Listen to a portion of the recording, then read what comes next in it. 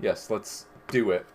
Start this room a bit later than usual because I had to sort out a couple of things. Also, my hair is a little bit of a mess, but it's okay. I came prepared.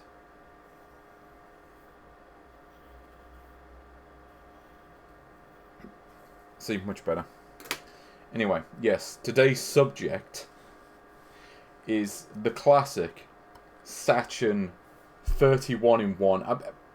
Did they make just one of these, or was there more than one? I don't know, but this is the one I've got. I actually have two multicards from Sachen, and I will get around to the other one someday. But for now, we will get to look at such classics as Thunder Blast Man, Jurassic Boy 2... Oh, I forgot Jurassic Boy 2 was on this. Oops. Also, I'm not showing you the back of the box because it has the games on it, and I don't want to spoil the games. I feel like there might be some quite interesting ones on here. Games such as Arma. What does this one say? Magic Maze, and then a bunch of other games that don't actually have labels on them. I mean, this Arctic Zone looks a little bit like, well, Sonic the Hedgehog, a little bit. Pile Wonder. I bet it is. Anyway, yes. Oh yes, we got 31 games. And now, I think two of these games are ones I have covered already. Just taking a look at the selection of games here. Yeah, so two of these games I have covered already. So I'm not going to cover those again. I mean, I'll show them briefly on stream just so that you can see that they are in fact the same. Also, yeah, Q-Boy is on the cover, which is weird because I don't think there ever was a Game Boy version of that. Also, here is the cartridge. It comes in this nice lime green colour with a custom cartridge shell. Doesn't even try to look like a Game Boy one, unlike most of the other pirate stuff that I have. Partly because these games are not like actual Game Boy games. I mean, these are ones that were actually made by Sachen, or at least published by them. The back is just plain. Also, it comes in its own custom cartridge shell, which is actually kind of awesome. So let's open this thing. Let's pop this video game in and play the game. If it wants to work. Ooh, here we go. Yes. Sachen present Super 31-in-1. Oh yes, let's see what we've got going on with the 31-in-1. So, yeah, now currently on the actual list, as you see here, so of course Bubble Ghost still reigns supreme, but maybe Sachen can topple Bubble Ghost through their sheer amount of games. Because hey, quantity has always worked. But hey, you know, I didn't play much yesterday, yesterday, on the last stream. I only played a few games, because the games were kind of longer than usual to cover. But hey, we got two new top 10 games, Super Mario Land 2 and Pokemon Generation 1. You know, quite good games.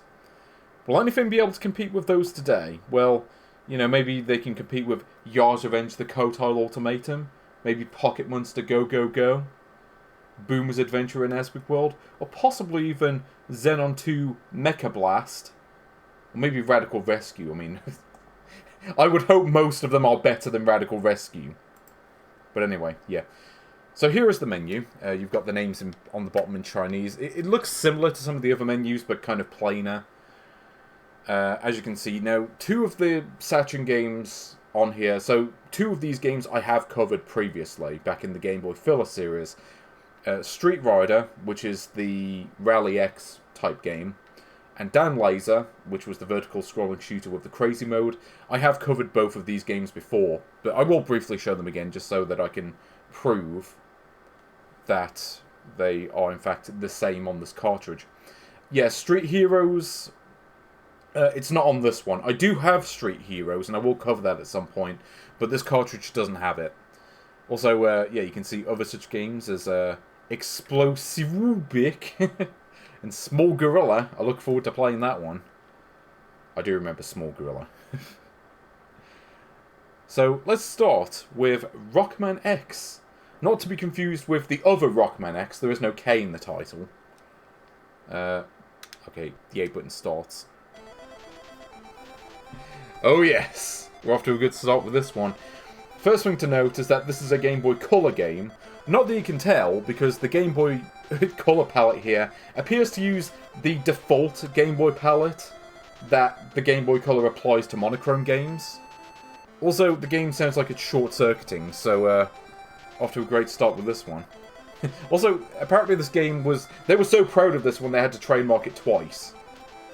But here we go. So, Rocman X. Now, I know that the Famicom version of this, because yes, this is based on a Famicom game, had a fun little intro cutscene where you got to see Rockman's finely defined bum.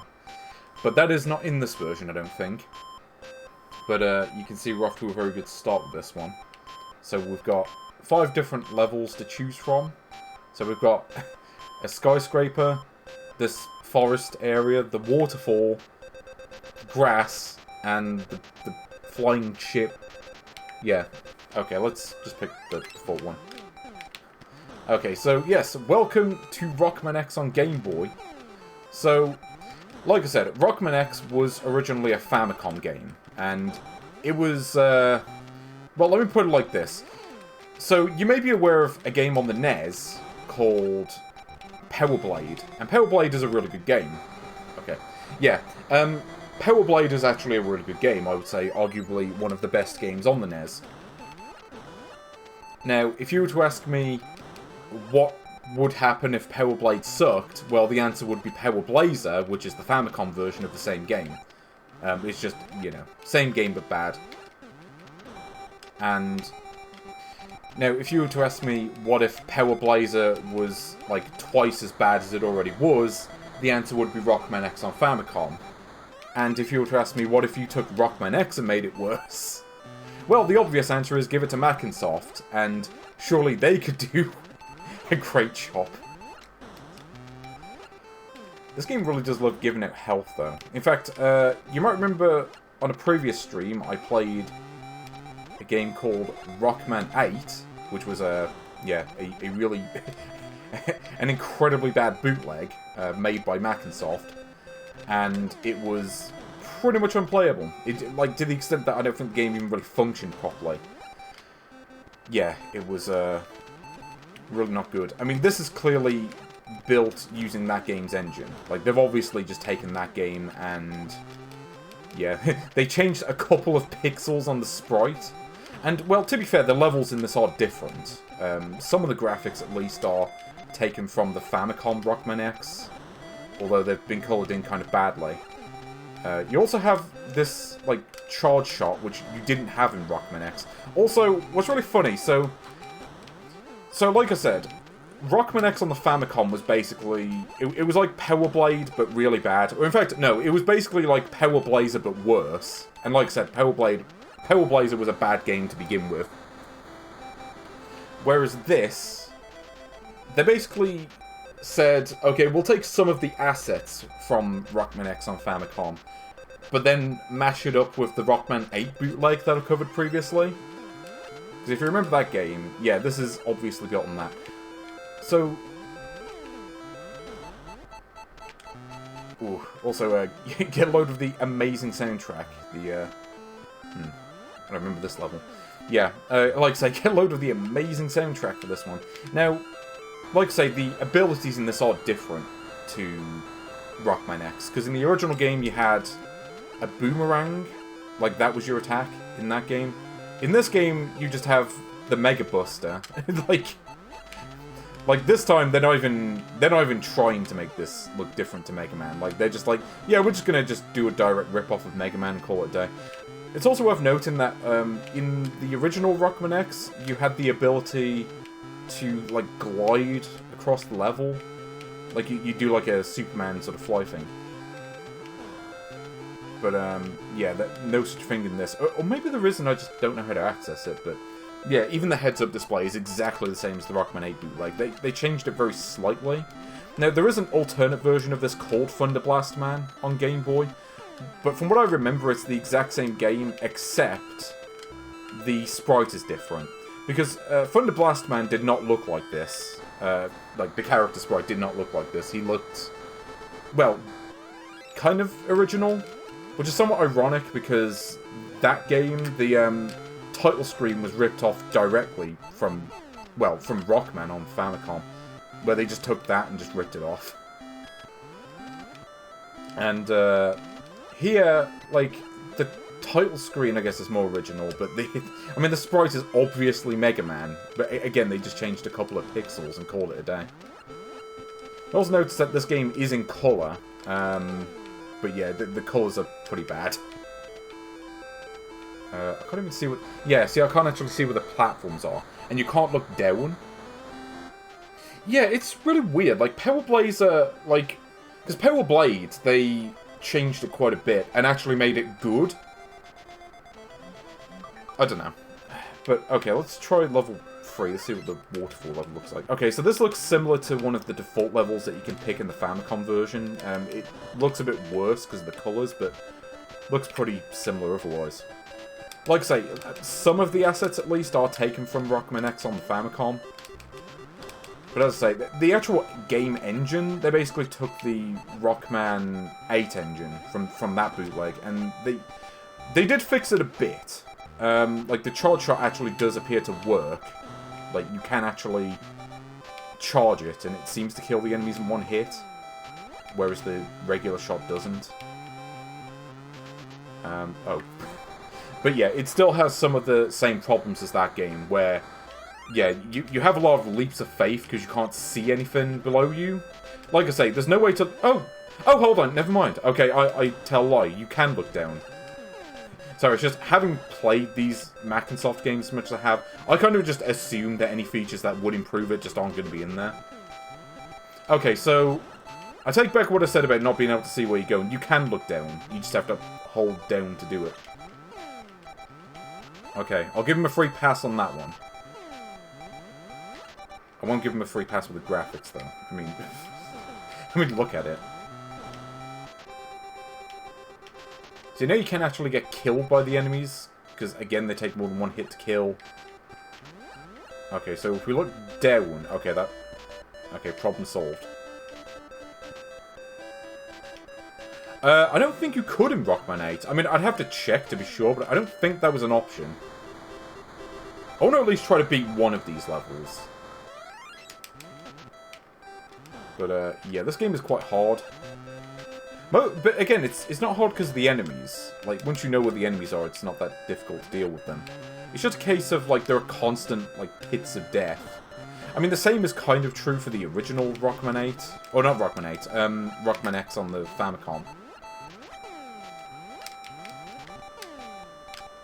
Yeah, in fact, you're actually better off just running past the enemies. It's one of those games, you're better off just avoiding the enemies rather than fighting them. Unless you're low on health, and you've got one with, like, an easy pattern to deal with, you're better off just... You're better off just walking past them. I also love just how amazing this game over screen looks like. Again, it looks like it's just using the default Game Boy palette. Okay. I want to always try to see if I can beat a level of this. Okay, so now we've got the acid drops of death. Yeah, great hitboxes too. Oh, and the moving platforms of death. Like, can I fall through the platforms at random? Like, let me test this out. Because this might be important. To be fair, the moving platforms do feature a lot less compared to Rocman 8, which is good, because they didn't work in that game. Like, you would just... Either they would, like, fail to spawn, or you would just fall through them constantly. Okay, so these things, you literally cannot shoot. Like, even if I do the charge shot, it still goes below them. Or, no, it goes above them. They go below the shots. I will, to be fair, the sound isn't quite as bad as Rocman 8. It's close. But it's not quite on the same level. Oh, no, you can still fall through the platforms. Look at this. Yeah, like, it's random.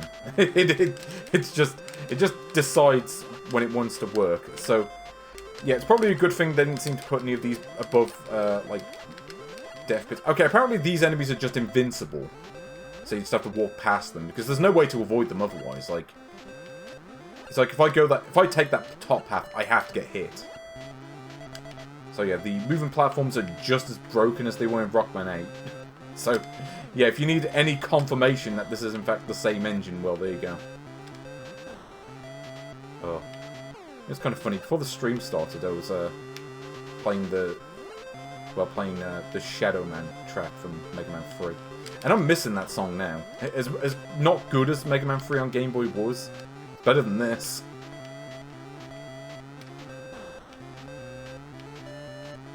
Okay, some of the enemies you can deal with pretty easily. I think there are boss fights in this. Of course, when I need health, game doesn't give me it. You know, the problem is some of the enemies are actually quite fast, and you move relatively slow. Oh! Okay, you know, I think I figured out the secret. Maybe. No, apparently not. That does not work. And I assume the enemies respawn in this. Oh, no, maybe not. Oh, no. Yes, they do. Yes, they do. Okay, here's what happens when you try to fight it with the Mega Buster. Which, again, Rocman X on Famicom did not have a Mega Buster, he just had boomerangs. Which you could probably say is an upgrade, but still. I don't really get the health system, because everything either gives or takes away 2 HP. I mean, they could have, like, halved it, or maybe have it so, like, certain enemies do, like, 1 damage or 3 damage or whatever. I'm pretty sure in, like, real Mega Man, like, a lot of the enemies just do, like, 1 damage. Yeah, I mean, for what it's worth, I mean, like I said, Rocman X on the Famicom sucked anyway, so it's not like this is butchering, like, a good game. Because the original game was terrible anyway, so... Like I say, this is at least a little bit better than Rocman 8. Like, it's a lot less broken than that game is. The controls do work a little bit better. Like, you can turn around in mid-air a lot easier in this one, to be fair. I've played worse. Maybe not by a lot, but, you know. I've played worse in this series, let's put it that way. This also looks very similar to, to one of the other levels. Oh, here we go.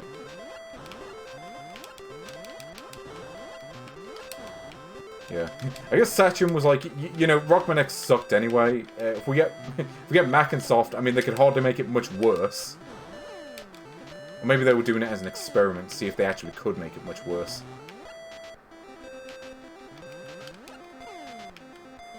Also, you might recognize some of these sound effects that get used in some of the later Mac and Soft bootlegs, and we will see at least one of those eventually. Because, yeah, suffice to say, this is not the last Mac and Soft game we're going to see. If only.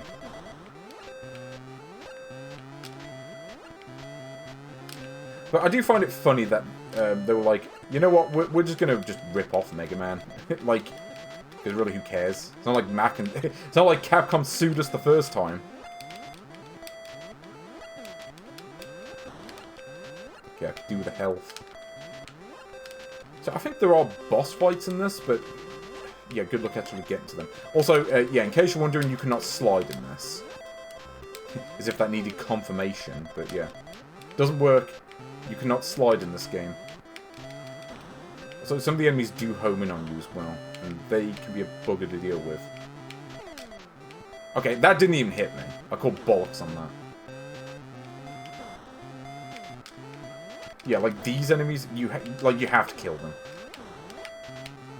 Okay, well I got most of my health back at least. So at least the game does give you your health back when you beat a level. There are other games in the series I've played where you don't even get that.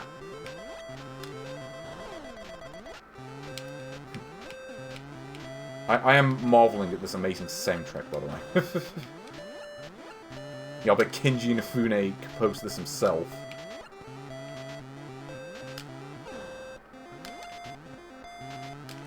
I can't remember their names, the actual composers for the games. I apologise to them.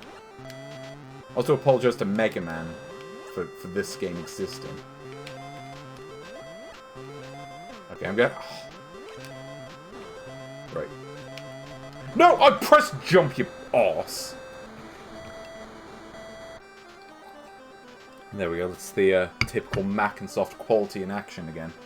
Also, I got some root beer cordial today.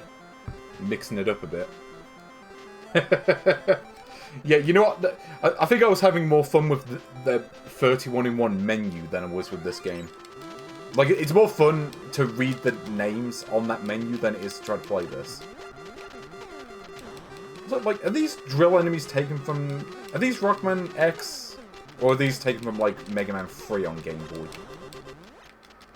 I think these are Rocman X enemies, but I'm not certain. And given that, like, all the other Mac and Soft games I have are just, like, ripping off famous IPs, including Mega Man.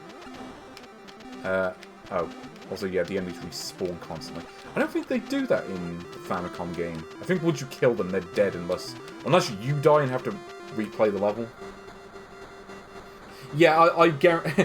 I'm willing to believe you when you say they're playing Snake Roy. I mean, Snake Roy is just Snake, from what I remember. I don't have that game. Yeah. Also, I recognise the song. Yeah, the song was in the Mario bootleg they did. I don't have that one, but I recognise the song from that one. Because, yes, they did make a bootleg of, what was it, Mario 3. Okay, well... see, the problem is, when you're having to deal with enemies, like, spamming missiles at you and trying to make those jumps at the same time, the problem is the knockback just kills you every time. Like, if you get knocked back, you're just dead. And because the enemies kind of home in on you, you don't really have an option but to kill them. Like, it's literally set up where you have to kill them immediately, otherwise, you die. And that is kind of shitty.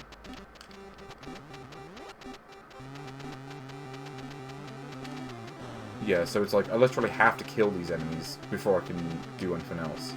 Because, like, you look at this enemy that just spams missiles. In fact, I think it is similar to one of the bosses from the Rocman 8 bootleg. Yeah, it's like, well, what am I supposed to do there? Ugh. Yeah. I mean, should I play any more of this? Yeah, let's try level 1 again with the knowledge now that I now have of this game.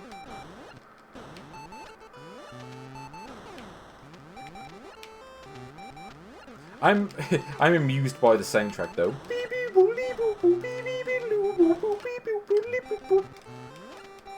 Yeah, spent a whole 5 seconds on the soundtrack, dudes. And we decided good enough. I also like that the enemies all seem to have the exact same colour palette as one another. Like, they couldn't give them a second one. Also, the fact that Rocman X is, like, blue and green. Like, they couldn't have even made, like, blue and white. Some that may have looked slightly better.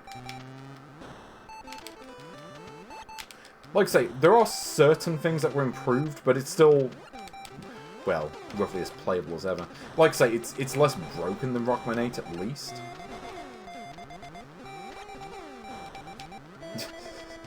Again, the game sounds like it's short-circuiting.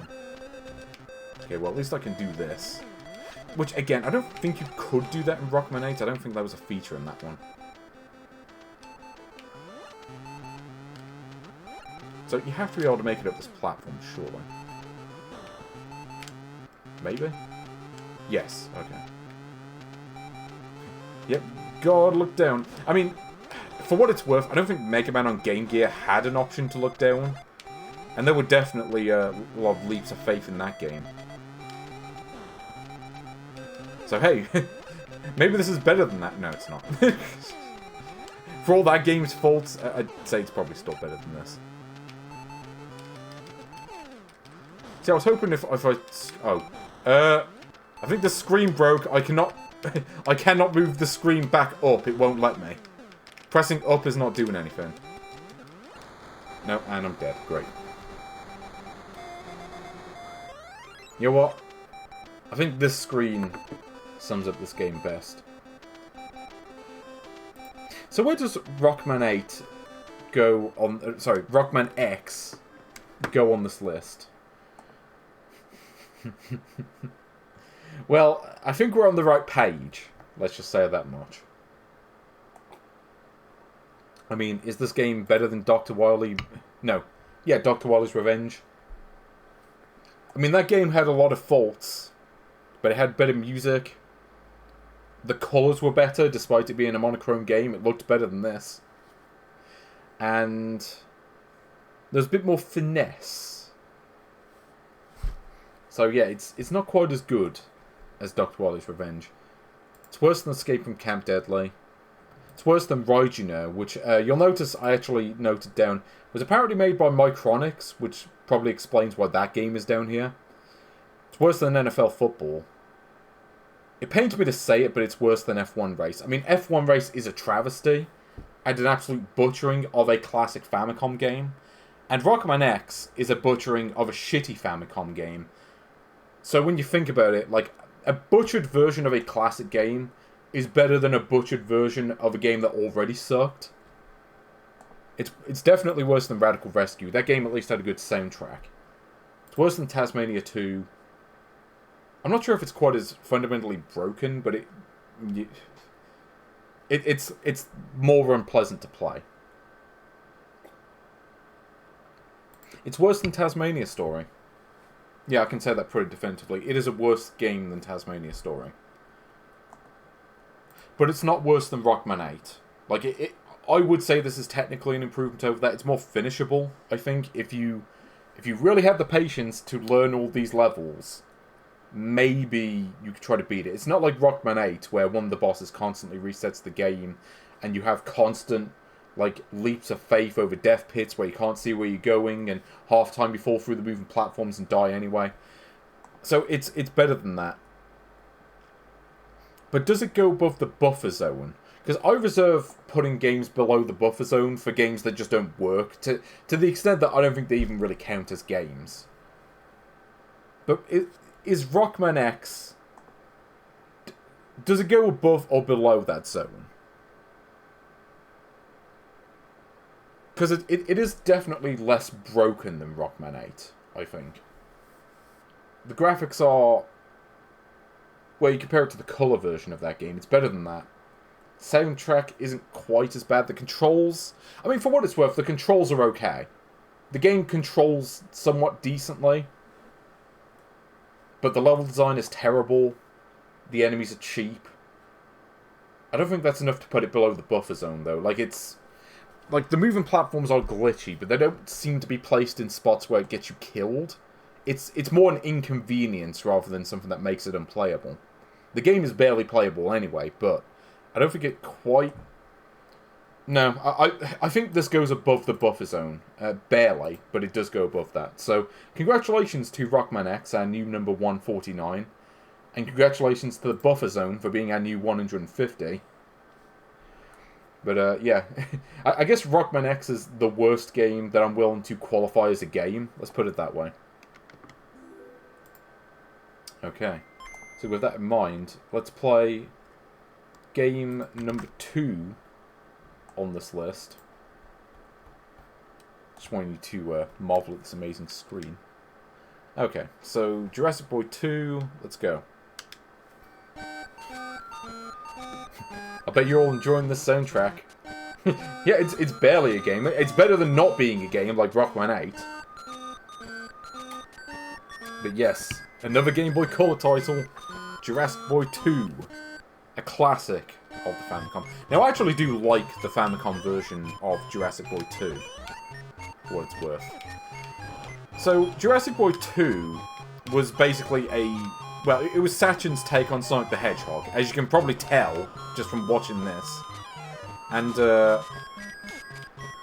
yeah, well, first thing you might notice, so there are a number of differences between this and the Famicom version. The first is, the soundtrack is a lot beepier. In fact, those of you who did watch the Game Boy filler series might recognise the soundtrack from Dan Laser. It's basically just a slowed down version of that. Because, for some reason, that was easier to do than porting over the songs from the original. I don't know. Oh yeah, also, good luck getting a coin if you ever get hit. Also, yeah, notice that the enemies constantly respawn as well. Also, yeah, I don't think the soundtrack really works especially well when you slow it down. Yeah, so, like I say, you might notice a bit of a problem, which is, yeah, like, vision for a game like this. You know, being able to see where you're going is kind of important. You know, you have to be able to see where you're going. And, yeah, when you can't do that... Oh. Great. What's it doing?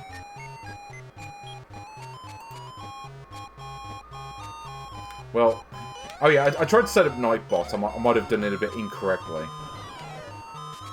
Yeah, also, a lot of the enemies are just unkillable, because the game's like that.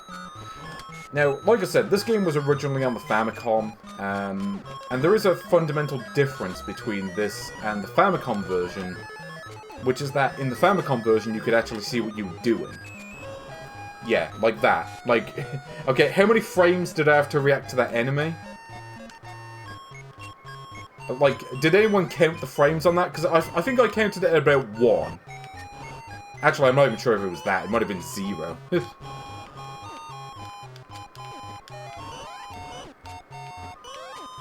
But, yeah, I suppose the music could have been worse, to be fair. Considering what we were just playing. Okay, let me at least try to beat the first level. Also, like, they don't even have, like, a coin counter. So, like, I don't even know how many coins I've got right now. Not that it matters, because you're never going to get enough to get an extra life, and... yeah, it's just a case of having at least one so you don't die. But yeah, so basically they've taken the NES version and brought it over to the Game Boy. Now, one game that I covered fairly recently was Sonic 2 on Game Gear, and that game is somewhat infamous for kind of similar reasons where you just can't see where you're going and because that you get hit a lot. This is a lot worse though. Sonic 2 has its problems, but at least you could kind of see what you were doing in it. This one you really cannot. Like the camera is so bad, like, because whenever you move forward, you're towards the right edge of the screen, which is like the opposite end of the screen from where it should be.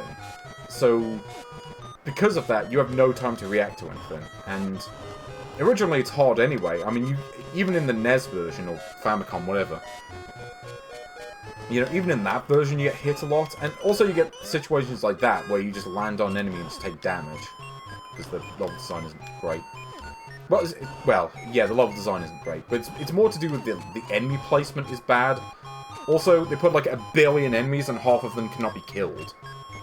Oh yeah, also, no checkpoints, so you die at any point in the level. It doesn't matter if you get to like the end of the level, you have to redo the whole thing. It's bollocks.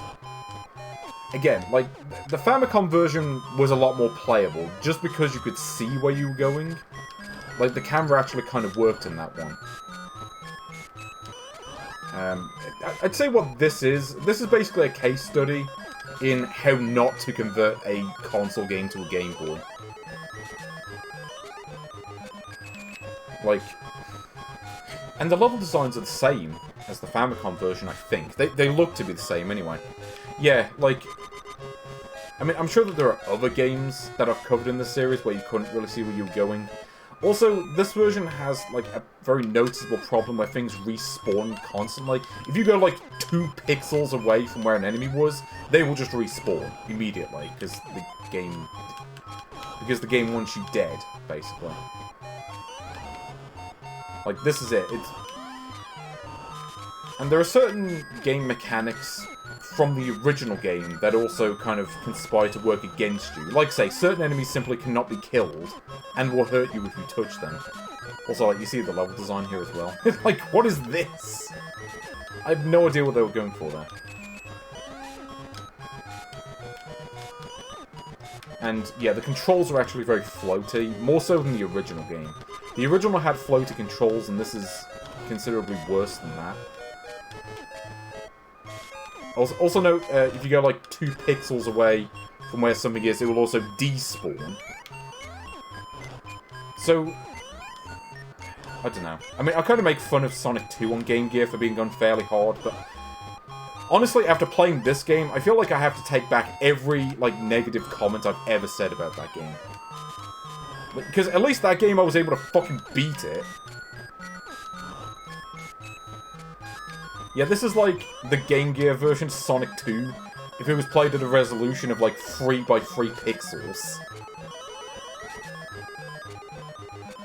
Yeah, it's...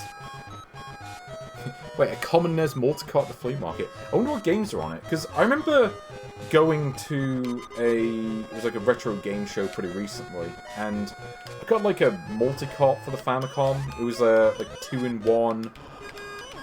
Yeah, it was basically 2-in-1, had Legend of Kage and I think Tennis. 2 games I wish I was playing over this right now. Oh, it was 31. You know, I do actually own a 31-in-1 on the Famicom, but unfortunately it doesn't work. It just like it boots up and it displays the menu, but it just sits there. You can't actually choose any of the games. I think like the cartridge is just kind of dead, as far as I know. But yeah, I think it's the same multi-card that you've got, except like I said, mine just doesn't work. I want to at least try to beat the first level. But like, you see the sheer amount of enemies in this too, it does not help. Oh, we made it. Okay, yeah, so one thing that this does change from the original, and one thing I kind of appreciate, is that this version of the game has boss fights, which is something that you didn't have in the original. So that is at least one thing that they're willing to change up. It's like, hey, we finally programmed a boss fight into this, because the original just didn't have any. Like, literally, you beat a bunch of levels, then you get an ending cutscene, and that's it. Like I say, there just aren't any boss fights in it. Oh. Okay, thought the boss was dead, because I passed right through it, but no. I think it was just iframes. By the way, if you die in this boss fight, you have to redo the whole level. Take this from someone who knows. Also, you may notice the bosses in this are kind of bullet sponges as well, or I guess spin attack sponges. There we go. Yeah, you have to hit him like 20 times. I mean, the bosses in Sonic, you had to hit them, what, like 8 times at most? Some of them weren't even that. Okay, so here's level 2. So it's, like I said, it's the same levels as the Famicom version. Which, again, is... It's not necessarily the levels that are the problem. I mean, they don't help, because the level design wasn't great anyway, but... Like I say, it really is the camera that is the problem. Because, like I said, I could beat the Famicom version of this. This version, I don't think I've ever gotten past this level. I've gotten to this level before, but I never beat it. But there is one boss fight in particular which is kind of interesting. I don't think I'm going to be able to get to it, unfortunately, but for obvious reasons. So, like, there are large stretches of the level where there just aren't any coins or anything. You know, could be interesting as a challenge if the game wasn't so poorly made. Like this version, at least. Also, it looked like I touched a spike there, but I didn't take damage. Yeah, thankfully there's no time limit in this. Yeah, I've beaten the Famicom version of this before. Like I said, I can beat that version. I can't beat this. You know, it's like... I mean, you may as well play the original blindfolded.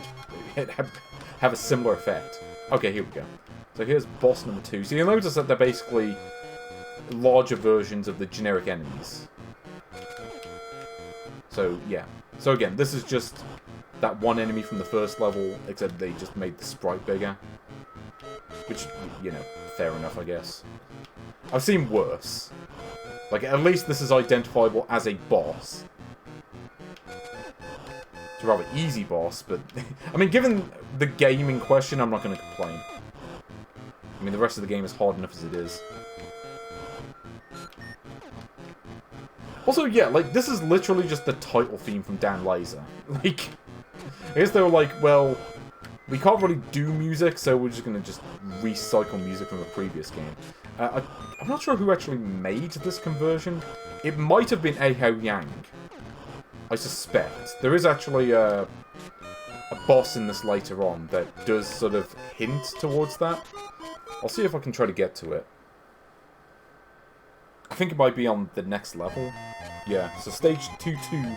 Yeah, I think this is the level I'm thinking of that has the boss that I want to see. So like I say, I'll try to get to it. Like I say, I can't guarantee anything because, well, you know why. Okay, so you can get hit by the spikes, but it just doesn't work half the time. I like that I can just go above the loop. I mean, at least that kind of works. Give credit.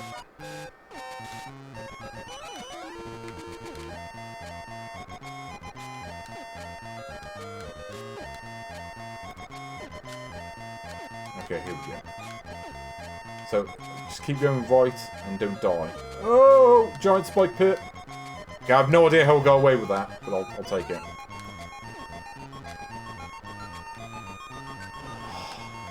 Yes, spike pits everywhere, it doesn't help.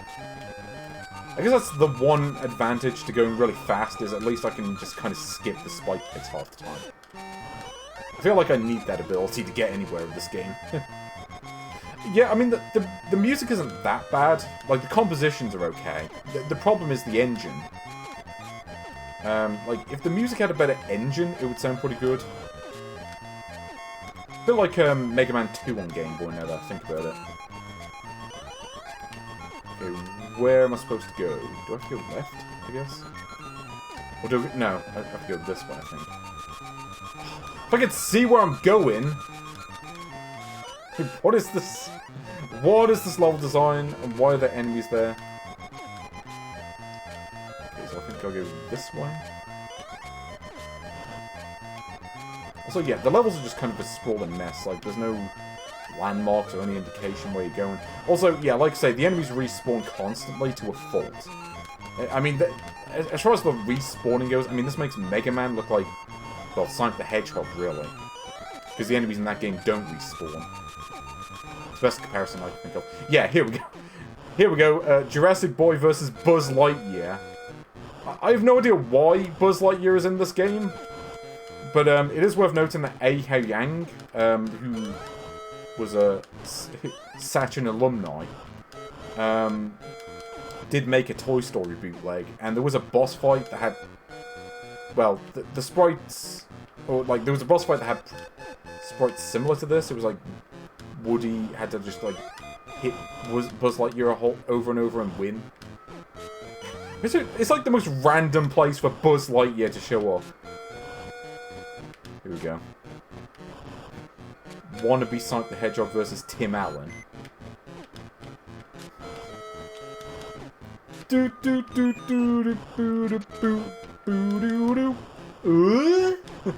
Now, I would do the actual grunt, but... Trying to protect my voice. There we go. Buzz Lightyear is down. Yeah. Well, I guess it's time to see what's downstairs. Oh yeah. No, they're just reusing the songs in the other levels. Okay, so why was I getting, like, just brick-walled by the first level over and over, and now I can do... Yeah, I beat the last couple levels without dying. Also, yeah, yeah, good luck doing precision platform with these controls. But you can kind of do it with Sonic, you can't do it with this.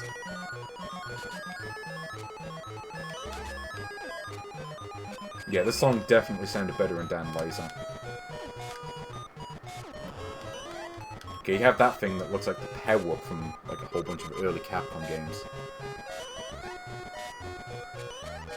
Yeah, like, the Famicom games generally sounded better, but, yeah, it depended on the game. Whoa! It's okay. We're taking down Buzz Lightyear, now it's time to take down the game. Oh, I'm just gonna skip this bit. Yeah, I feel like this is probably the furthest anyone's gotten in this game without save stating. Or just, like, spamming continues. Yep, I mean, Sonic 2 was a bit like that as well, where you had that first boss that was stupidly hard, and then, like, most of the ones after that were easier. Okay. There you go. So that is Jurassic Boy 2. But, yeah, I think I'll leave that there. Okay. Also, it doesn't have the voice sample. You can't have Jurassic Boy 2 and not have the voice sample at the beginning. Anyway, let me mute the sound for you. There we go. Jurassic Boy 2, where does it go on this list? Well, it's not as good as Bubble Ghost. It's also not as good as Real Bout Fighter Fury Special. It's definitely no RoboCop. It's no Boxel 2. It's not as good as Pocket Monster Go Go Go. It's definitely worse than Street Rider. It's worse than Koi wa Kakahiki. It's worse than Mega Man Dr. Wily's Revenge. I mean, I don't think there are any Sonic-like games on this list. Until now. It's worse than Tom and Jerry. Is it worse than Amazing Spider-Man 2? Yes.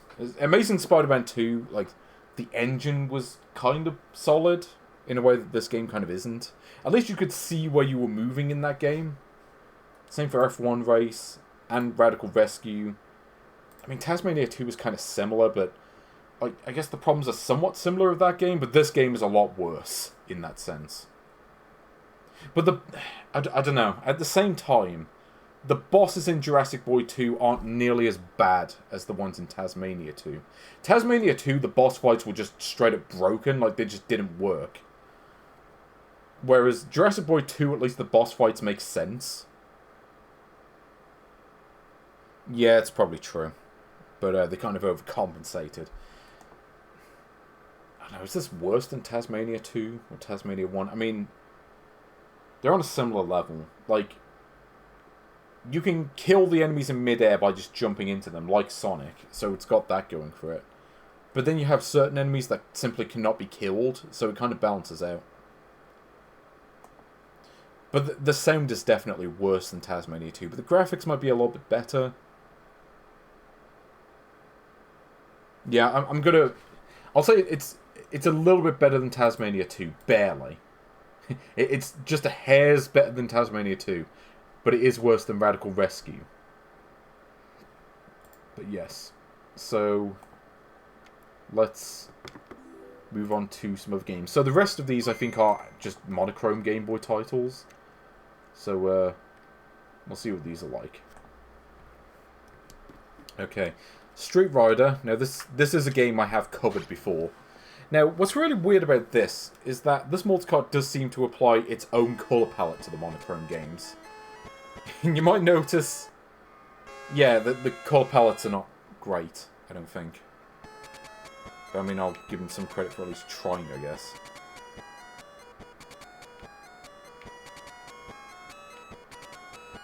But yeah, so Street Rider, like I say, this is a game I have covered before. It's basically Rally X, but slow, and... yeah, I don't know what's going on there. Yeah, it's Rally X, but slow. This version has not very good colours. I worry that that will become a theme with this multicart, but I guess we'll have to wait and see. I mean, it's kind of funny, because Jurassic Boy 2 looked fine, more or less. Ooh. Yeah, I think a smart car would be faster than this. But like I say, it's Rally X, but not quite. Not a whole lot to say, really. It's, as I say, a game I have covered in the past. It's kind of okay. Certainly better than the previous two games. But the next game is Bomb Disposer. So, oh, well, let me start. Yes, Bomb Disposer. Let's see what this one is about. Ooh, that music there. What is this colour palette? Let's see.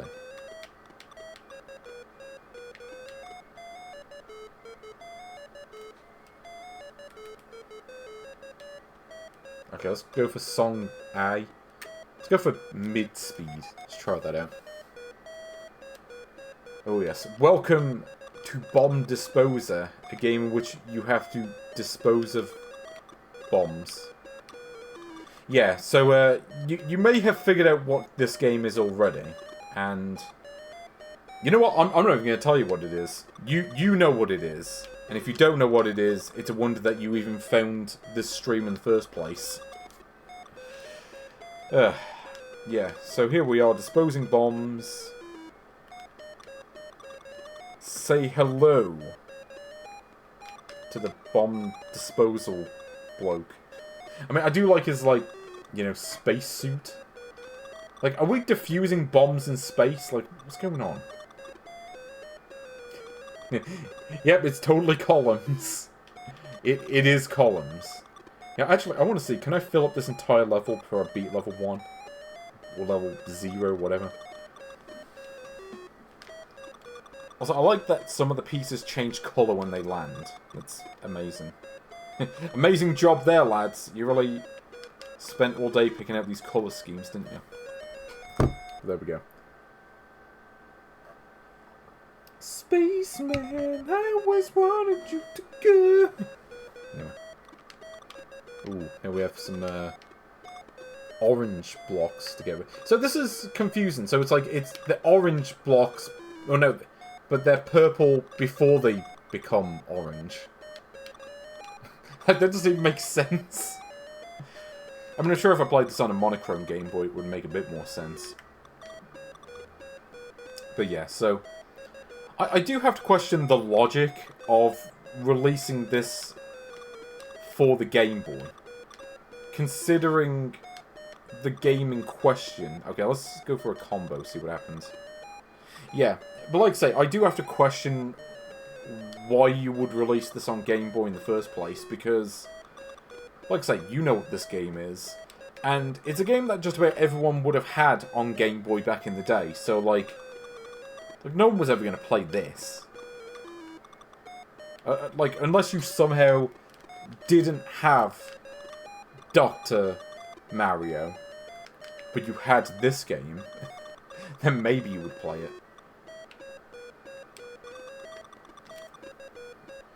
But yeah, so it's the thing with Sachen. They actually made games for like a whole bunch of handhelds back in the day.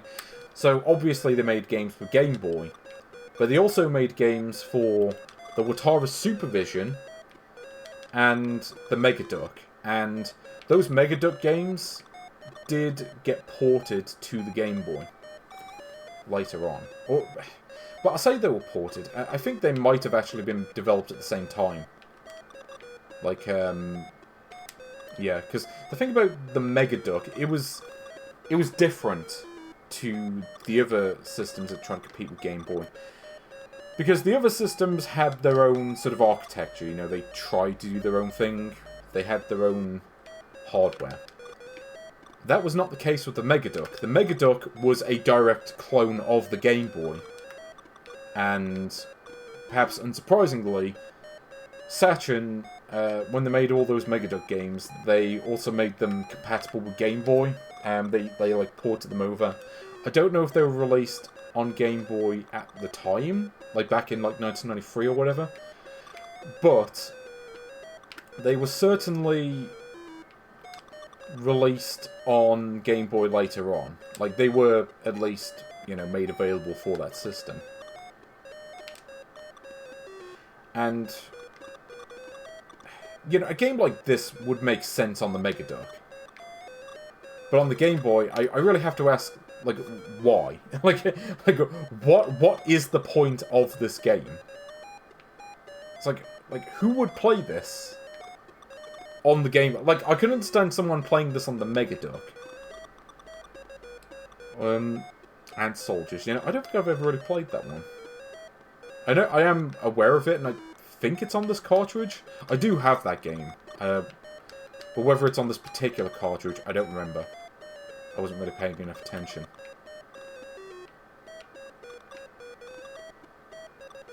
But yeah, so like I said, yeah, Dr. Mario, but with somewhat worse graphics. Because the pills were easier to distinguish in the original. You could more easily discern which ones were attached to which, and that was kind of important for a game like this. If you were trying to go for combos or whatever.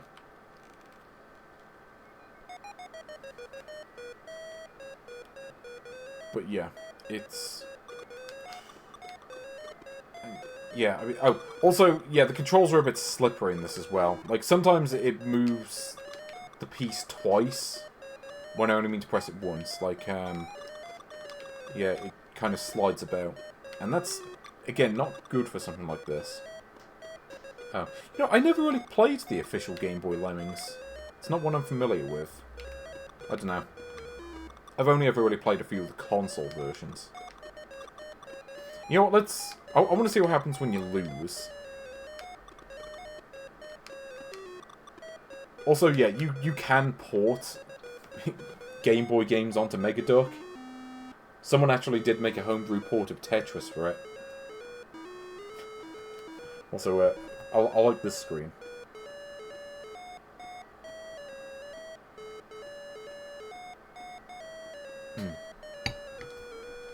Okay, let's see what happens. How many levels are there? Okay, 20. Well, but what do you expect? Okay, let's try level 20. Let's see how far I get.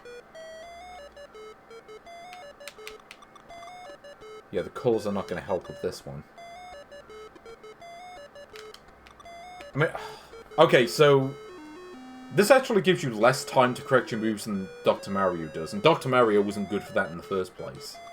This one, it's like the instant it touches another piece, you can't move anymore.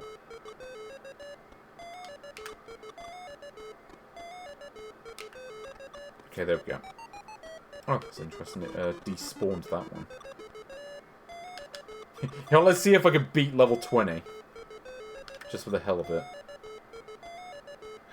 Well, unfortunately, I can't really do much with the orange ones. Ooh. Oh, no. No. Okay, I can't really do that. Ugh. So I need a white piece, and naturally the game's not going to give me one. Not much. Yeah, so it's like... there's a lot of RNG involved with Dr. Mario as well. I suppose the same is true for this game.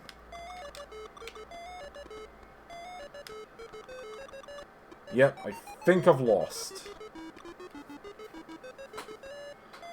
Yeah, I do remember Game Boy Color version wasn't great.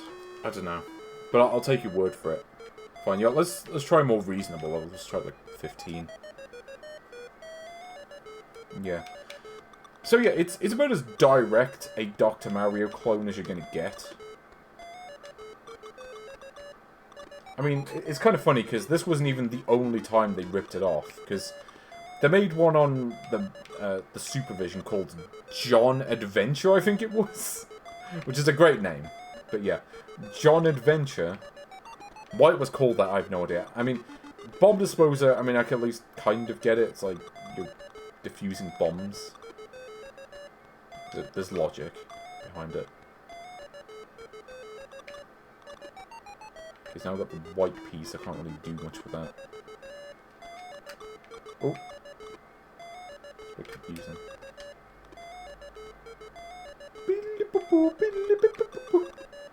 I kind of enjoy the tune a little bit.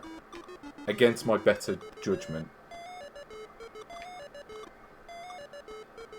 I've heard worse. See the games that I played previously to this. Okay, here we go. Oh. Oh, I mean to do that. Anyway, yeah, so I think I'll leave that there. There's not really a whole lot more to say, really. You know, it is what it is. It is Dr. Mario, you know, it's an alright version, but at the same time, it is a clone of Dr. Mario on Game Boy. And I do have the question where it's like, why would anyone play it? I don't know. It's better than the other games I've played today. That's not really saying much, considering that they're all rated below Radical Rescue. I mean, so Dr. Mario is currently number 20 on this list, which sounds about right. And this is just an inferior version of that. I suppose when I think about it, really it's more comparable to... where is it? Holy Magic Century? I'd say it's more on par with this game. Because Holy Magic Century was basically Mr. Do but bad. And the Game Boy already had a much better version of Mr. Do, which made this version completely pointless. So, yeah. I mean, for what it's worth, I mean, in a vacuum, Bomb Disposer is okay.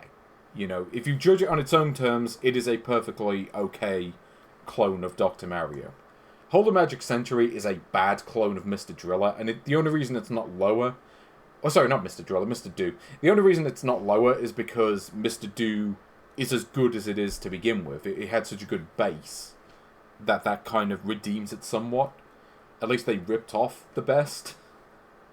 So, but yeah, it's better than Hollow Magic Century. It's better than Jungle Book. Certainly Control's better than that. It's better than Goal. Actually, is it better than Goal?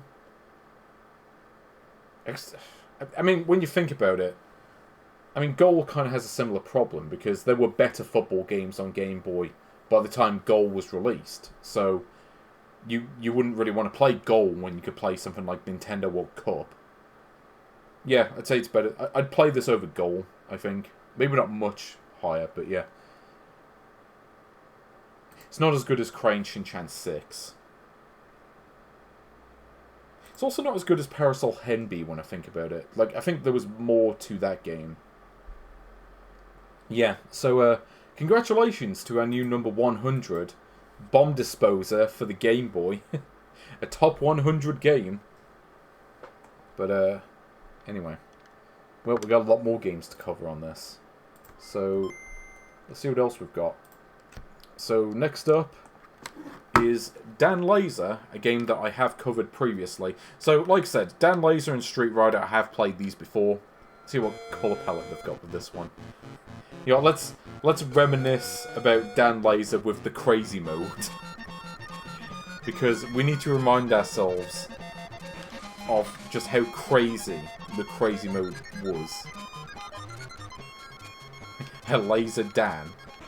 Wait, what did Twitch do? Yeah. So like I said, this is clearly the same soundtrack as Jurassic Boy 2. Though, honestly, this soundtrack is also a fair bit better. I think just playing it faster kind of improves it. You know, sometimes doing a Nightcore remix of a song can improve it. I don't know what the logic is behind that, but it works. But yes, Dan Laser. Do you think that's a verb? Are you ready to Dan the laser and man the torpedoes? I like how in this mode you can just destroy all the walls. Yeah, fuck the walls. This is what I wish I could do in Salamander. It'd be a better game if I could just destroy every bit of wall, because they kill you anyway, so it's like, I don't want them there. Oh, okay. Actually, the colours in this one aren't too bad, to be fair. This probably looks a little bit better than the colour palette that I used when I played this before. But anyway, yeah. So like I say, Dan Laser, another game that I have covered before. There's not a whole lot more. So, let's go on to some games that we have not seen yet. Vex Block. Do you think this game is going to vex me? Well, I guess we'll see. Vex Block from 1999 by Common. Common to my world. I don't know. What are the options? Let's see. Normal, hard. Let's go for normal, I guess. Oh, USB 6... Oh, this looks familiar. Gee, I wonder what game this is trying to be. Yeah, I kind of get the feeling we've seen this one before on the Game Boy. So I like that you can like move specific blocks closer to you. Anyway. Also, yeah, I get the feeling the colour palette might make this a bit harder than necessary. Okay, can I hold more than one block? I think I can? Yes. I don't know how many I can hold, though. That might be a problem.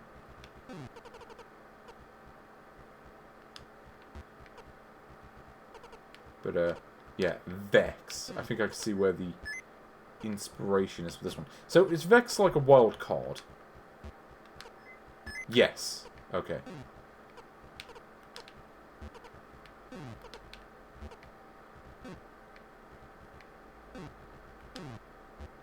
Oh, I see. Okay, so there's a meter on the bottom right that keeps track of all the blocks you're holding. Okay. I get it. Yeah, so Clacks, which again we have seen on Game Boy. And in fact, there were 2 official versions of Clacks on Game Boy, so yeah, I don't know. In fact, there was actually a version released for Game Boy Color around this time. you know, 1999. Okay, I'm going to hold on to the Vex Block. So that's clearly the wild card, basically. I mean, it works. You know, it just is. It is what it is.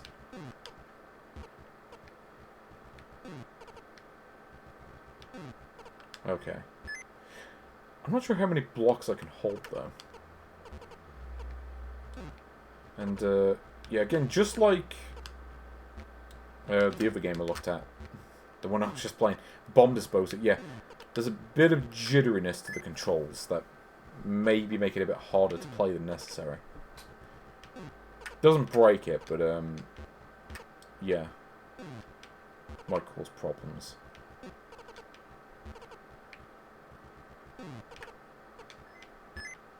Got an idea. Also, the sound in this is sad. Yeah, I'm missing the boodle-boo, boodle-boo. You know, that sort of thing. But, I mean, graphically, it's fine. It's very reminiscent of the Hudson version of Klax, like, on Game Boy. Which is good, because at least you can tell the difference between the blocks. And one thing that I think I forgot to mention when I played that version, was it's probably a pretty good version to play if you're colorblind, because, yeah, you can actually tell apart the patterns between the different blocks. And that's good. You know. There we go. Playing the two versions of Klax on Mega Drive. Yeah, I can't remember there being much difference between those. Like, both of them are quite good. Also, yeah, like, the lack of music. Like, you think they could have done that for this? Yeah, there's no option. There's no option for it. Okay, so this level we're going to make 8 diagonals. Okay, so it's... Yeah, so they're even ripping off the level objectives as well. Okay, I've got a strategy.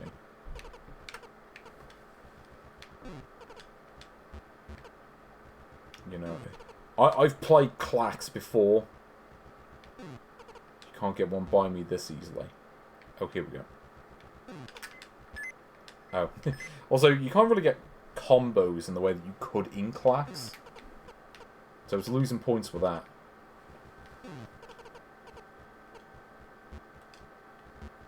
So we get this one. Yeah, the colours in this aren't great. They could be worse, to be fair.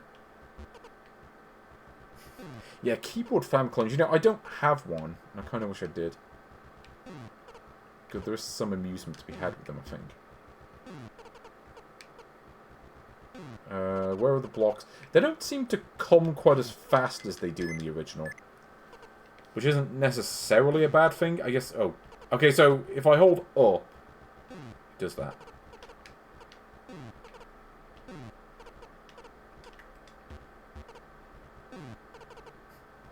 I'm amused by, like, okay... Yeah, what's a word that ends with X? And they just use that as the basis. Oh. Oops. I mean to do that! Okay. Covered. Let's see. 2... Wait, lost? Wait, what did I lose? When did I ever lose any blocks? Like, I did not lose a single block in this. Unless there's some other mechanic with this that I'm not familiar with. Yeah, I suppose sound-wise this could be a lot worse. It's kind of funny, the NES version of Klax allowed you to play music during gameplay, but it muted the sound effects, you know, like a ZX Spectrum game or something. Yeah. But, okay. So we go, we'll hold on to the Vex Block, I guess. So it says lost 4. Like when did I lose any blocks? I never lost a block. So I call bollocks on that.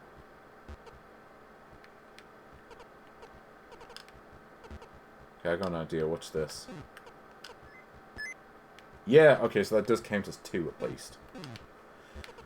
Yeah. I mean, after some of the games I played at the beginning, this is a welcome break.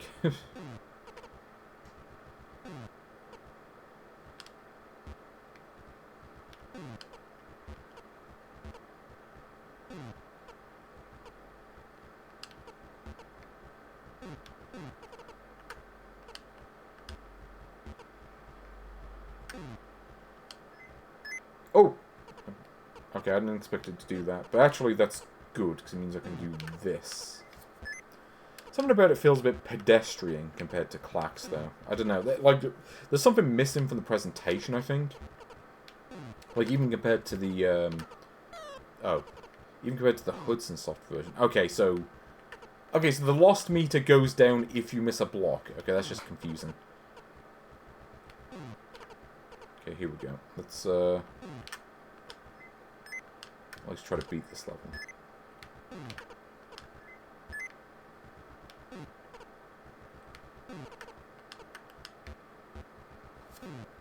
Also, I'm not sure if there are as many different blocks in this as there are in Clack's. Because I think there were, what, like 10, I think, originally? I'm not sure about this one. So these do not match or anything.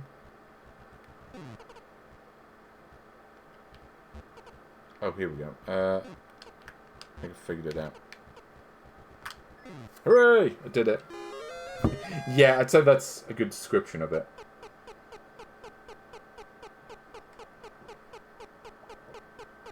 Okay, so where's level 5? Oh, sorry, wave 5, because they had to go all in on the Clack's rip-offness. Okay, here we go. So we gotta get 10 horizontal... Wait, 10 horizontals again? Great. Fine. Let's see what we've got. So we've got the blocks. I mean, these look like more like pieces from Dr. Mario than the last game.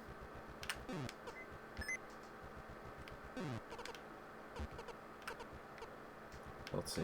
Well, may as well just do this. Yeah, I've got the strats down for this one. They do seem to go a bit faster on the later levels, though. I think. Not 100% certain on that. Oh, shouldn't have done that. I don't know why I did that. That was just me being stupid and not paying attention to what the pieces were. Why not just do this? Oh,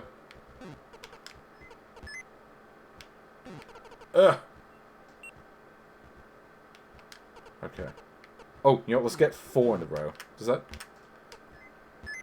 Oh. I was hoping maybe that would count as 2. I can't remember what that does in Clack's. Or what it counts it as.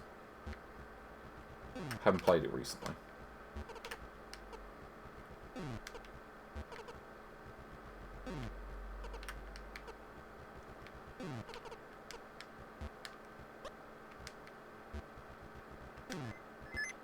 Ooh, there we go. Nice little combo there.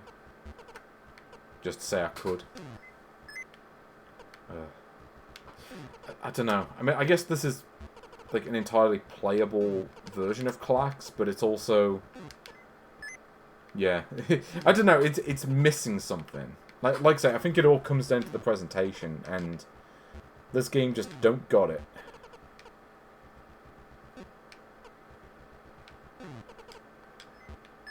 Ah, here we go. Let's beat the level.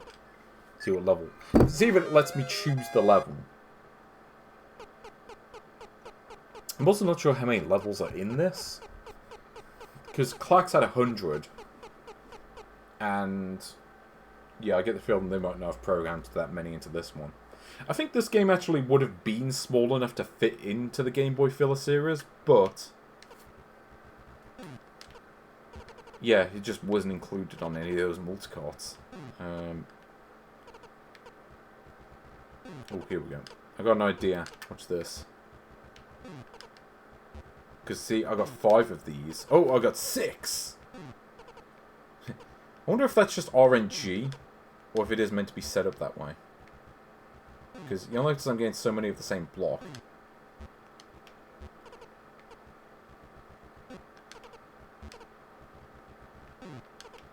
But yeah, I got an idea. Because, I mean, I have to get points to beat this level anyway. Yeah, it's just giving me the same block over and over. In fact, I'm going to have to do this just to get rid of some of them. And I did it one time too many. Great. So.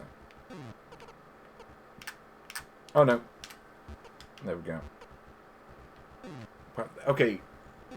Either the RNG is busted, or this level is kind of rigged to try to help you get the points. I'm not sure.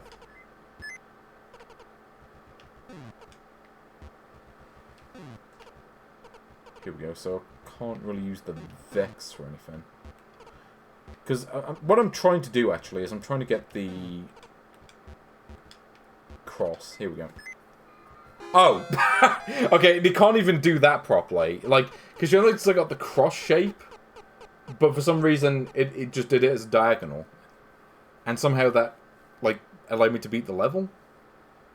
Yeah, so most of the games on this cartridge were made for the Mega Duck, which was basically a clone of the Game Boy. Also, yeah, the game is losing points for not being able to do that. Like, that is, like, basic... Well, I say basic. I guess it's somewhat advanced Clax tech. I mean, if your Clax clone cannot handle that, you did it wrong. Okay, will it allow me to do this? No, it just counts it as one. Like, that's not how it works. That is not how Clax works. But it's how Vex Block works, which is why no one played it. Okay, here we go. Like I said, I mean, graphically, it's fine. You know, I've certainly come across worse looking games in the series.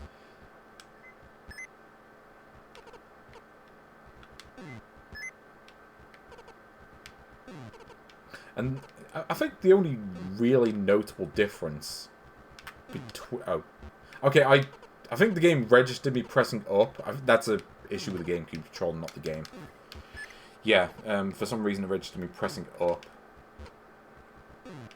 when I did not. Again, not the game's fault, that's the GameCube controller's fault. But yeah, like I say, the Mega Duck, which to be fair, is an amazing name for anything. But no one bought it because, well, you know, everyone had the Game Boy, didn't they? Okay, let's do that. There we go. I got all the Diagons. Diagons. Isn't that like Diagon Alley from Harry Potter? I can't remember. Something like that. It's been a while since I've seen it. Also, there seem to be fewer objectives than in Clax as well. Okay, so that time it moved up. I swear I did not press up. Okay, I gotta get 10 horries. See, I've heard of Vert. I've never heard of horries. Wasn't that like one of the competing hospitals and Theme Hospital? So yeah, this piece seems to come up more often than all the other pieces. Again, I'm not sure if that's just an issue with the RNG, the way it's programmed. Yeah, the Mega Duck, I don't think ever got released in America. And it certainly never got released in the UK. I've never seen it. I think it did get released in mainland Europe. You know, I think if you were in, like, Germany, it got released over there. But, as I say, did not get a release over here.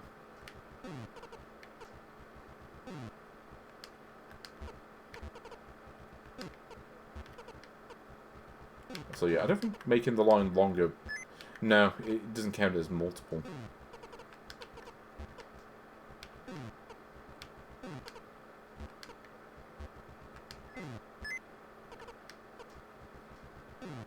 But yeah, like I say, this seems to be a fair bit easier than Clax. So I guess if you wanted an... Like, I guess if you wanted an easier version of Clax, this is the version to play, I guess. But also, yeah, it's not as good. let's be honest. Serviceable, but not good. It's really my description. So I don't know what I'm doing. I'm supposed to make horizontal lines, but I'm not. Except now I am. Okay, let's at least... I want to at least try to see what happens after you beat, like, level 10 or something like that. Like, just in case the game changes it up in any way that's worth noting.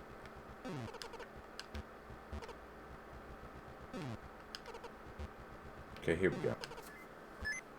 Yeah, that sums it up pretty well. Yes, there was a Brazilian version. Like, yeah, so the Megaduck got released in Asia, South America, and parts of mainland Europe, I think. As I say, did not get a release in the UK. Oh god, I gotta get 18 horizontals? Oh, good. See, this is taking a while.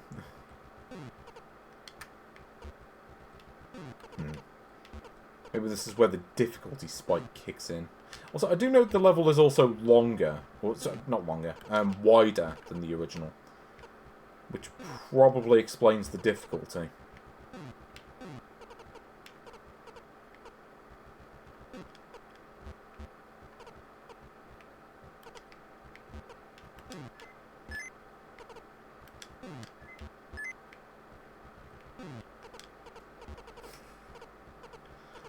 No, this is no Tetris. This is Vex Block.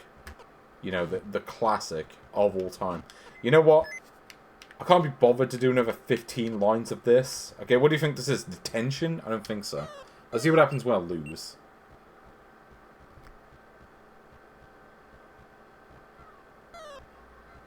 Okay, there we go. So that's it. Vex Block on the Game Boy.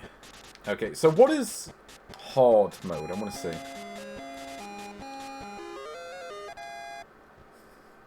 Yeah, like I say, this is not Tetris. Okay, so what, they have more pieces in hard mode? Okay, this one looks like the Belgian flag. Also, I have to get points now? Okay.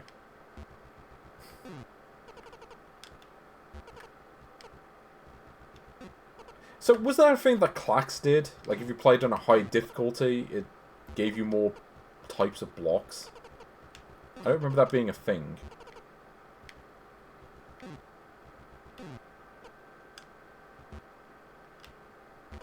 Here we go. So here's the Belgian flag. Or as Sachen would call them, the Gelgian flag. You know, that classic.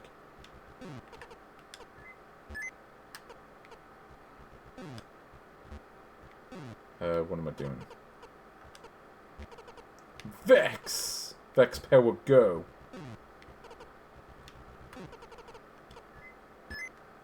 Wait, I have to get 50,000? Okay. Why is the point thing not going down? Do I not get any points for doing this stuff? Feels like I should. Also, I messed up. Okay, I need to get, like, the triangle one. The game isn't giving me it. Where are the triangle blocks when you need them? There's gonna be a lot of Belgian flags. That's why the colours make it look to me, anyway.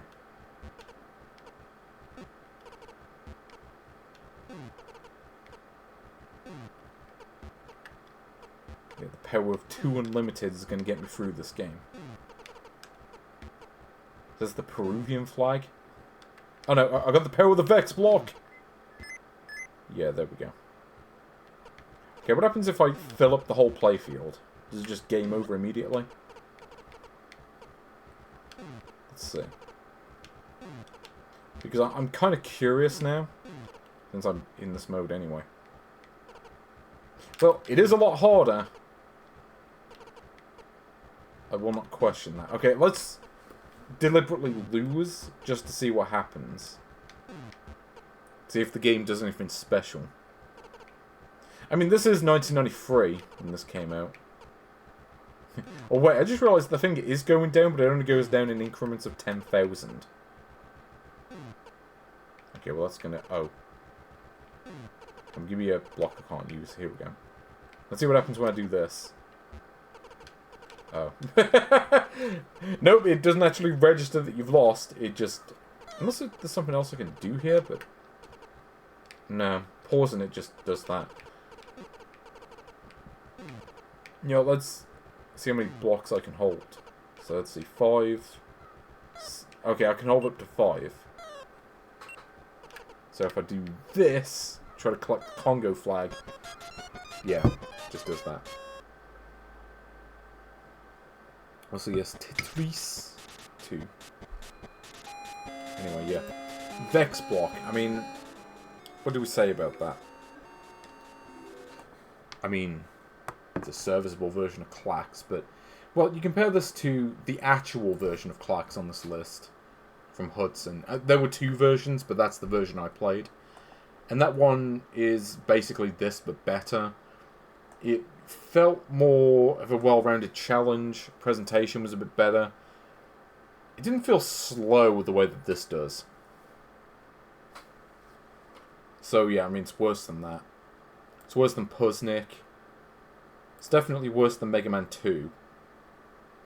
Not as good as Yakuman. It's definitely not as good as Wario Blast featuring Bomberman. Or maybe that should be Bomberman featuring Wario. Probably what they should have called it. It's not as good as Ishido The Way of Stones. It's definitely a lot less exciting than Flip or an exciting cube game. It's probably around a similar level to Bomb Disposer, to be honest. But I think I'd rather play Bomb Disposer. It's worse than Solar Striker, but it's not worse than SD Lupin Sensei. So there we go. A new number 103, Vex Block from Sachen, because all the games today are from Sachen. Okay, so what is next on this menu? The answer is Explosivew Brick. Here we go. Yeah. I love just how bad that, like, edited sprite art is. Because it's quite blatantly a 94 when it zooms out. And they, like, in vain, tried to change it to a 9. It's like, it's literally their own game, and you couldn't spend more than 5 seconds editing the logo. Also, this is a password system? Okay, let's try it.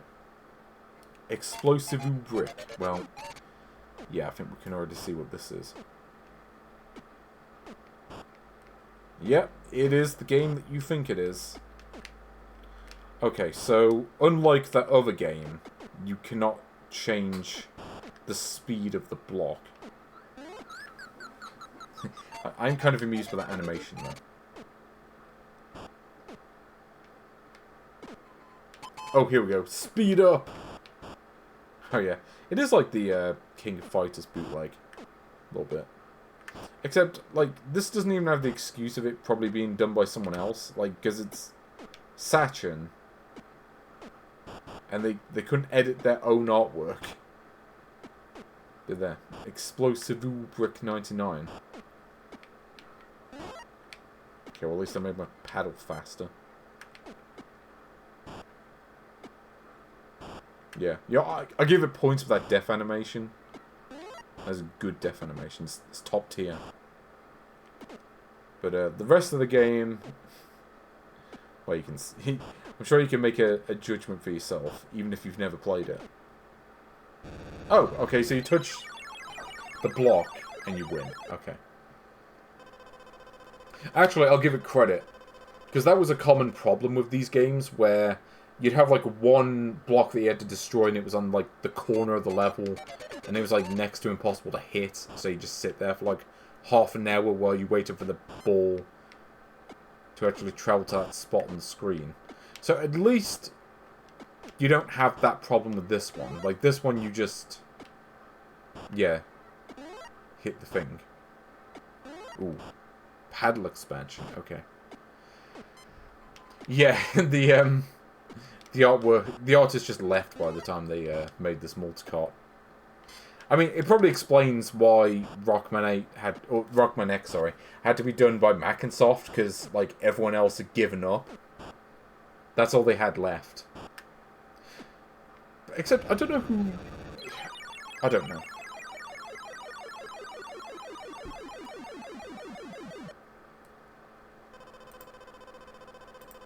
Hold on.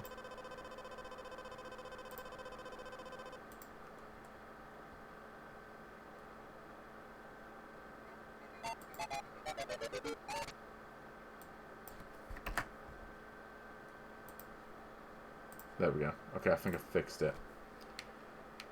Okay. So, unlike some of the other games, like, they actually did make somewhat of an effort to try to improve the game that it was based on. Because, like I said, the whole thing about this type of game was where you'd have the issue of you'd have to, like, sit there for half an hour to try to destroy the last brick.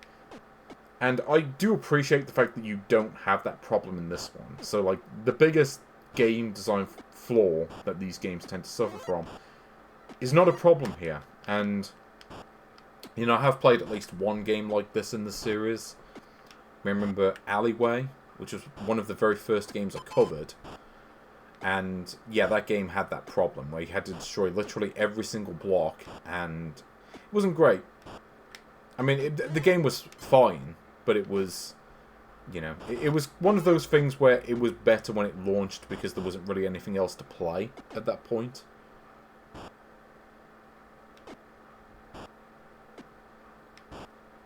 So, I don't know what the P does. Oh, code. I guess that's password. Top score. Okay. I'm gonna get it. Probably gonna have to destroy most of these bricks to beat this level. Especially if it keeps camping at the edges of the level. Which is not going to help in this case. Ooh, here we go. Speed up, go. Actually, it's funny, because Alleyway, you didn't actually have power-ups. Like, you literally, yeah, just didn't have them in that way. Oh, there are 50 levels in this? I think Alleyway, had 24 levels. Or 32, or something like that. I forget the exact number, but it was less than 50. And I know that because I have beaten that game before. Yeah, I guess there's not really a whole lot to say about this one. It's fine. It's probably the best game I've played today. Which, granted, is not saying much, but I can at least say that for it.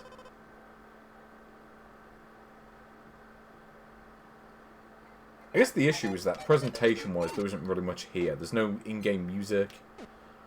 And the graphics are very plain, it has to be said. Like, I guess that's the problem with this one. The presentation just isn't quite there. You know, this was, well, apparently made in 1994 originally. I don't know if it was released on Game Boy at that time. But, you know, one game that I had back in the day was Kirby's Block Ball, which was kind of similar, but had a lot more going on. Had much better presentation. This is maybe not quite on that level. But I'm not sure what alternatives there were in 1994. Like, you know, you had Alleyway, and I don't think there was much else. Oh, is it 34 levels? Okay. Well, that's still more than what Alleyway has, to be fair. I mean, Alleyway does have Mario in it, but it doesn't have 34... Wait. Why did my power-up just disappear? Like, did he run on a timer? Yeah, I guess they probably do. Also, yeah, there's also a common problem with these games where the ball can only bounce at, like, you know, 45-degree angles and nothing else. And this game doesn't seem to have that problem. It does bounce at more angles. It's kind of difficult to get it to bounce the exact angle you want it to. Yeah, when there, maybe I would have thought it would bounce a bit further to the side, but it didn't. But at least the ball does travel at different angles, which again is a common problem with these games. Like, usually the bad ones suffer from that. So at least, again, like this, as I say, if I've said it once, I've probably said it 1,000 times. Like, this game is fine. It's not perfect. There are... I do have reservations with it, but like I say, I'm pretty sure it's by far the best game I've played today. Okay, so I think the P power-up destroys blocks in one hit. Assuming they can be destroyed. Okay. Wait, you can softlock the brick game versions? I don't remember that. I don't think I've played those much, but yeah.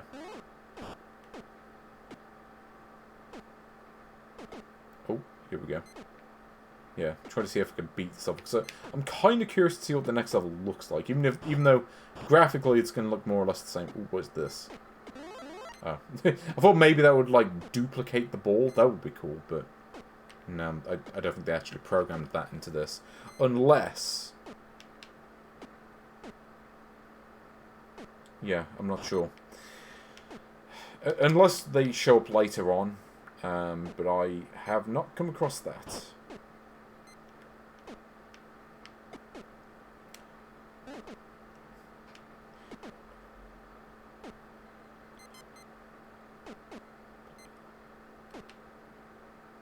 Yeah, in fact, there's one game that I think of, Crystball for Supervision, which was actually the game that came packaged with it, which probably explains why no one bought it, because it just didn't have games.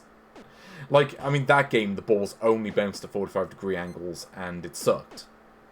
Like, this is doing that right now, but if I... But yeah, like, it doesn't do it here. Like, you know, like, the physics actually work. Which, again, for a game like this is quite important.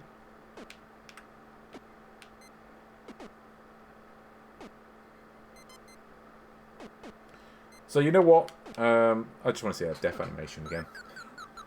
Okay, so Explosive Brick 94 or 99, whatever you want to call it. Where does it go on this list? Well, you know what? Let's compare this to Alleyway, since that is the game most like this on the list. Is this a better game than Alleyway? Well, the presentation is plain, but to be fair, the same is also true of Alleyway. Like, you had the bonus levels in that game, but really not much else. This game does have power-ups, which Alleyway did not have. You also had to destroy every single block in Alleyway, which could be kind of tedious at points, where you have to hit that last block and it's in the corner and you can't do it. And that's annoying. So, there was a bit more variation to the levels in Alleyway, though, where you'd had ones that scrolled, you had ones that would gradually move down. And you did have the bonus levels. It's a difficult one, because I think the base gameplay in Explosive Brick is better. Alleyway maybe had a bit more in presentation, but if I had to choose one to play... I mean, Explosive Brick has passwords, and Alleyway doesn't. You have to beat it in one shot, and there are no continues or anything, so... Yeah, it's better than Alleyway. It's better than Yakuman. Is it better than Crystal Quest?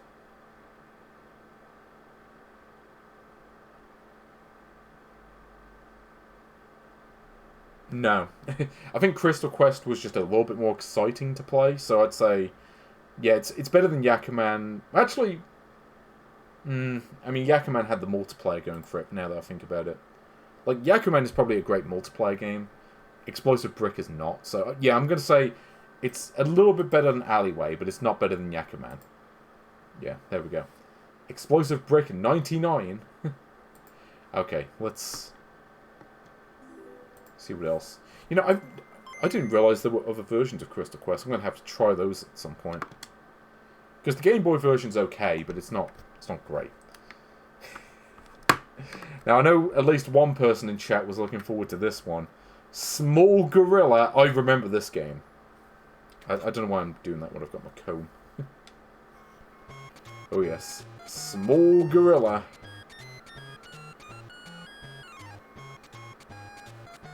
Featuring a blue gorilla and a blue jungle man. How is this one going to go? Well, let's see. Well, they're not lying about the small gorilla. I'll give it that. Oh god. Okay, that screen looks like it came straight out of the Supervision. Oh, we play as the small gorilla. I see. Oh god, this feels like a Dragon Code game. Like, look at how choppy the movement is. Oh. Okay. So we're gonna climb up here. So, like, why did they make the gorilla blue? Like, he couldn't have picked any other colour than blue. Also, I gotta be honest, this really does feel like a Supervision game, which is weird, because I'm pretty sure this was on the Mega Duck. Like I say, all the other conversions were from Mega Duck, and they did have Supervision games, which didn't feel like that. Can I grab onto this? No, is the answer to that. You cannot grab onto it from the side. Ugh, okay. Yeah, so like I say, I remember this game. Do not anticipate me beating the first level. I forgot just how Supervision-esque this felt. And I do mean that as an insult, because when you reminded me of the Supervision, you did something wrong. Okay, that looked like I should have died there, but I'm not going to complain. So what did grapes do? No, apparently the... Wait. For a second I thought, okay, that looks like the death animation. Like that jump. So, great music, by the way. You know what's really funny about this game? So, like I say, clones of other games seem to be, like, the theme of the day. Also, it wouldn't let me off the rope. I tried to get off the rope and the game just refused. It like, no-sold my input. Wait, was this exclusive to multi-cards? It look, okay, I actually beat level 1, I can't believe it. But yeah, I guess in a way it's slightly reminiscent of the Game & Watch Donkey Kong Jr. game. They're actually a lot choppier somehow, despite that literally being a Game & Watch game. That felt more fluid than this. You know, I beat level 1, and you know what, that's about as far as I was expecting to get. Yeah. Like I say, this... You know, now that I look at it, I'm like, this feels like a game that was made for Supervision, and then somehow got ported over to Game Boy. I don't know if that's the case. Although, if that is the case, it does raise the question, why weren't any of the other Supervision games ported to Game Boy? Because you did have games like Popo Team was on Supervision, and that game is actually really good. Okay, so we wait here. This looks like they were taking a page out of Mario's Cement Factory. And Mario's Cement Factory, actually a pretty good game. There is a version of that on Game Boy as well. Okay, so he instantly just climbs up the whole thing.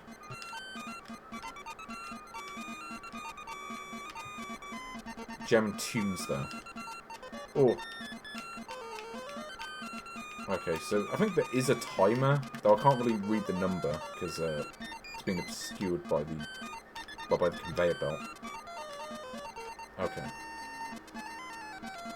Spend the thing's gonna spawn. Ooh, no. You know, I'll give this a go. I'll see if I can actually beat this level somehow. Like, I can't even tell what way the conveyor belt is going. I mean, this one I assume is going to the right. Yeah. Oh! See, like, what am I supposed to do there? There's no indication that there's going to be something coming from the left. So it's like, just to pray that there isn't something coming to kill you immediately. Because you cannot react to it. Because of the way the game's designed. Yeah, like, the fact that they included this and not Snake Roy. Or, well, I think the Mega Duck version of Popo Team, I think it was called Suleiman's Treasure. But yeah, you have to question the logic of having this as one of the games. Because they... Yeah. Is it Logger? Yeah, I never played that one, so I don't know. I mean, do I even need to show any more of that? Doesn't that, like, 5 minutes tell you everything you need to know about this game? Yeah, I think it does. I think it does. Yeah, I'm gonna rank this, and I'm gonna go get a drink, so... Okay. So, where does Explosive Gorilla... That would be a much better game. Small Gorilla go on this list. Well, you also have to think... So this was, like, probably around 1994. Maybe this one came out later, I don't know. But in 1994, there was a version of Donkey Kong on Game Boy, which is held in very high repute. I never got into Donkey Kong on Game Boy, but I'd be far more willing to believe that that is the best game on Game Boy than Small Gorilla being even remotely playable. Yeah. I mean, it's definitely worse than Explosive Brick 99. Like, that's not even up for debate. It's worse than Bomb Disposer. It's worse than Head On. I mean, Head On was based on a bad arcade game that doesn't hold up, but it's worse than that. It's worse than Wizard and Warriors Chapter 10. It's worse than Super Mario 4. That game at least had a good soundtrack. And it's definitely worse than Castlevania The Adventure. It's worse than Mega Man Dr. Waller's Revenge. It's worse than Super Donkey Kong 3, the Mac and Soft bootleg. If I had to choose a Donkey Kong rip-off to play, I would go for that one because that one's at least kind of playable. Like, it kind of works. It's worse than Trump Boy. It's worse than Ride, You Know. Yeah, I think this is the range. Is it worse than Amazing Spider-Man 2?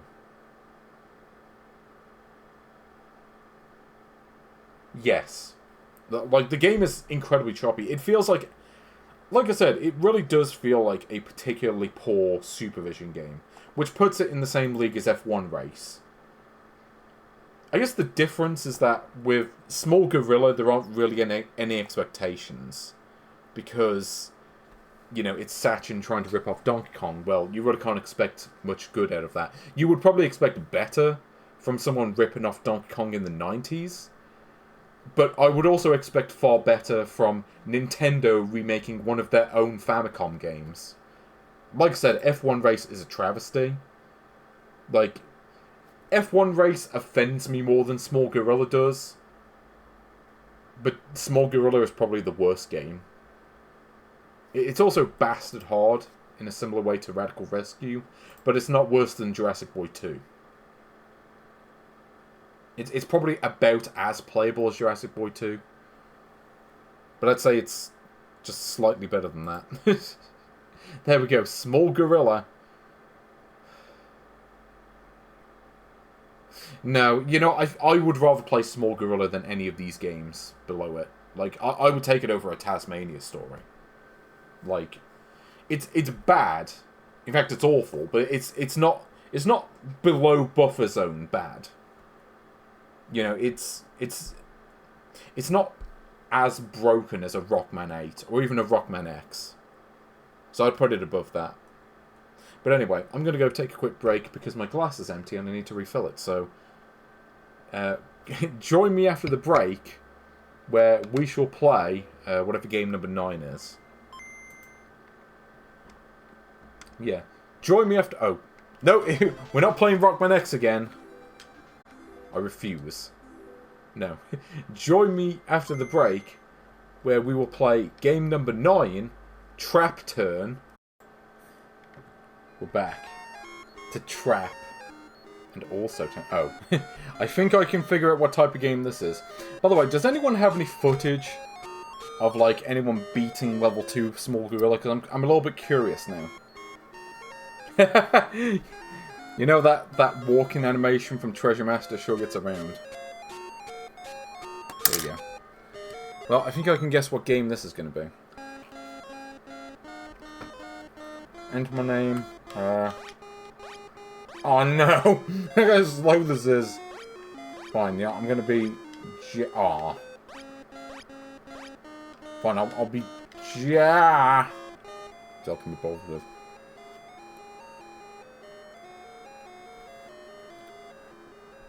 Because that's all I can be... Yeah, here we go. Okay, so it's Reversi. Which is kind of funny, because I did play Reversi in this series already. Back in... Oh. Yeah, you might remember... Yeah, previously in this series, I did play a Reversi game. And... Yeah, this is...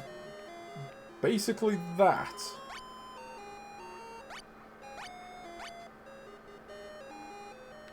Also, yeah, for the record, I am rubbish at Reversi. I can't play it for... I cannot play it for bums. I mean, I do know some of the basics, but, yeah. I mean, Yeah, the animation, it makes me think a lot of a fellow on the NES. It's basically the exact same thing, really. But as I say, I am rubbish at these games, so you really can't expect... Do not expect me to really get anywhere with this one. Like I say, I did play a fellow on Game Boy, which is kind of just the same thing, really. Also, you'll notice that there are different levels of AI. How much they differ, I don't know, but...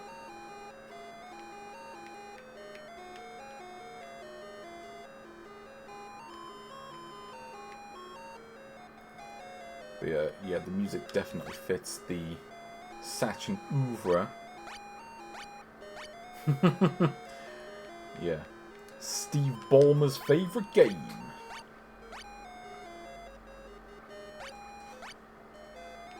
Yeah, this is one... I think I'm just going to play this one for like 5 minutes and then be done with it. Because, I mean, what is it to say about Reversey, really? But yeah, I'm just going to play without thinking. Because thinking is for people who like playing this sort of game, and I generally don't. So...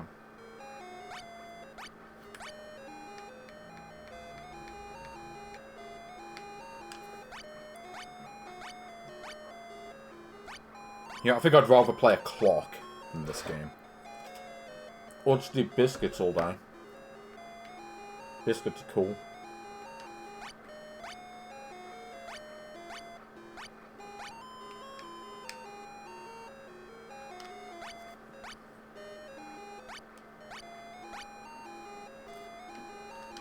Also, yeah, like, what kind of Reversey game doesn't even have Einstein in it?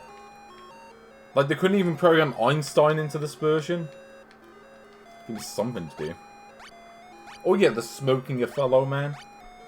That would have been appreciated.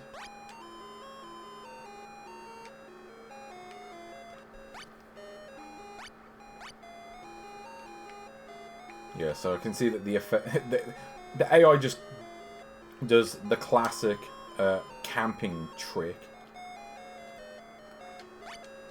Can I just, like, retire? Because I don't even want to play this. Wait, what am I doing? Okay, I literally have no idea what's going on. You know what? Yeah, that's how I feel about that game.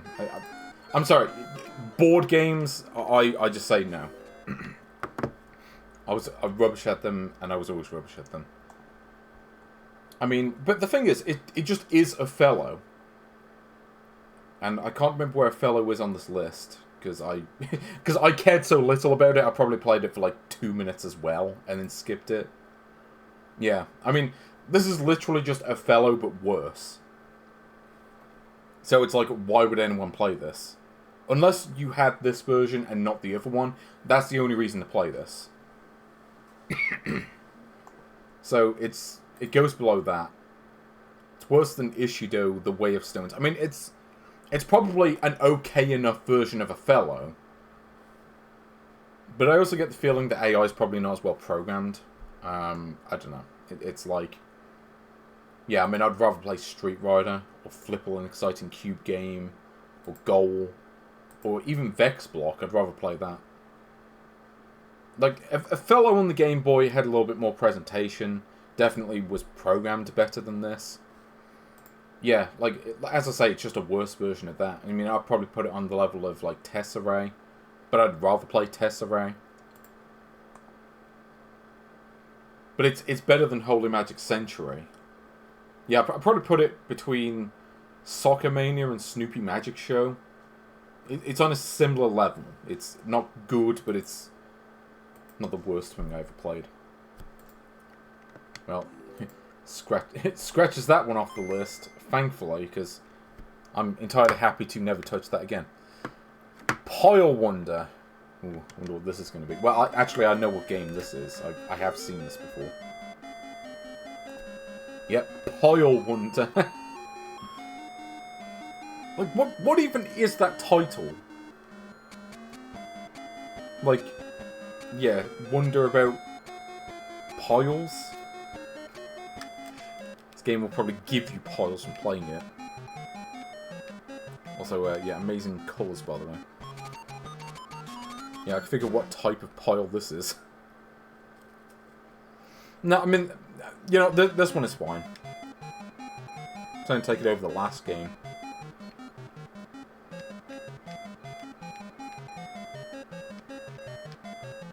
Yeah, Sokoban is back. You cannot kill it, especially not on Game Boy. Yeah, there's not really much to say about this one, other than it exists. I mean, the thing is, I've already played 2 Sokoban games in this series. So I guess the question is, how does this compare to those? In fact, not only have I played Sokoban, but I've also played many other games that took inspiration from Sokoban and did their own versions of it. This doesn't even do that. It is entirely happy to just rotely copy Sokoban and do nothing new with the concept. And I messed up. Great.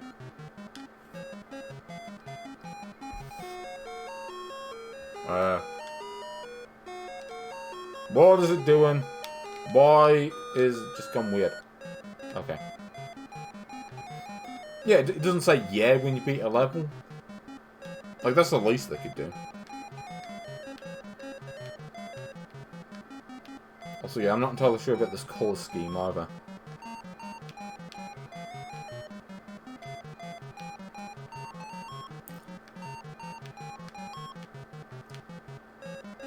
But yeah, it's just Sokoban, but smaller. Like, all the sprites are really tiny. Like, Sokoban on Game Boy had some levels that looked kind of like this. But it was only the bigger levels where they had to zoom out the graphics so you could see the whole level. But yeah, it doesn't have the yeah! And it also doesn't have, like, the cutscene of the UFO at the beginning.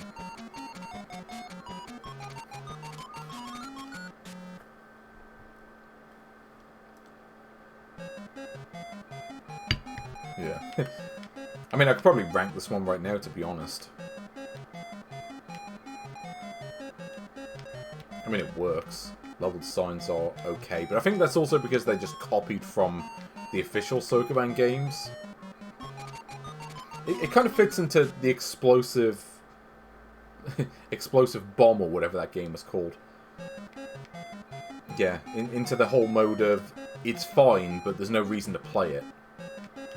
But, you know, actually, no, it's like, this would have been okay on the Mega Duck, but on the Game Boy, there's no reason to play it. See if level 6 changes things up in any way. Yeah. Great. How's this thing? Yeah.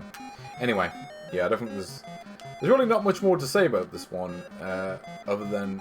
Oh, okay, so you can undo your moves at least, so there's that. I'm pretty sure Sokoban did have that, though. Okay, well, I think we've reached the level of what this can do already. It works, but that's really all you can say for it. Yeah, so I mean, Pile Wonder, I mean, it's, you know, it's not as good as Boxel. It just isn't. You know, the presentation's not as good. It plays very similarly to it, but I'd rather play Boxel. So, I misclicked. Oh, I messed up. Okay. But yeah, it's not as good as Boxel. Definitely not as good as Looney Tunes Carrot Crazy. I had a bit more presentation flair going for it. It's not as good as Missile Command. It's not as good as Explosive Brick 99.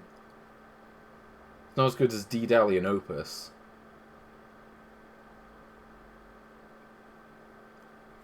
I mean, it's fine. But it's not really anything better than that. It's pretty much on the level of Bomb Disposer. You know, it's okay. But you wouldn't choose to play it. I'd say it's probably slightly better than Bomb Disposer. I think it's a better representation of the game it's copying.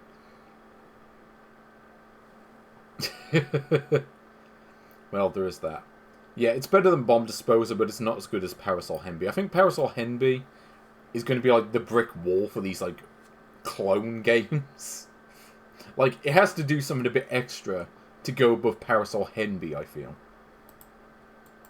But yeah, I'd say 101 is a good spot for it. It doesn't make it into the top 100, but it's close. You know, you have to respect the hustle. Or it's moxie. It's chutzpah. Yes.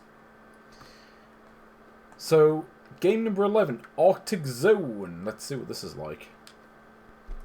Yep, here we go. Arctic Zone. Not especially Arctic color palette, but let's go for it. Are you ready to come in?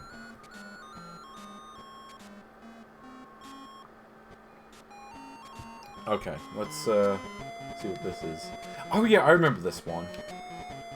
Yep. Can you figure out what they're copying with this one? So, what is the sprite? What is this bear that I'm playing as? I don't like this. Yeah. So, as you've probably noticed, so this is the game Quarf, which did get a version for the Game Boy. It's just Quarf, except now it's played from a side-on perspective. And that's it. That's all it is. And for the record, Quarf is a classic game. I think probably one of my favourite Konami games, and it's tragic that I have never come across a multicart which has the Game Boy version on it. So I haven't been able to cover it for this series. But it's okay, because we can cover Arctic Zone instead.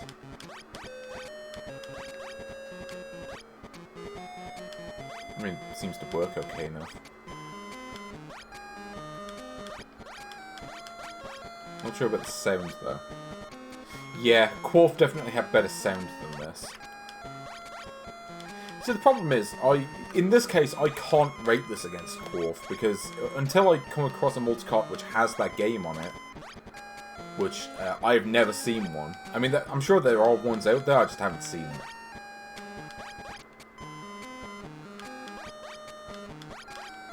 Yeah, so I have to wait and see.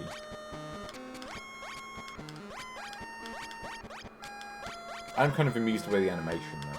There's something slightly reminiscent of The Great Wall about the graphics, though. I think it's the blocks. It just makes me think of that game. That being another Sachen game that... It's kind of weird, from what I remember. I do not recognise the song, to be honest.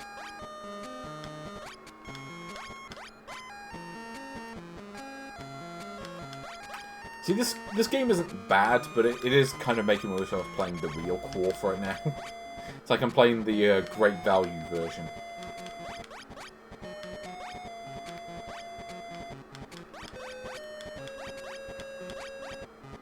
But I've certainly played much worse puzzle games from Sachen. Anyone who's ever played Pyramid knows what I'm talking about.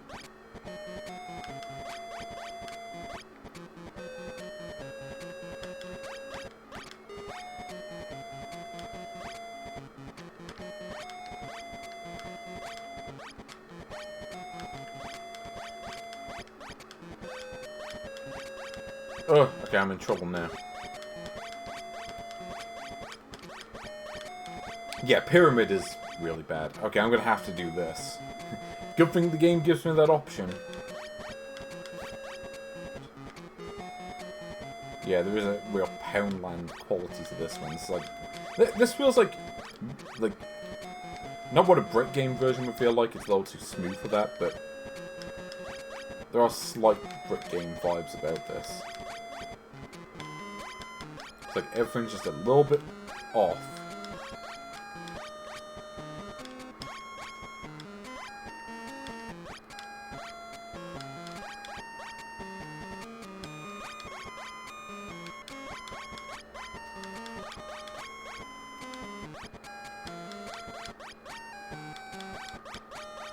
Also, like I said, I don't really get the animation for this.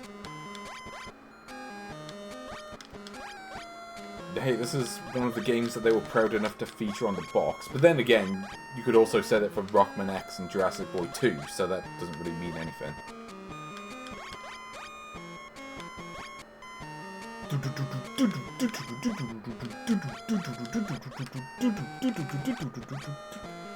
It's like, where is the Quarf soundtrack when you need it? Oh, also does that, which the original kind of did as well. Wait, do you have multiple lives? Seems like it. Assuming that's what the heart tokens mean, but there's no guarantee.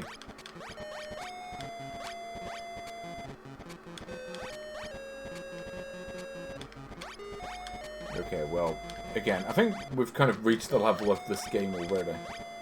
I guess that's the thing about a lot of the games on this cartridge, is they're a bit more simple than the games I've been covering recently, for the most part. I mean, other than, like, Rocman X, I guess, but of course no sane person would want to play that.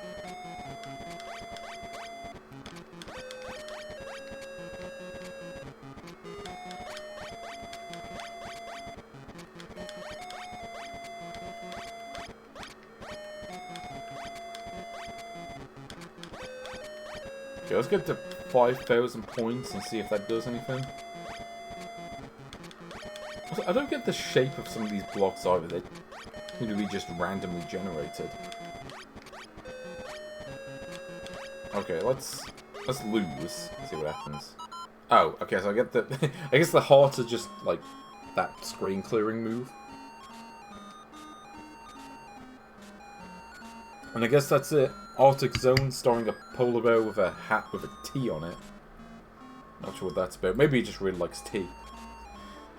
There we go, I mean Arctic Zone. Again, I wish I could rank this against the real Quarf, because I'm sure that game is a lot better than this. It's serviceable, but it's not preferable. It's I don't know. It's like, I'd rather just play a different version of it. Which,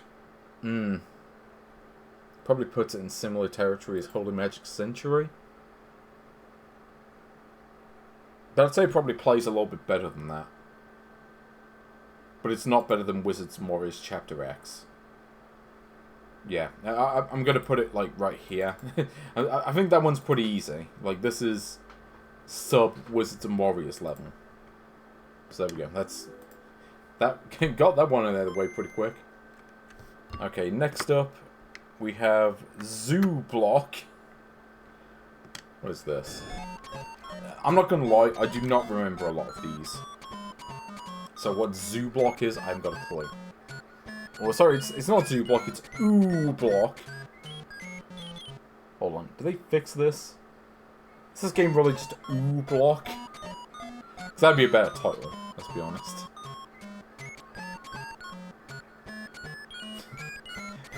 Block. Like, is the snake supposed to be a Z? Because it doesn't look like one.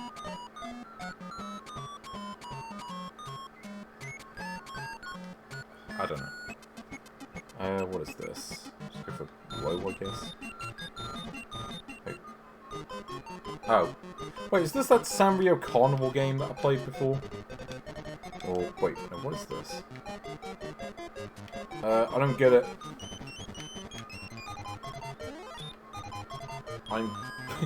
Okay, I guess I gotta stay cool. Okay, I have no idea what's going on. I am confused.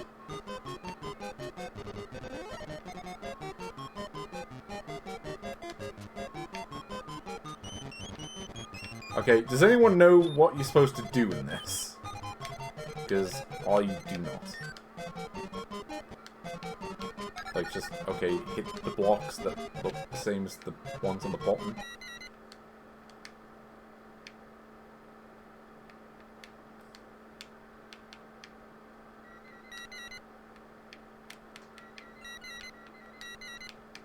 Okay, does it cycle through them in a specific order, or is it random? I don't know. Okay, you gotta get the octopus one. I get the feeling I'm missing something to this, but I don't know. It's like it looks a little bit like Palamedes, but also quite a bit worse. It's like Palamedes, except they didn't actually know how the game worked, so they just made up their own rules.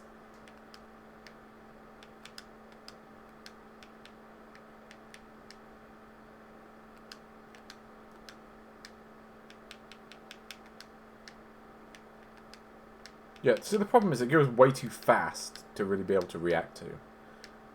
Kind of a problem. Yeah, look at this. I'm trying to switch and the game isn't letting me. Yeah, in fact, it really does just look like a more incomprehensible version of... Yeah, this is just Palamedes, but more inscrutable. Because Palamedes, I at least know what I'm doing with that game. Yeah, this isn't even Ziblock, it's Block. Like, I'm sorry, that is not a Z. That is a snake.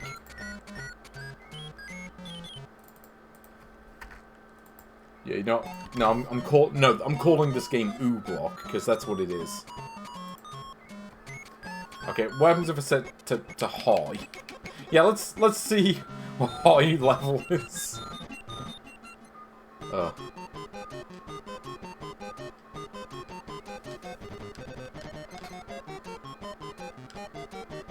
Also, you have to like hit down.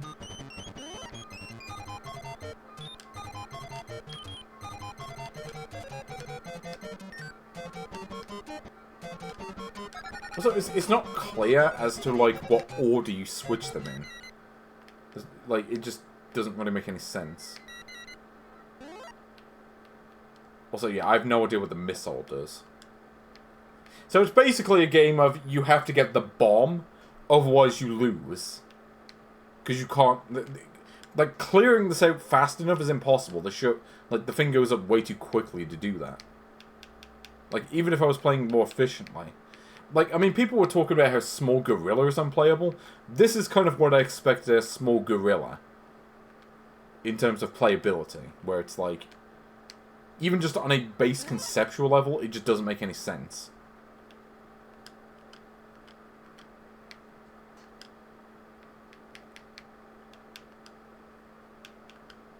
It's like, okay, so which one about Small Gorilla? At least you could, like, work it out from looking at it. I don't think high-level Ziblock gameplay exists, I gotta be honest. And you're certainly not going to get that from me, because that's about all I can tolerate. I think that says it all. That's all I can tolerate of Block. I think I've shown my hand on this one early. I mean, it's definitely worse than Arctic Zone. It's worse than Koi Bukak Hiki. Like, I mean, Palamedes... I mean, the Game Boy version sucked, but at least it made sense. At least you could look at it and, like, you know, it is recognizably Palamedes. At least the order in which you switched the blocks made sense. And at least you had time to line up the... Actually, you know what? I'm not done with this yet. I want to see, am I missing something with this game? Because now that I'm remembering the mechanics for Palamedes, I'm thinking I have to be missing something. Maybe if I press up, it like clears some of the rows.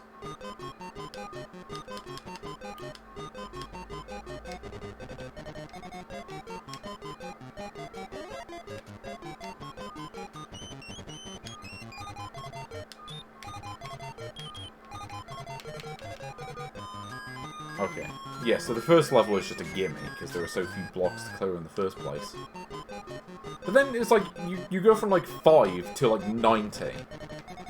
Which is silly. It just doesn't make any sense.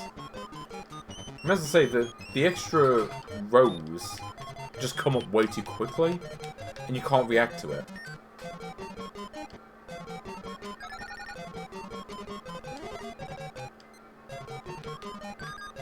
I'm confused by the bare face, though. Okay, so pressing up doesn't do anything, pressing select doesn't do anything, pressing B... Okay, so I can cycle forwards and backwards. Not that it helps much, but... At least they got that.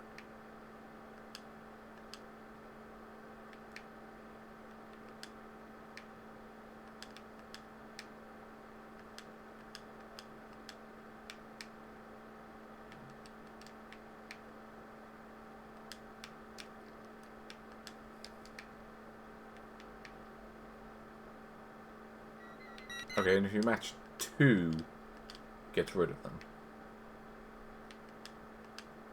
So, what is the high-level gameplay of this? I'm not even going to refer to it by its name. I'm just going to call it this. Because that's about all it deserves. Yeah, it's like... Okay, so... now that I can definitively say I'm not missing anything, it's just that the game is shite. Yeah, just on a base design level. Like, Small Gorilla is awful, but...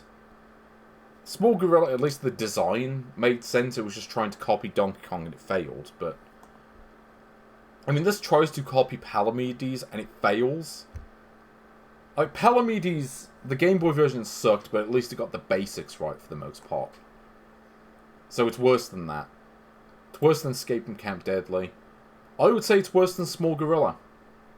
I'm going to go that far. I'm going to say I would rather play Small Gorilla than that.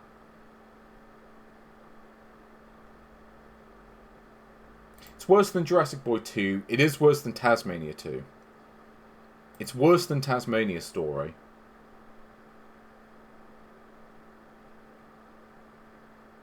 But it doesn't go below the buffer zone. It's not quite that broken. It's awful, but it's not like sub buffer zone bad.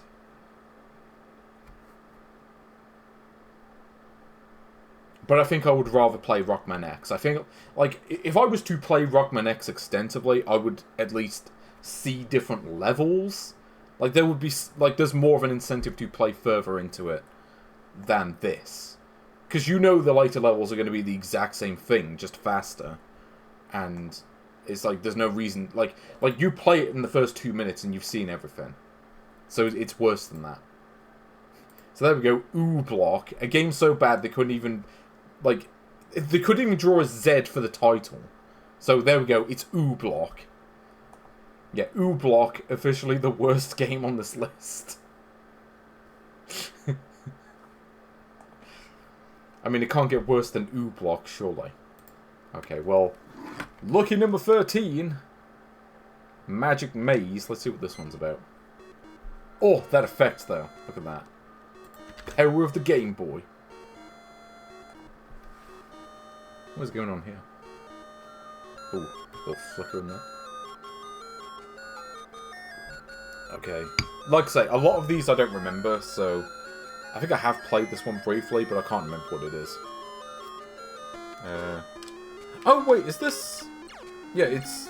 Okay, it's Dancing Block, I see. So Dancing Block was a Sachen game, like one of the early ones they did for the Famicom. And it was really weird. And I guess they decided to remake it for Mega Duck and Game Boy. Yeah, it's like... So you're a block that goes around shooting at various enemies. It's a really weird game, but I kind of like it.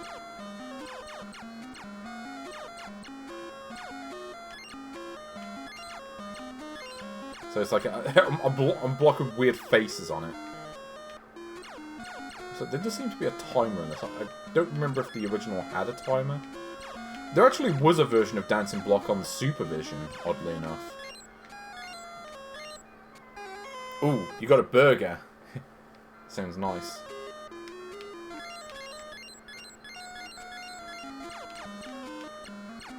See, there is a little bit of Corro Dice to this, I guess. Except, there's a lot more to this than Corro Dice. Corro Dice, it was literally just a game where you, like, matched the die to the block, and then that was it. That was, like, the entire game. Whereas this is, like, a game. It's better than that. Well, it's certainly a lot better than the last game, I can tell you that.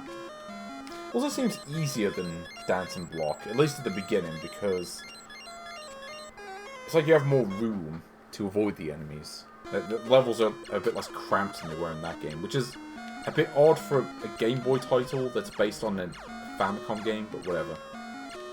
It's kind of the opposite of Jurassic Boy 2 in a way.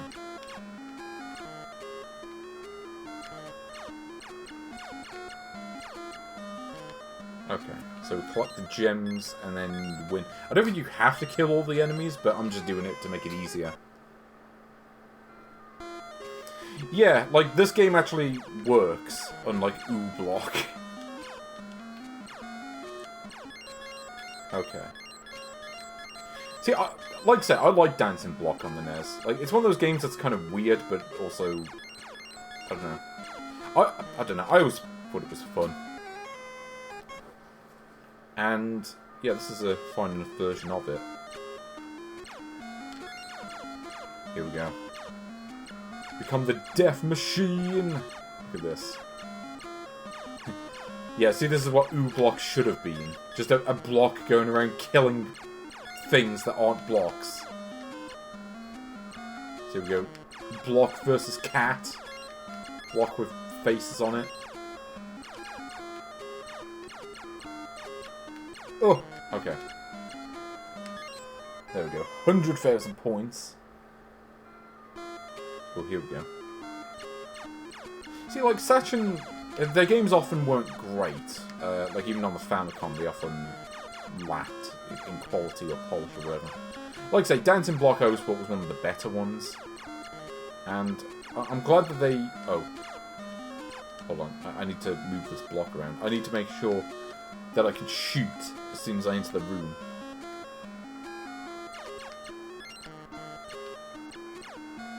Okay, here we go. Here is my secret weapon. Here we go. Here's the strategy. Just wait for them to move right, and then shoot them immediately. There we go. Oh, what is this? The block can... Oh. No, I died. Okay. Had to be defeated eventually. Yeah, and you kind of lose all the extra... Ooh. Yeah, you lose all the extra blocks faces when you die. A Dancing Block did the same thing, so... Unfortunately, there are no extra things to collect the extra weapons on this level. That might be a problem.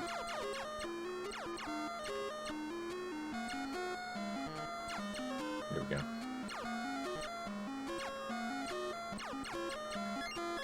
Yeah, here we go.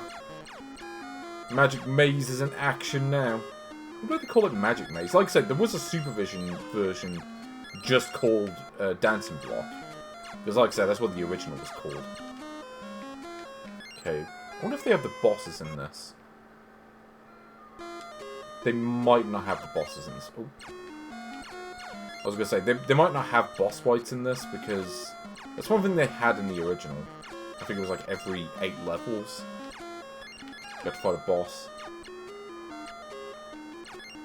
Whoa. Although firepower was a bit limited, but could be worse. Actually, oh, I was about to say, do I have to kill all the enemies? Nope, the thing just made a bum rush for me anyway. It's one of those games where if you die, you have to redo the whole level.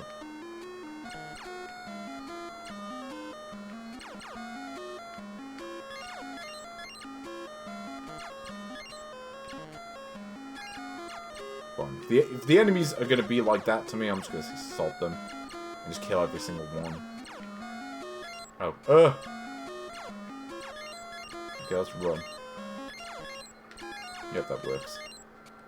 Yeah, B button doesn't seem to do anything.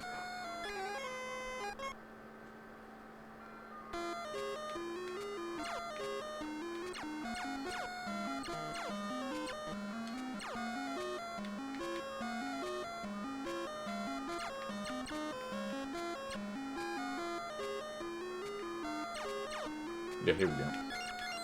Here's my strategy. As long as I just face up the whole time, I can just do this and then win. Yeah. See, I got the pro Magic Maze strategies for this one. Oh no. Yeah, so the problem is sometimes you're just not facing the right way. If I had more attacks, make it easier. But unfortunately, I do not. Oh wait, now I can shoot backwards. Or, well, at least I could if they'll would allow me to do that. But it decided it wouldn't. I'll just do this. Here we go, the super death shot that... Oh, I'm gonna die anyway. Okay. I'm sure I've seen that font somewhere else. I do kind of like this this screen, though. We know how to program some weird graphical effects, and we're gonna do it. Anyway, yeah. Magic Maze. Oof.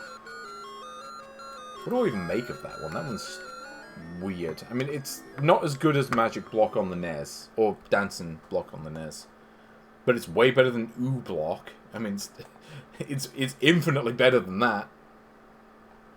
It's better than Mega Man Dr. Wally's Revenge. It's better than Castlevania The Adventure. It doesn't have the gems that that game has, but I think it plays better. It's better than Super Mario 4. It's got better level design than that game. It's better than Arctic Zone. It's better than Vex Block.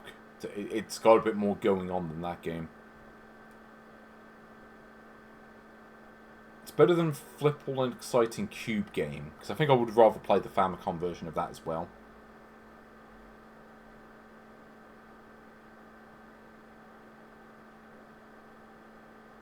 It's better than Dragon Slayer 1, because that game did have some noted problems for how it was designed compared to other versions.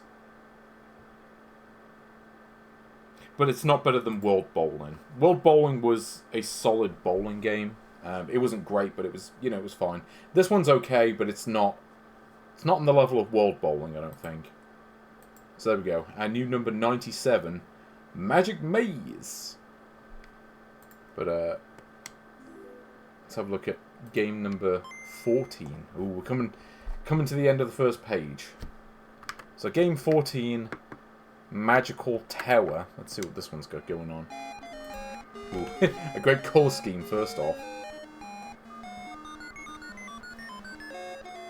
I think this one might have been on the NES, but I can't remember. What was Magic Block?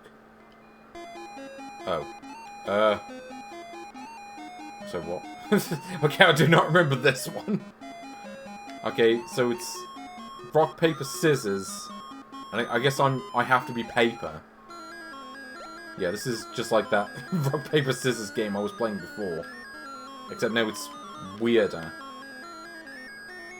Yeah, this does have a bit of a... yeah, feel of a... Time Warp tickers. So, is this rock? Am I playing as rock? I can't even tell. Yeah, it had to have been. Okay, so I guess I just switch between rock, paper, and scissors on my own. So I can't touch the scissors one because I die. Okay, so so there is a NES version of this. So if I touch the scissors one now, do I get killed or do I just pass through it? Oh, okay, it turns me into paper? Oh, I see, so, yeah. If I had to change form, that's how I would do it. Maybe. So, now I'm rock and I have to get the scissors one to win. Boom! Kind of funny, I was playing the What Beats Rock game earlier this week, and then we get to see an action-based version of it. Except you only got 3. Because this was before they invented fire. Or before Joey invented fire in that episode of Friends.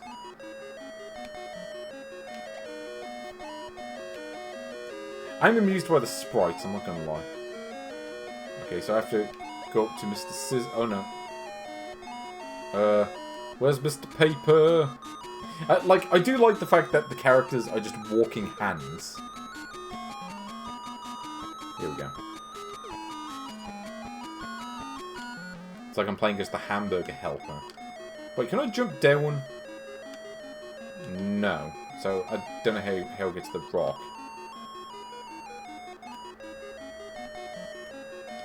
Oh, like that.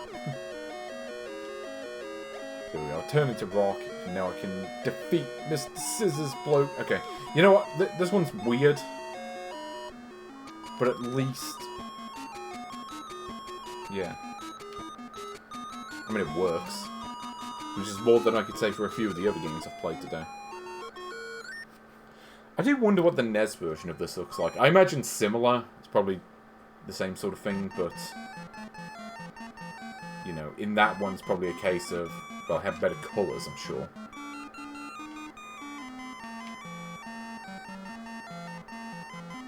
I do quite like the sprite work in this one, at least. It's been on the slow side, though.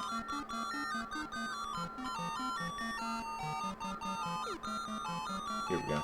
Have you ever wanted to be a game where you could be Cutman? Well, I suppose you could play Cutman's Bad Sis Day, but I don't think I'd want to. I've played Conker's Bad Fur Day, and then I wanted to die. So, you know, any game that's basing itself off that is probably going straight into the bin.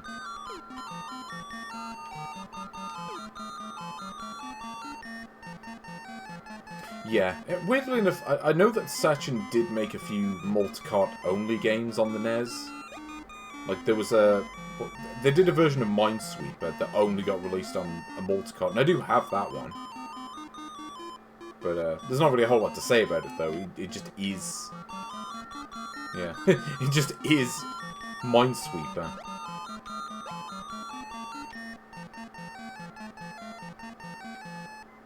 I mean, to be fair, as far as rock, paper, scissors games go, this is far better than any of the Alex Kidd games that used it. No, come here, Mr. Paper. I'm better than you. Oh, yeah, it's been on the slow side. Oh, hold on. Oh. Didn't mean to do that. I thought it turned into rock, but no, it turns out it was... Yeah.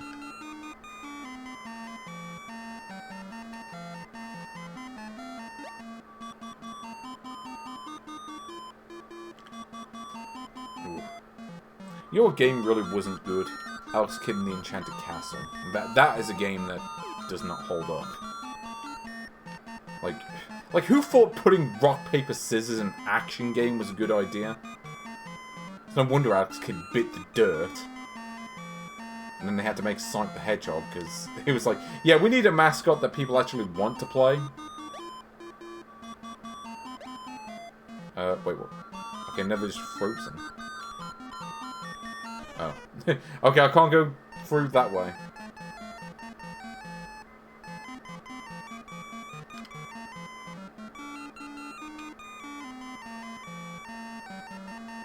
Ooh.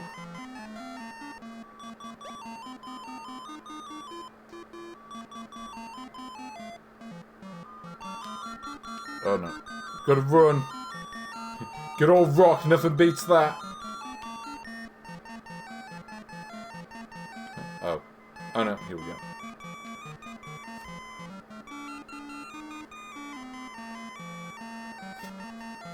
I mean, the box art for Alex Kidd and the Enchanted Castle is an all-timer. Like, any game that has Neil Buchanan on the box art can't be all bad. Yes, and oh. Okay, I don't know why I went to the paper one. Oh, wait, what's going on here?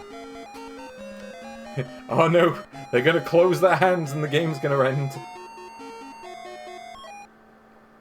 Or it will just resume, I guess. Okay.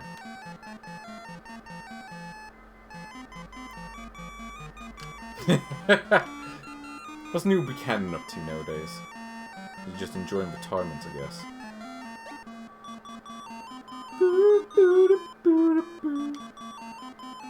Yeah. To be honest, I think this entire multicart is an art attack. Okay. Well, I think I'll leave that there. I don't think there's really anything more beyond that. Unless there are, like, secret boss fights or something, but how that works, I don't know. But yeah, Magical Tower. Where does that go on that list? I mean, I preferred Magic Maze. I mean, it has an idea with the whole rock, paper, scissors as a platformer game concept.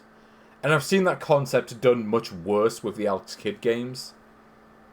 But this game is a bit on the slow side. It's a little bit dull. I don't know. I wish there was a bit more going on. Or maybe if there was a bit more in terms of level design. Which probably would have made it a bit better, I think. The Hand? Yeah, I've never played that one. Doesn't sound good, though. Yeah, I'd say it's not as good as Magic Maze. But it's better than Pile Wonder. But it's not better than Parasol Henby. Yeah, I think I think 102 is where this one goes. Magical Tower. Not a rip-off of another game. It's got something going for it, but yeah. Probably needed a bit more work, I think. But hey, we finally come to the end of page 1. And you know what that means? It's time to get attacked by coronavirus. Ooh. Okay, I kind of like this logo, though. Virus attack. What is this one? Oh, it's Gallagher, but not quite.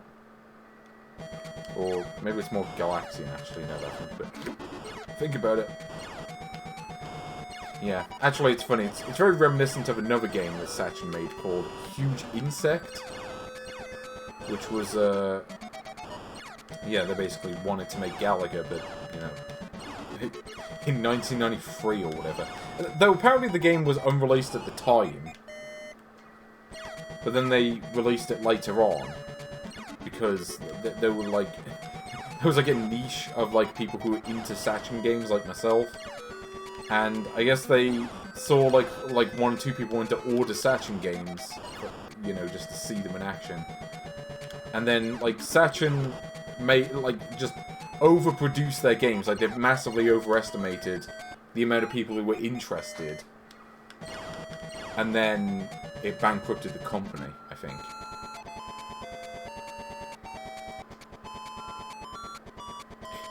There actually are Game Boy versions of Gallagher and Galaxian. I don't know if they're any good. I want to say they're okay. But yeah, I mean, this is obviously just trying to be like Galaxian. But I'm kind of amused by some of the sprites. They make me think a bit of the... whatever that game was. Can't remember the name. Yeah, so you got the weird sort of Bowser-looking face on the top. Or the Bowser icon. Here we go. Wait for them to come down. Ha! Oh! No, they can do the sidestep. And they also take multiple hits to kill because the game is evil. Okay, that's one down. Everybody Space Invader. Oh. Why do they take multiple hits to kill? I guess they were trying to go for a bit of a Gallagher thing in that case. Okay. Stage 2 clear. Okay. I notice these games are getting more basic as I go through this list, I think. For the most part. A bit like Action 52 on Mega Drive, now that I think about it.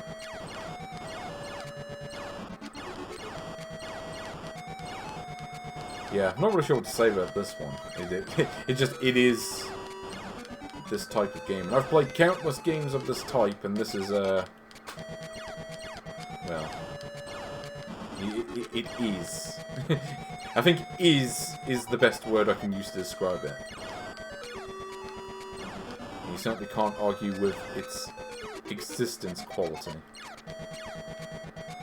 Actually, the colour palette in this one isn't too bad.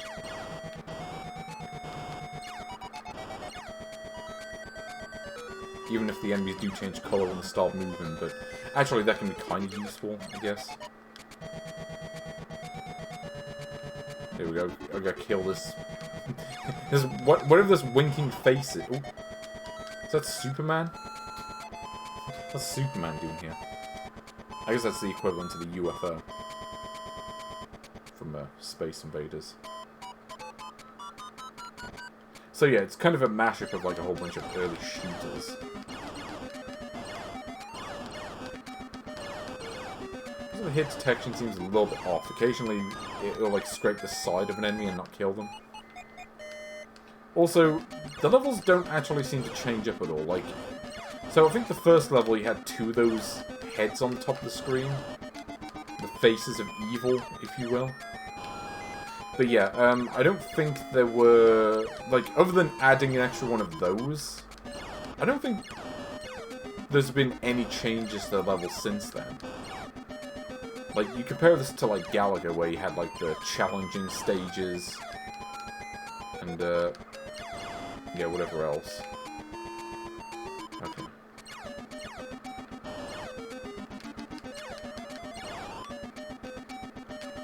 Okay, we did it. Okay, let's see if this level does anything. Everybody Space Invader! Anyway. Okay, level 5.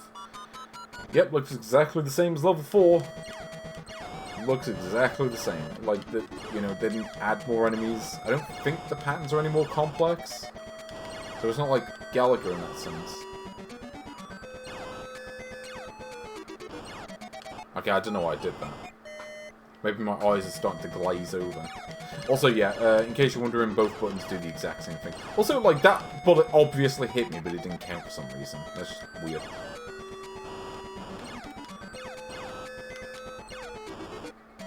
I'm kind of amused by the enemy designs. Oh, and that's it. Okay, here comes Macho Man Randy Savage. Out to commiserate your demise.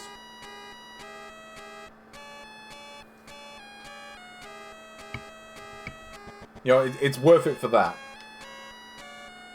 Anyway, there we go. Virus attack. Cool logo. I gotta give it that. Like, you know, I could have that hung up on a wall, and it would improve it. But anyway, yeah, virus attack. Where does it go on the list? Well, like I say, it's very Galaxian-esque, I would say, in particular. And, you know, it's not the worst of that kind I've ever played. I've certainly played better, but I've played worse. It is... I don't know, it's fine. But it probably could have done with more variation on the levels, maybe like a bonus stage or two. I think that's where the game kind of falls down. There just isn't enough variation with the levels, and that's kind of a problem for a game like this. So I think I'd put this... I don't know, like, a lot of the games are probably going to go in this range. I mean, I think, like, Solar Striker was also a very monotonous game, but I think that one had a bit more variation. But this is a little bit better than Vex Block. Like, I would take this over that. I wouldn't take it over Solar Striker, though.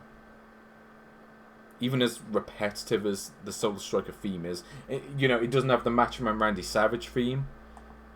But I would say it's just a little bit less good than that. Yeah, we got a lot of Sachen games down in this section of the list, I can tell you. But hey, guess what? We are done with page 1. So now we actually get to see page 2. Oh, no, apparently B starts the game. I thought it would change pages, but no, we're not doing that one again. Once is too many. Fine, we have to scroll manually. Okay, so we got some other classic games on here, such as Truble Zone, Worm Visitor, Black Forest Tal, Final Mission Germany, I guess, Captain Knick-Knack, ooh, Ant Soldiers, looking forward to that one. Okay, Electronic World, I'm going to turn the light on actually.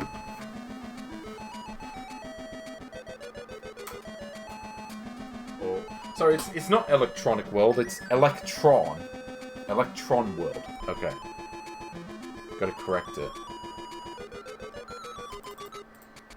Okay, Electron World. Okay, what do we have going on here? Let's start.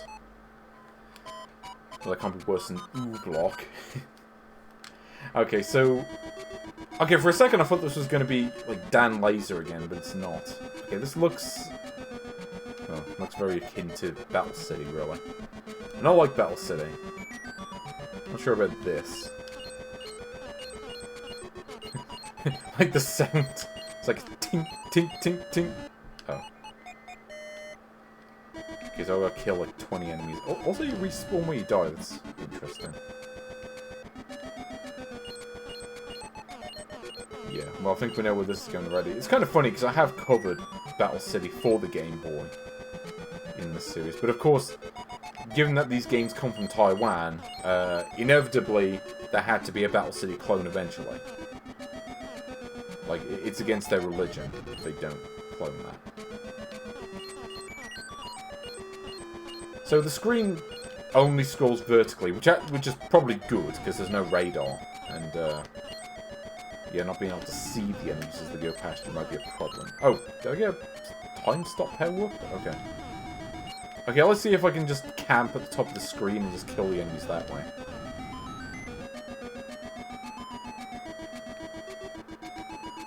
Also, yeah. Electron World. What this has to do with electrons, I have no idea. I think Electronic World would make more sense, because there's nothing about electrons in this game whatsoever. Okay, here we go. This one's just making a beeline at the end of the level. Nope, this one takes multiple hits. There we go. Oh, B. What does the B do? It blows up the enemies. Okay. That makes sense. Oh, and that's it. Destroy enemy amount. Right.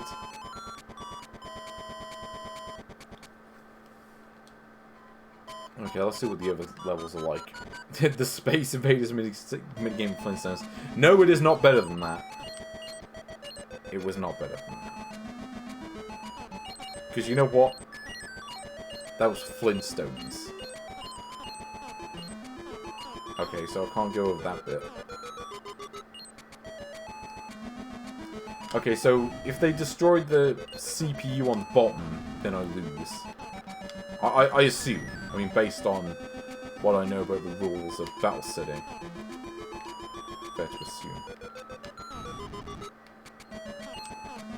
Oh. Nope, I'm playing like a fool. Oh. Wait, does this upgrade my tank?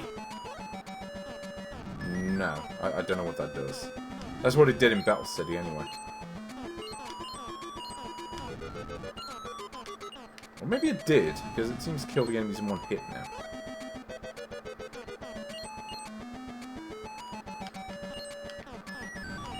Yeah, so now I can fire multiple shots. So yeah, it does upgrade it.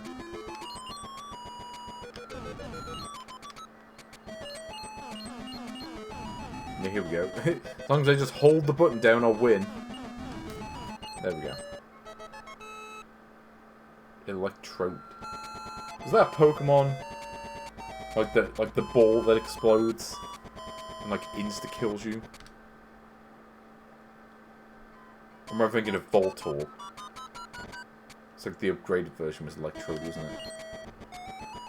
Okay, I feel like this level might be a bit biased in my favour. Because how is the AI ever going to get to the computer? You know, as long as I just sit here, I'll win. Just by default. Look at this. This is all I have to do. Actually, no, I don't even need to do that. I can just do this. Yeah, here we go. Oh, yeah. Thing went off for a second there.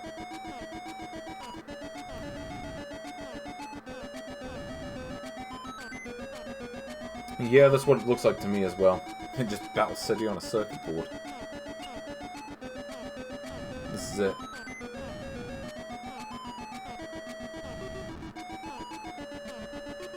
Music's not too bad.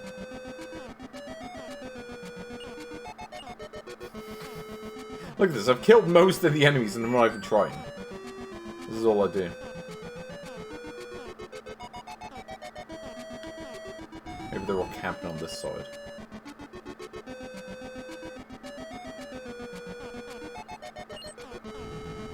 Here we go. Ugh! No, I got away with it. Yep, that was it. That was the whole level. Not sure they really fought through the levels on this one.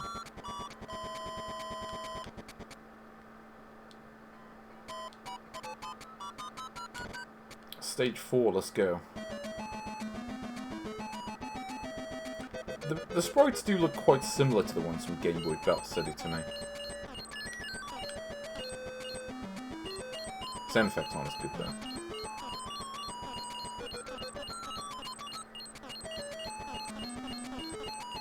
Also, yeah, the AI definitely isn't as good. I mean, the AI wasn't great in Battle City, but it's worse here.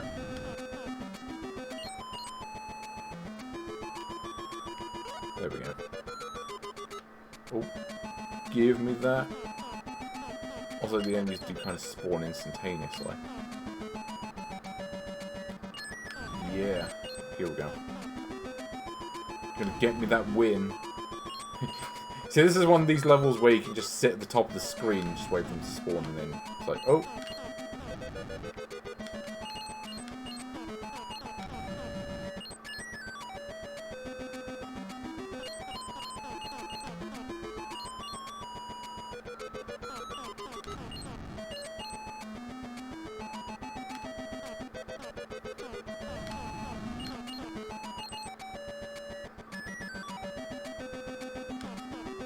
Here we go. By the way, one thing I will note is the fact that I actually got a plug-and-play system earlier this week, which I might stream, but, well, we'll see.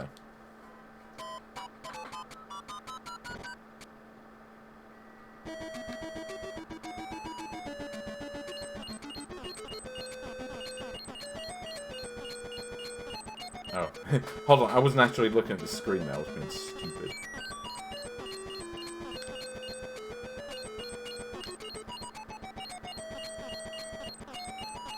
Well, not really a whole lot more to say about this one. There's really not much I can say about it. It's all I can say. Omelette du fromage. Maybe. Oh. Oh no, you don't. I'm gonna do this and I'll win! For I have the power of electrons. Yeah, I don't know what plot is to this game. See, notice the AI never turns around to try to, like, shoot the other way. Okay, so T is time stop. So, like, the AI is never gonna make its way through the left way, I don't think. Especially not when I'm doing this.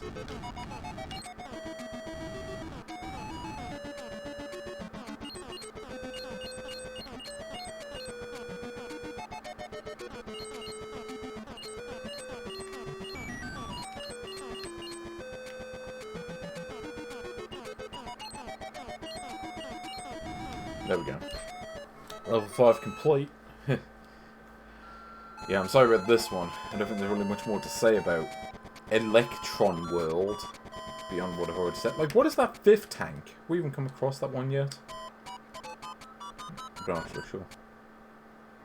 Oh, this one looks a bit more wide open. Oh, maybe not.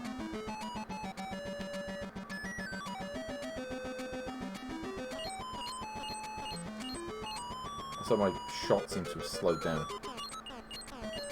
Maybe not. Nope, and I'm dead. Great.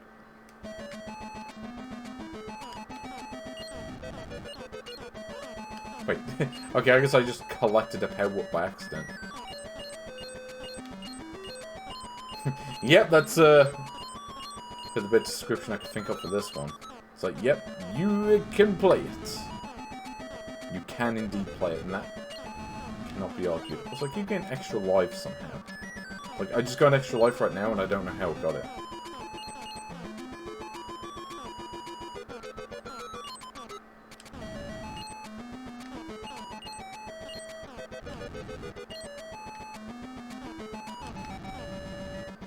Okay, we've got to go get the last enemy. Like, okay, now the game just isn't letting me shoot. Like, like, I literally cannot fire for, like, a good second at that point. I was holding down the button, and it normally lets me shoot when I do that. I kind of want to see what that 5th enemy is, but it just isn't spawning a tin. So it takes a while for that to show up, I guess. It's not a boss, is it?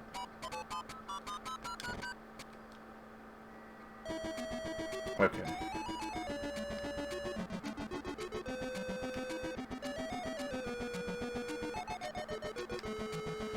Yeah, I don't know.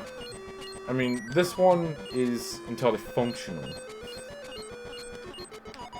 But again, it is that kind of thing where it's probably fine on Mega Duck, but when you can play Battle City on Game Boy, there's not really much reason to play this. Yeah. But hey, at least we get a reprisal of the Macho Man Randy Savage theme. So, you know, it's got that going for it.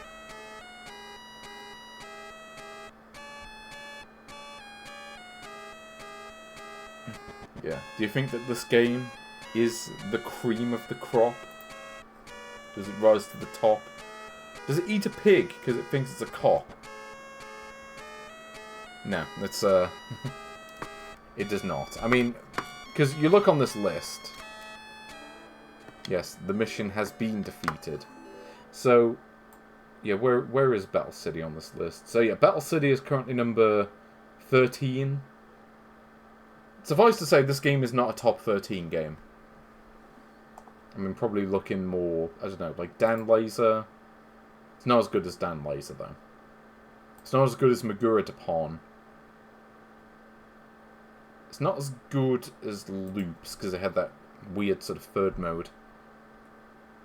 It's not as good as Magic Maze. It's not... is it better than Magical Tower?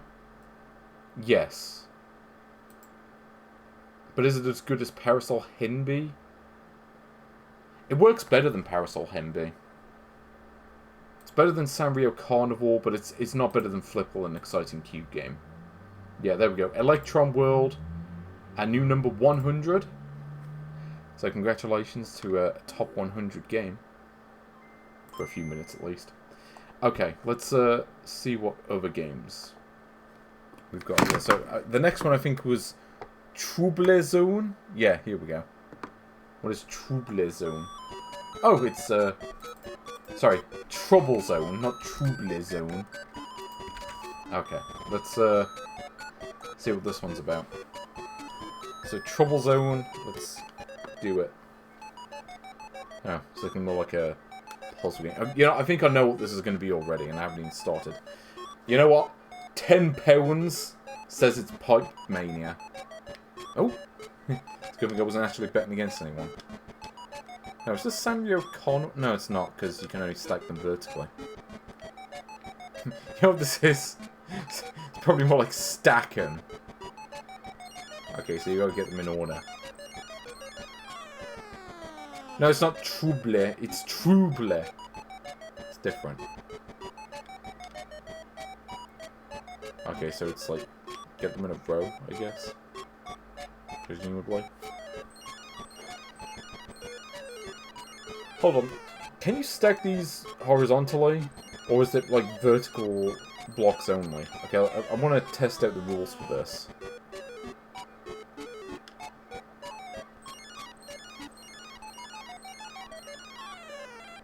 You played a game like this on NES. Do you know what the game was?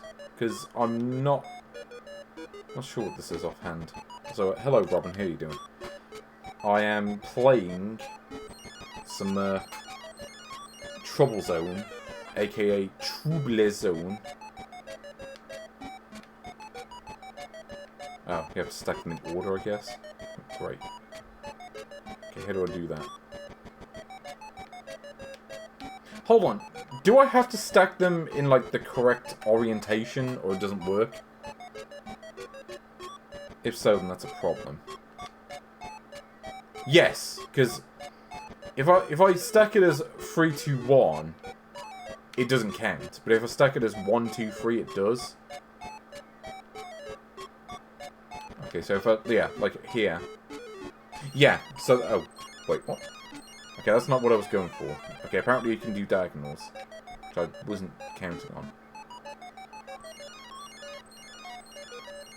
Ooh, what's that animation? You know, I suppose it's slightly, just a bit, like, what was it, Magic Cube? Which was an unlicensed puzzle game from Sachen on the NES. I seem to recall that one was kind of alright. But it was no... Well, it was no Tetris, let's say that much.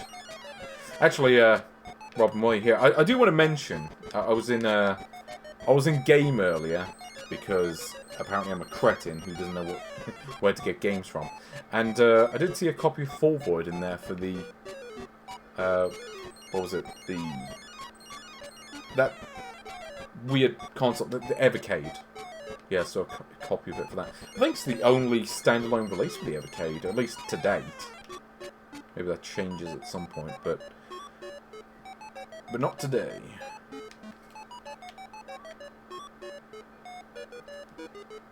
Yeah, I don't fully get this one. It seems random as to what counts and what doesn't. That's my take. You can agree or disagree with that take as much as you want. I don't actually care that much, really. Yeah, this does have a feel of Sanrio Carnival, but not as good. Here we go. But it also seems incapable of matching multiple tiles at once. And that's a problem. Hold on, let's see if it will let me get a combo. Here we go. So if I get 5 here, does it give me the combo for the 6? Yes. I don't know. It kind of feels like a less good version of Cheeky Cheeky Tengoku. I think that was a better designed version of this. Yeah, Puyo Puyo but numbers. If only this was Puyo Puyo. It's lacking a few things that Puyo Puyo had. Suffice to say. Also, I'm not so sure about the sound effects in this one. Why is it called Truble Zone? So they couldn't think of better. It's like, yeah, Truble Zone, that will do. Oh, ugh! Okay, if I'm off by like a pixel, it doesn't let me do it. Yeah, Magic Jewelry, that's definitely a better game than this. Because it's Magic Jewelry and it cannot be stopped.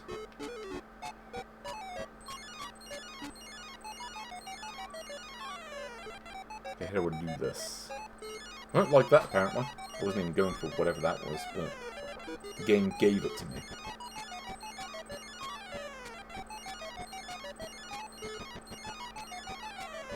I don't know. Do you think that this game is suitably magic?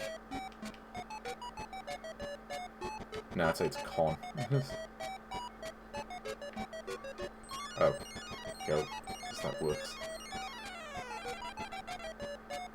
Yeah, there we go.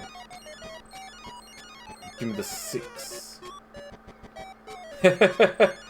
Yeah, this game needs that weird version of all your... No, I was about to say all your basic one to us. No, it's not that. Getting my songs mixed up. Okay, so I can't match up 2, 3, 4, but I can match other ones up. In that same vein. Like, it just does... Like, what counts as a match just doesn't seem to make any sense. It's not very well telegraphed. Let's put it that way.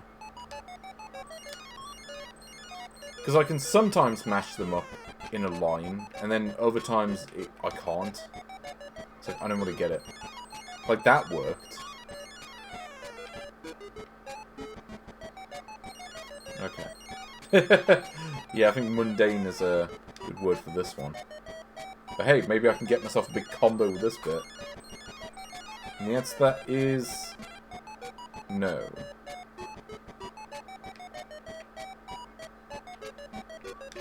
Would you like to play again? I was watching Simpsons. I was at a hotel. Yeah, the other day. Okay, so sometimes it matches up... Like, am I not allowed to do them horizontally? Like, I can only do those vertically for some reason? Which doesn't make any sense from a rules perspective. Yeah, like, if I do this vertically... Okay, so that one doesn't work, even though I swear another one did. Maybe if I can't do them upside down? Although I'm not sure why that would even be a rule in the first place.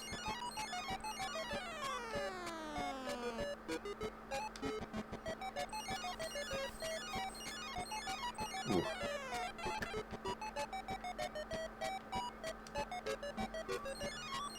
Yeah, I'm just hanging in there. Just a tiny amount. Okay, well...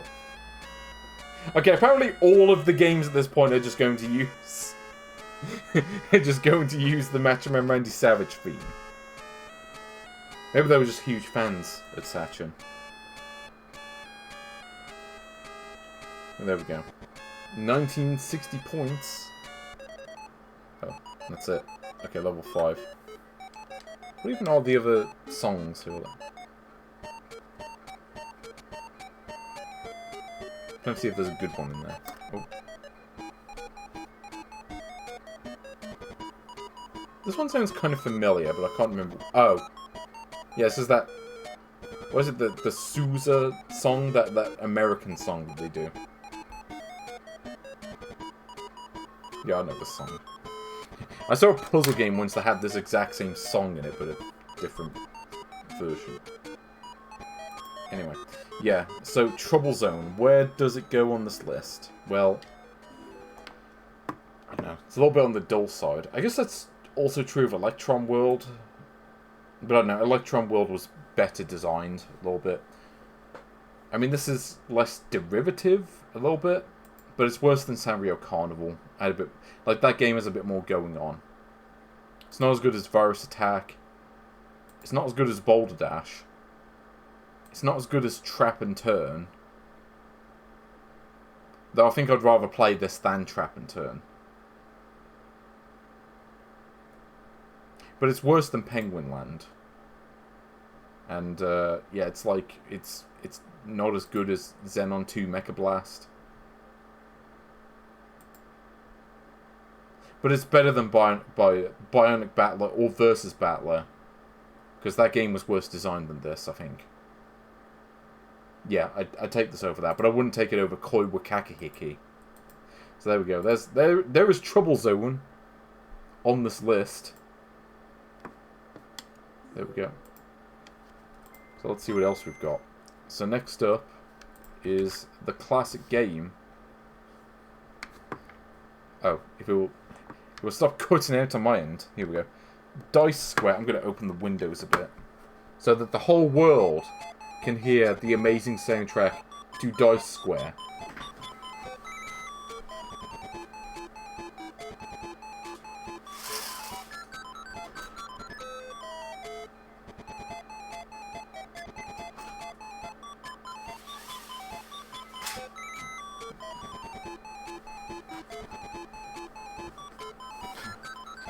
Annoying EDM from House Party as well. Depends on what song they're picking, but hey, we got a spinning dice. I don't know what's going on with the animation there. Okay, what is this? Wait.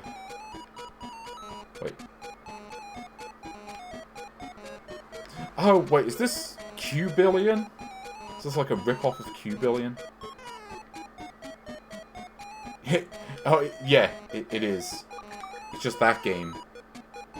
But like a slower version of it. But it does say nice in a lowercase font. Okay, 2,820. Zone 2. I remember Q-Billion had a ton of levels as well. Wait, I'm sorry, what is this face? Okay, can I push this block? No. Hold on, I think I know what to... So what is the purpose of the face? Like, what does the face do? Okay, I don't get it. I do not understand the concept of Star Wars. No. Okay, the controls are not very good. Sometimes I'll press the thing and it stops. Other times it does like 2 things at once when I don't want it to.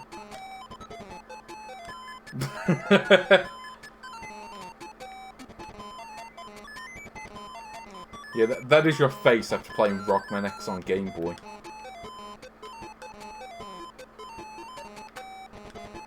So like, what does the face do? I don't think it does anything. It's just there to confuse you. Or maybe it's just meant to be like a block. Like it blocks you from doing things. I don't remember if that was a thing in Q-Billion or not.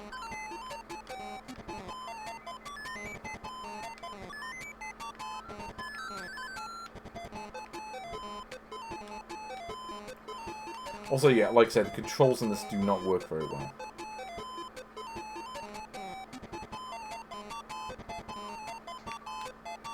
Also, I can't walk off the 2-die thing. I'm pretty sure you could in that game.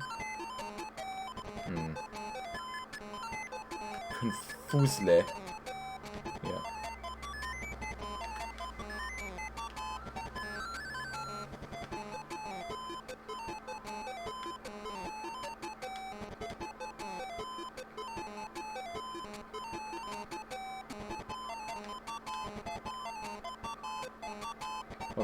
Stop moving up when I'm not pressing up. This game is stupid.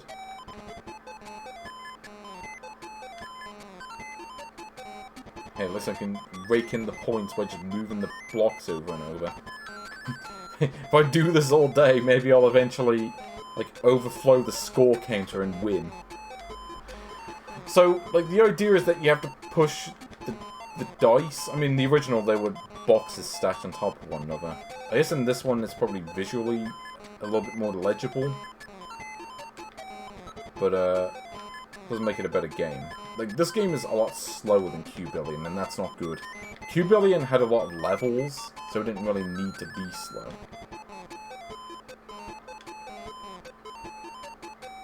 Hold on. Can I just push this from here? See, the thing just turns on its own half the time when you don't want it to. And that's bad. So it's like you gotta push all the dice off the other dice. It's weird. I think it makes a bit more sense in Q-Billion, but even there it takes a while to figure out, playing it first time without instructions.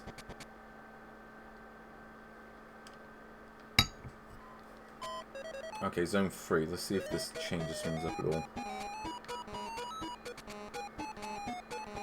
Oh, this is the... oh yeah, the Circus Charlie theme. I remember this one. I think I wouldn't recognise that, Sachen. Try to pull the wool out from under me. Oh, wait, it's the speed up. What's going on with the music?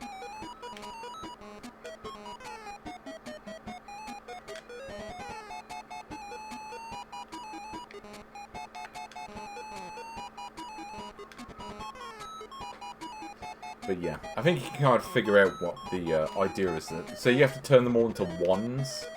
Can't have 2s or 3s. Get them all down to 1, and then you win.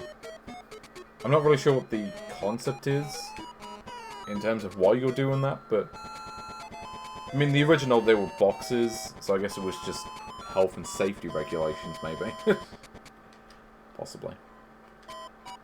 See, does Zone 4 change things up at all? Oh, they got 4s now. And they've run out of songs already. Great.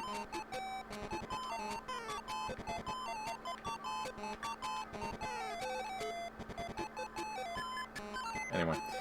Yeah, I think I'm just about done with that already. Like, there's really not much more to see. And like I say, it just is a rip-off of Q-Billion. A game that I've already covered in this series. Q-Billion, of course, already number 59 on this list. And definitely the better version of that. It was faster. I prefer the soundtrack as well. I think it sounded better. The graphics are probably slightly more legible in Dice Square, but like I'd rather just play Q-Billion, so it goes below that. It's worse than Missile Command. It's worse than Heian Q Alien. It's worse than Street Rider. Like, Street Rider was also kind of slow, but there was more going on. It's worse than Bomb Disposer.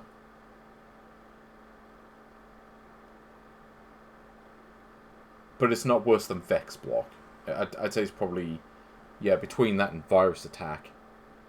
Yeah, I'd say it's about the right level for it. It's not good, but it's not the worst I've ever played. Again, it's just incredibly derivative of an existing Game Boy game, so it's like, why would I play it? Okay, so now we have Railway. Let's see what this one's about. From 1999. Ooh. Do you think this is Sachen's attempt at Rydeen?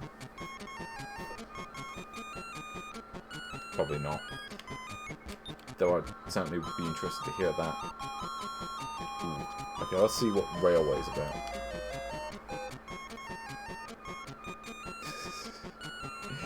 Are you enjoying the tunes? Okay, if it lets me start. Yeah, let's go for normal, I guess. What is this? It does look a bit like SimCity on SNES. Oh, okay, this is the Pipe Mania clone. Okay, you have to press B to place the things down.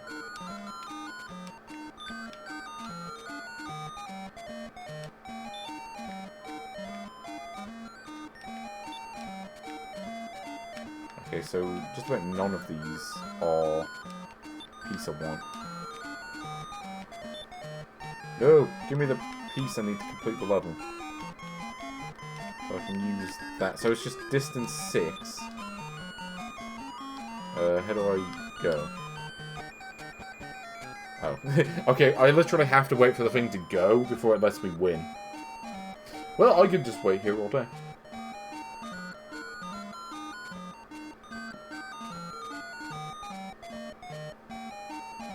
Yep, they said it was a pipe dream. Can I speed this up? Yes, okay, if I hold down the A button, it works. Hooray! I beat level 1. Bad track. Yeah. Also known as a raid song. Okay, road 2, let's go. Locomotive. Good question, actually, I'm not sure. So I've got 40 seconds.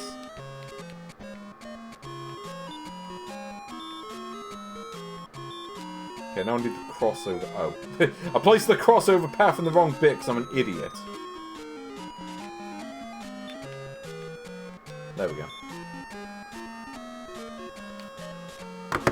And there we play the waiting game.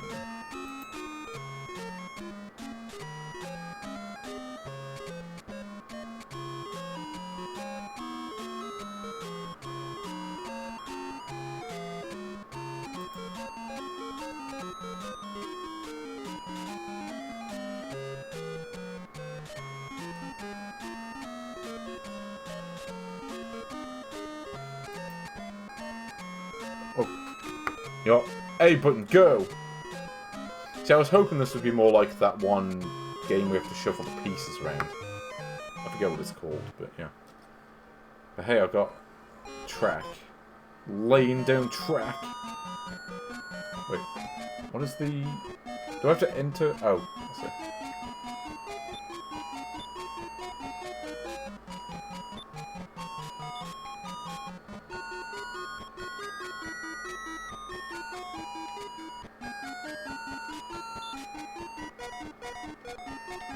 I like the beep sound whenever I place a block down. What do you think? We got the line of trains on track.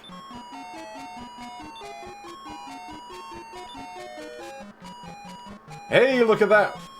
There is no bad track on that one. That is a perfect track. That is a flawless track. Look at that. My pipe dream skills coming to fruition. And not, as some would say, coming to fruition, though I'm sure that Sachen would probably say that on occasion.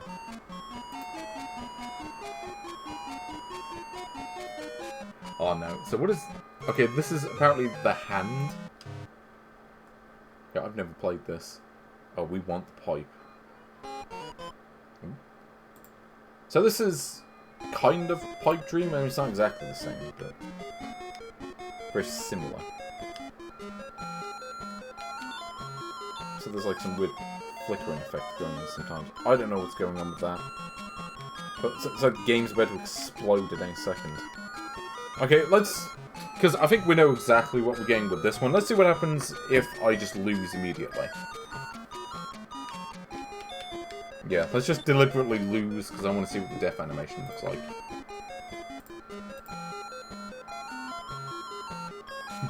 Rock Goose, this is Choky. Paper Paw.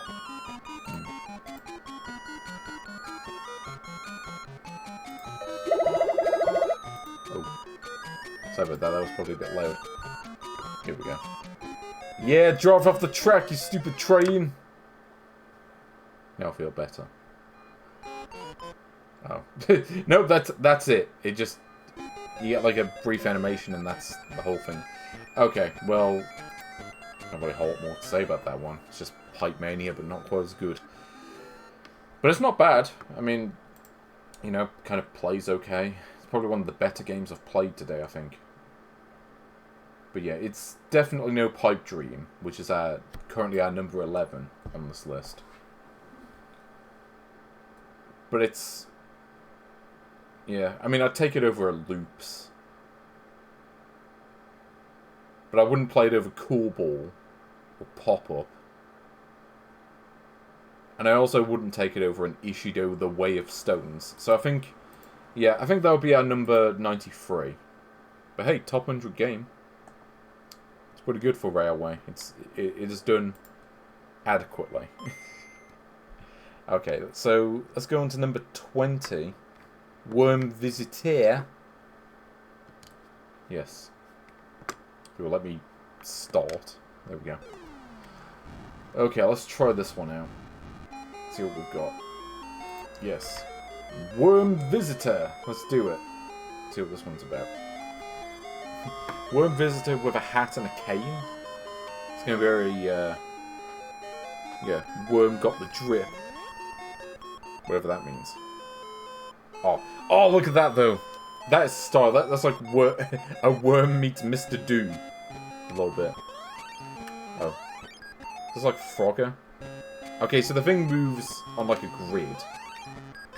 Oh, hold on. Not exactly, though. Let's see. Whoa. Okay, so... I'm having a bit of a problem with controlling this. So... Yeah, so... This is like the minimum distance I can move horizontally or vertically.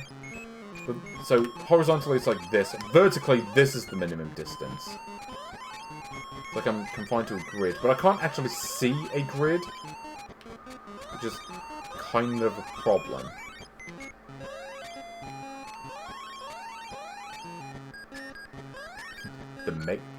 Oh, this was on Megaduck? Feels like something that would have been exclusive to Game Boy. Because I do know that there was a Famicom version of this one. Whether that one's any good, I'm not sure. But I'm sure it exists. Here we go. Inch myself forward. Oh, I've got the dash. There we go. I beat a level! Oh, you know what? That cutscene is worth it. Like, look at how styling that worm is. Like, that is a worm that you do not want to attack with pesticide. Okay, oh. Okay, I tapped up very lightly, and that's how far I went. So, I'm not sure if the... See, that keeps throwing me off, because I keep thinking it's just going to move up very slightly, and then just go straight into the river and dies. Throws me off. And that's not good.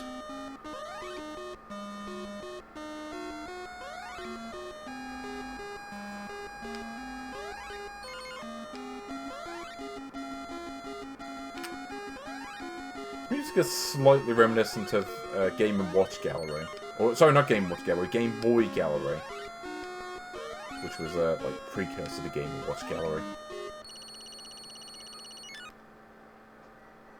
Is the box art as good as the Snake Roy artwork, then? Ooh, look at that animation, though. Look at them shoes. I don't think a worm would need to wear shoes, though.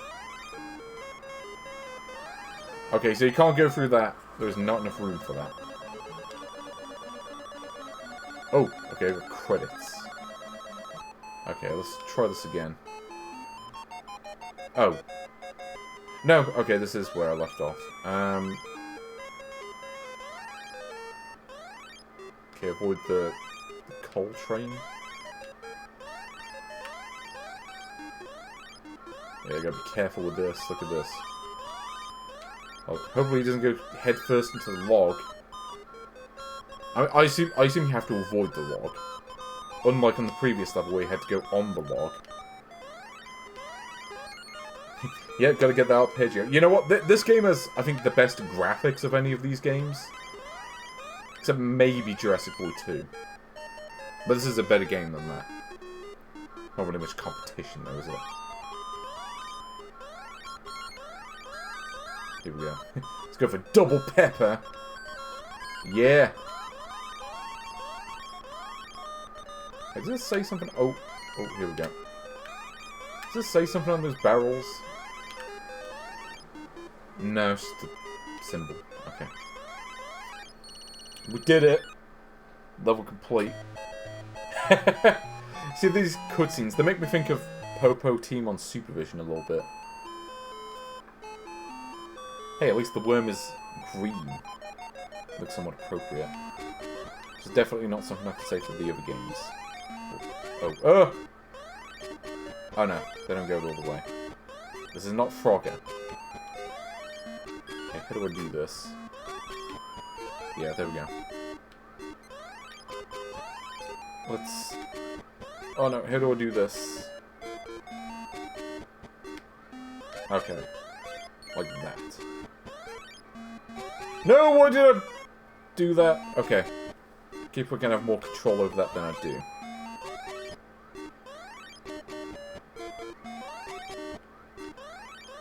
Okay, let's actually try to make it across. This level looks a fair bit harder than the previous ones. I've got to be honest. Okay, here's a crocodile who's permanently in the water. Oh, here we go. Aha! Okay, I'm not going to grab that leaf because I feel like that's just going to get me killed. I need the extra time to cross this river. Ooh, okay. So am I allowed to go on those screws or whatever they are? I can't really tell. I'm also not sure what the leaf does. Oh, okay, I can jump on that. I pressed that by accident, but I got away with it. Oh, you know what? It's worth it for that. Worm visitor. Going off to get the women. The female worm, I guess. I don't know. What am I doing? Why did I do that? That was stupid. Bad decision on my part. Okay, somehow I'll go away with that. Okay, so now it just turns into Frogger at this point. Like, this just is a Frogger level. Okay, do these submerge? Let's find out. Okay, that was not good. Okay, yeah, I'm gonna have to check that box out in a second. I'm gonna try to see if I can get off this level first.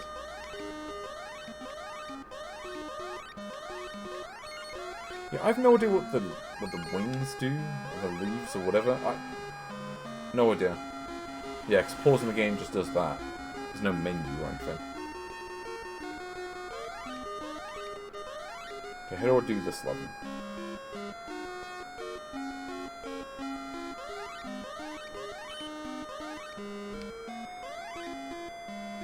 Okay, here we go. I gingerly wait for this thing to go past. Yeah, there we go. We did it. Ooh. Oh. Okay, I guess I'm just looping through the cutscenes at this point. So is it just 5 levels, 8 loops? Or... maybe they just ran out of images.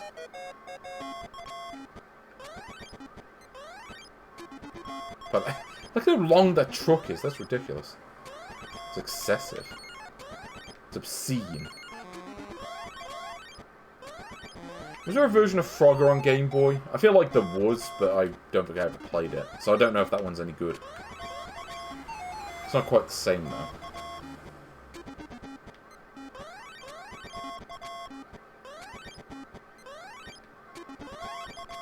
Sometimes you just get these safe areas like this.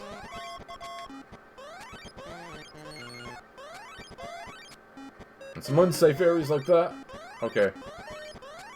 Gotta wait with it. Okay, stop the cars.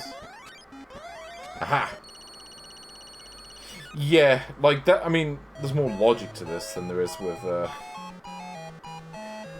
Frogger. It's like, you're pissing me off. The frogs, for fuck's sake, they can't even swim.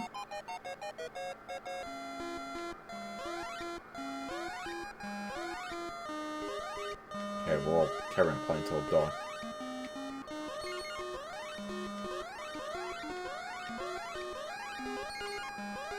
Oh, here we go. Haha! I can pause the river because I'm cool like that.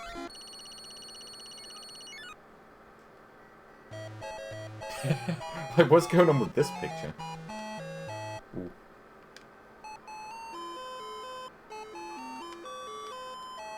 You know, this game's got something that, like, I feel like most of the other games so far have kind of lacked. A little bit away with the presentation. Oh no! I didn't mean to do that. Even though I did it, because I'm a fool. Oh god, look at this. Okay. Yeah, I can see what they were going for. Oh. Yeah, I can see what they were going for with that. A little bit.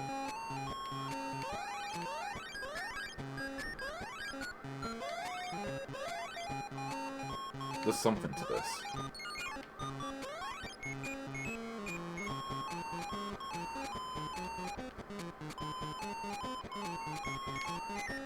Okay, so this one moves back and forth, unlike all the other ones that move, oh, here we go. Oh! No, I died. Okay. I think I'll leave that there. But there we go, Worm Visitor. So there we go, one of the highlights of today. Ooh, wasn't those arpeggios? I'm not sure what to make of that. But they tried. Anyway. Yeah, so, Worm Visitor, I mean, it's certainly better than Railway. I can say that pretty definitively. It's better than a Fellow. It's better than Wario's Blast featuring Bomberman, which again should really have been called Bomberman Blast featuring Wario. It's better than Dan Laser. You know, it doesn't have a crazy mode, but I don't think it needs one necessarily. It's better than Missile Command because it was a bit of a somewhat dodgy version of it.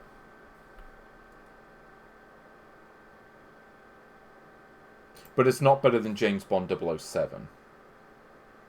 I think that game had a bit more going for it.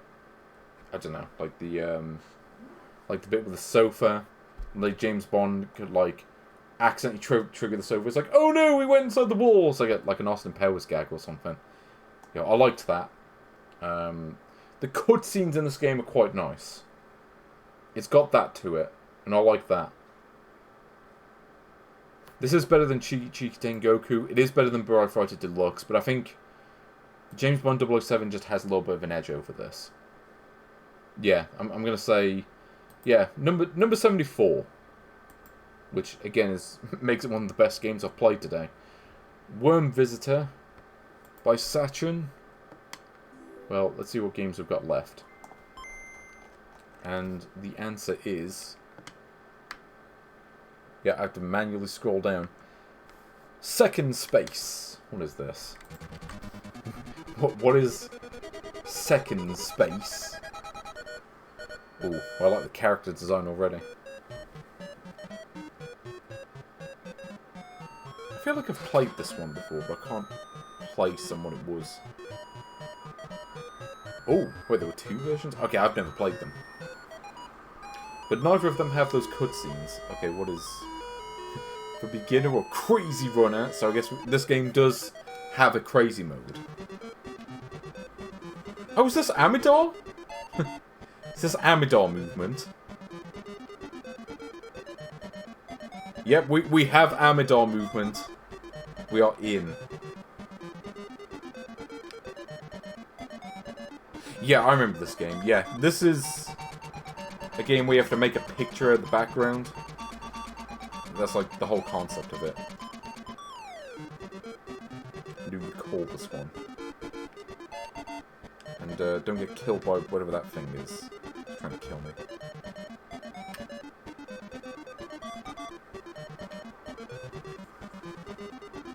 But yeah. Well, you know, we did play Amidar, which was a game that took inspiration from Amidar, but also sucked. And, you know, I've wanted a proper Amidar game for Game Boy, and now, courtesy of Sachen, we have that. Okay. Okay. Well, at least it doesn't erase everything I've done when I die, so... Could be a lot worse. Could have been a lot meaner about that. Okay, let's see if I can at least beat the first level. This is one I do remember playing somewhat, like, playing at least a few levels of it. I suppose there's a bit of a zoom to this as well now that I think about it, but without the perspective. Okay, so I have to not get killed by this thing. Okay, we did it. There we go. We unveiled a temple! Hooray! Ooh, got some nice little graphic work in this one. Oh, here we go. Wonder if they're going to add more enemies. Yep, here we go. Here's where they start adding the extra enemies. So the buttons don't seem to do anything in this one. Also, yeah, the screen went off there for a second. That's why I moved the way I did. You can blame the screen for that. That's not the game's fault, by the way. It's just my setup. Okay, if I can do this and not die. If I get the timer... No. Oh, no. Okay. Hitbox is a little bit on the big side, but has its advantages. Okay, let's try to go around this middle area. Because, I mean, it's not like it erases my progress if I die anyway. I mean, I assume if I die and, like, continue... Presumably it would, but I'm assuming this game even has a continue feature. Not all of them have. Rocman X did not have continues, which is weird because the Famicom version did. So I'm not sure what was going on there. Okay, if I pause, it just does that. Like I say, the buttons don't appear to do anything in this one. But I do kind of want to see what the crazy mode in this is like. Oh, and I missed the power. Great.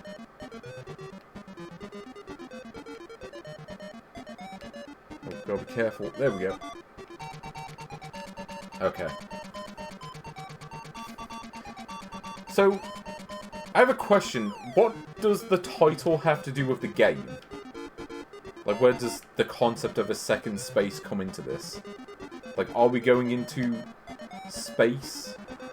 A form of space so great that it's the second version of space? Oh, wait! You can kill the enemies by... Oh, I see. Okay, that... It's good to know, because I don't think you could do that in Emidar. Not from what I remember, anyway. Just have to avoid the enemies in that thing. But it has been a while since I've played it, so maybe I'm forgetting something.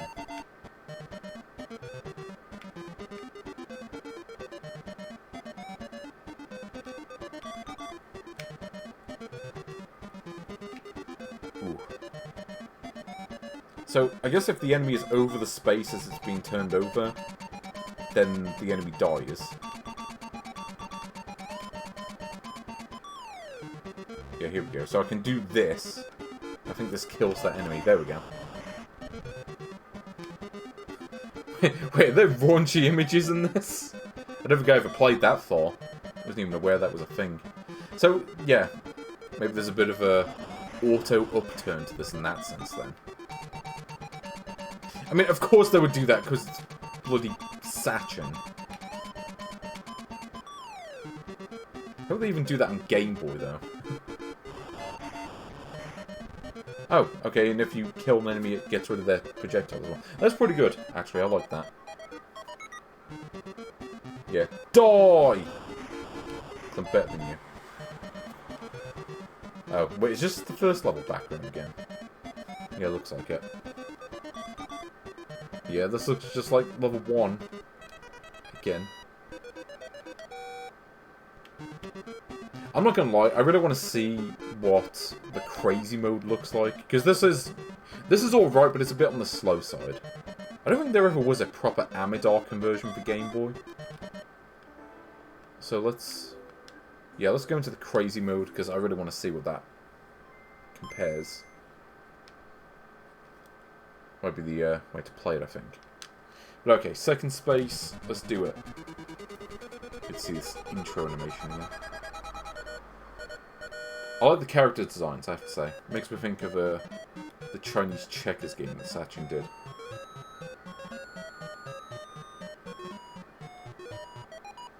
Okay, so let's go fast. So I've got to go fast. Yeah, here we go. Here's where it gets crazy.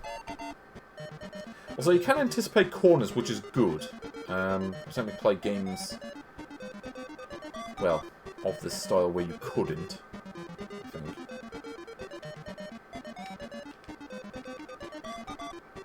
Oh, here we go. 2 ways, because I'm cool like that. Yeah, I would assume that the Mega Duck and Game Boy versions would be more or less the same, because that's pretty much how it works from what I remember. Yeah, I think this is probably the way to play it. I think the other mode is probably a little bit too much on the slow side. I think having that extra speed is kind of what puts it on the next level. Okay, well, unfortunately, I'm not going to be able to get the enemy from here. And that is unfortunate. Also, yeah, the game has to pause whenever it does that animation. But yeah, it seems to be just exactly the same game, except it changes the speed. So I'm not really missing anything by choosing not to play the solo mode. Or the slow mode, sorry. Okay. So there we go. That is second space. I don't think there's a whole lot more that needs to be shown with this one.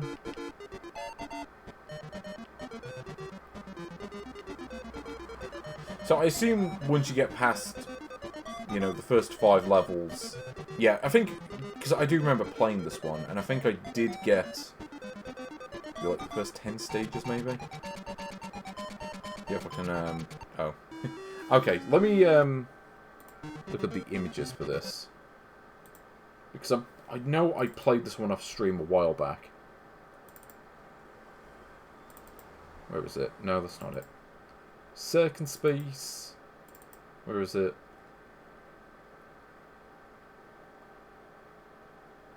Yeah, I don't think they do get raunchy. So, like, yeah, the pictures that I came across were a temple, kabuki dancers, I think,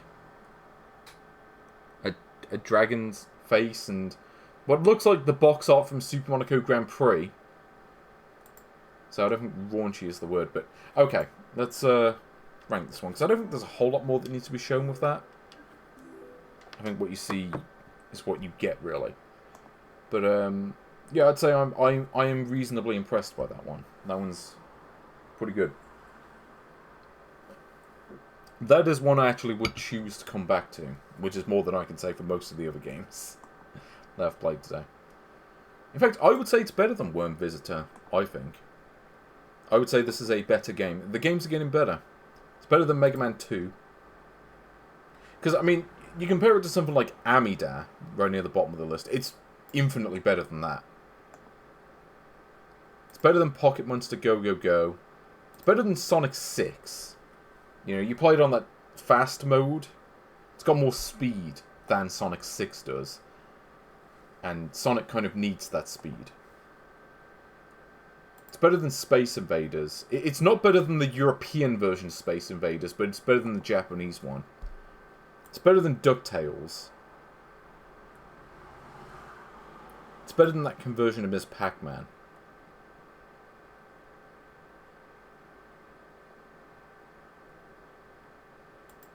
But is it better than Yars' Revenge, the Kotile Ultimatum?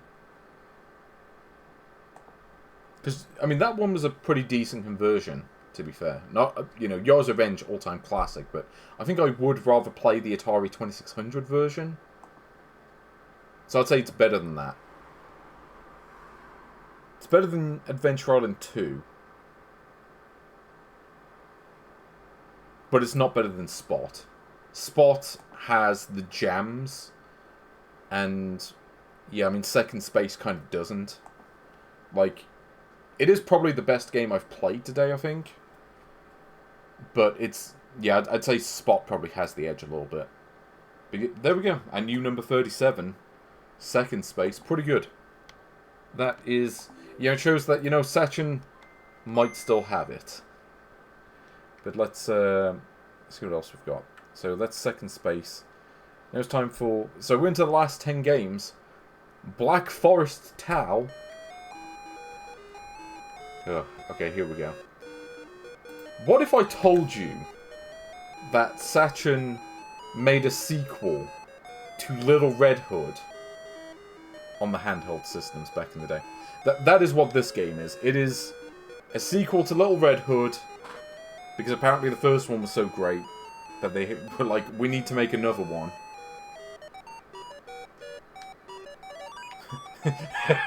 Okay, this is already better than that game.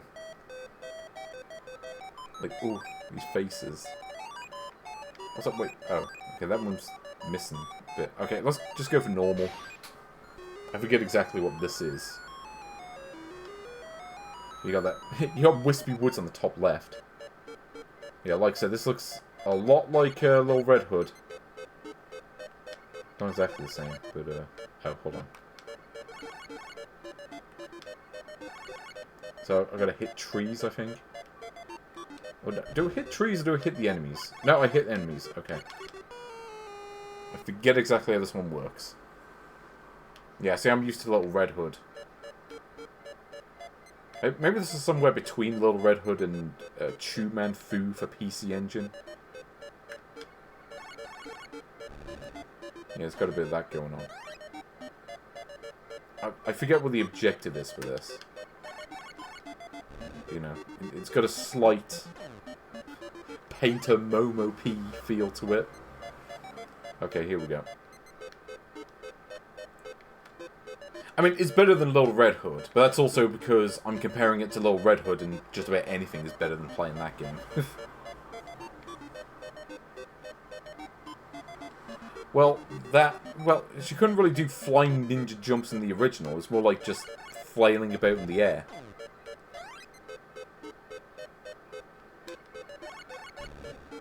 Hold on, am I supposed to hit the enemies into one another? I can't remember. I forget exactly how this one works.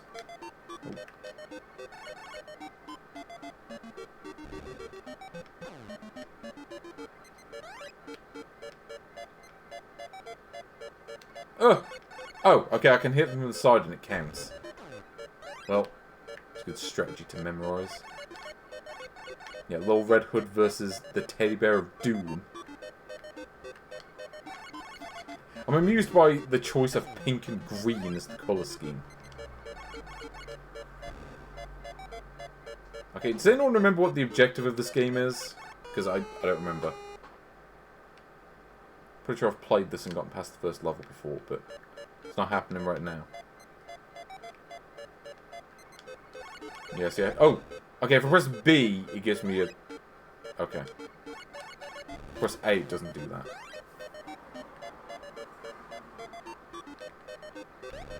Yeah, it's like they saw Little Red Hood and was like, you know, there's some potential in this concept.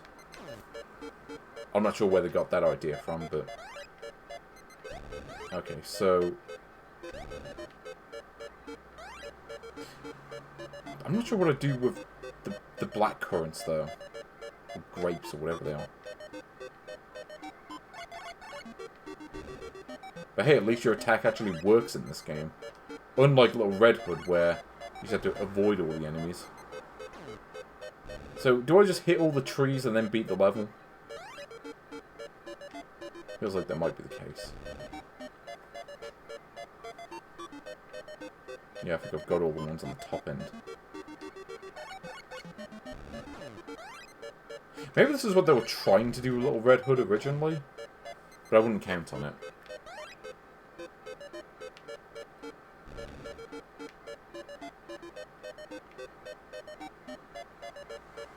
Oh, here we go. Here's the exit door. But I cannot go through it because I need to do something else and the game didn't tell me what it was. Also, what is the... Okay, that's the teddy bear sprite facing sideways. Okay, that just looks weird.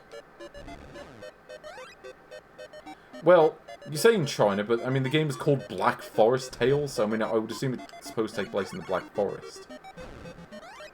Nominally speaking, at least.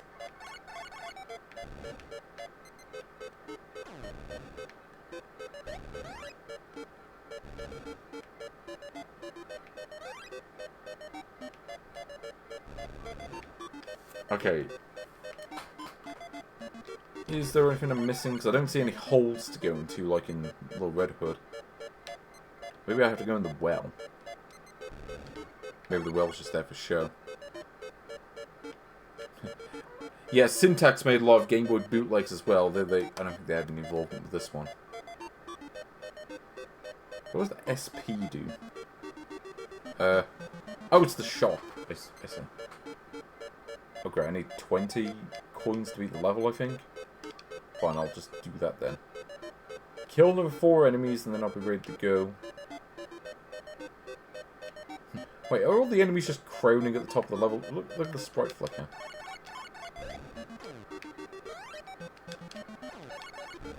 Oh! Okay, I pressed... Okay. Apparently the game didn't like that. It was like, no, we'll just kill you. Even though you pressed the button to attack, it like killed me anyway. I don't get that. So I assume if I get the key, I can just beat the level, can't I? I would hope. So I'm gonna really see what happens when I beat level 1. I like how it like despawns that dude's head when I exit the shop. And there's a bit more to this game than most of the other ones, to be fair.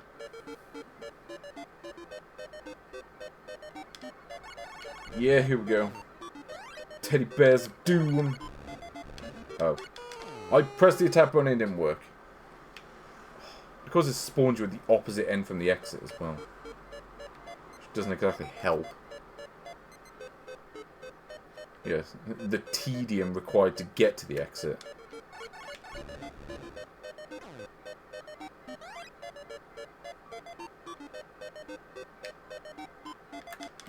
But yeah, your movement is still very stodgy in a way that makes the game more difficult to play than perhaps it should be.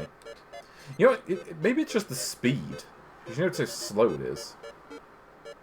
It's not great. Okay, I don't know what that is, but I'll take it. Okay, we did it. I beat the level. And I got coin. Oh, wait, do I lose the coin when I beat the level? Oh, great. I mean, at least this one kind of makes sense, unlike Little Red Hood, where you just did things at random, and then occasionally you get to progress. Here we go, level 2. Is that what this is based on? I kind of doubt it. I don't see a Totoro in this. Totoro, whatever. I do not see one anywhere in this game. Also, you don't seem to get, like, there's no real incentive to hitting the enemies with other enemies. It's not like you get bonuses or anything. Maybe slightly. Yeah, it's still only worth 1 coin, so it doesn't really help that much.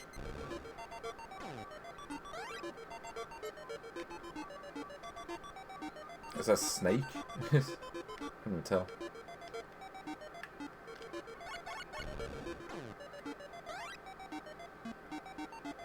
Also, is that Dizzy?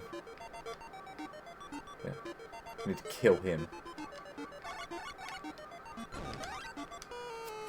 Yeah. Yeah, this game definitely could have done with the crazy mode. That's what Second Space had, that this game doesn't. Like, Second Space, you know, that was like top tier Sachen, and this kind of isn't.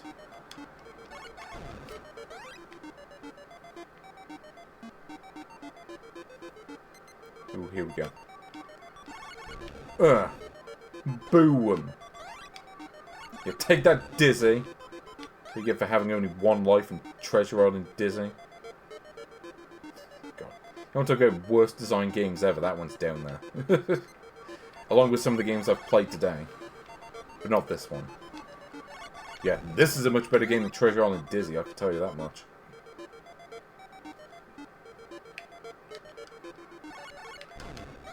Whoa. Yeah, come on. Okay. So, is there any... Okay, I'm sorry, it doesn't even look like Dizzy. It looks like a character from a Nice Code game. But they sure love drawing round things. Probably because it's easier to draw.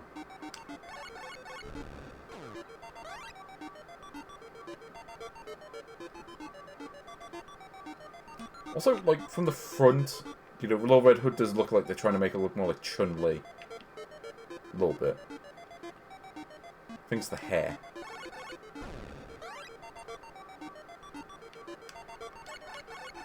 Is this a quest to become the strongest woman in the world?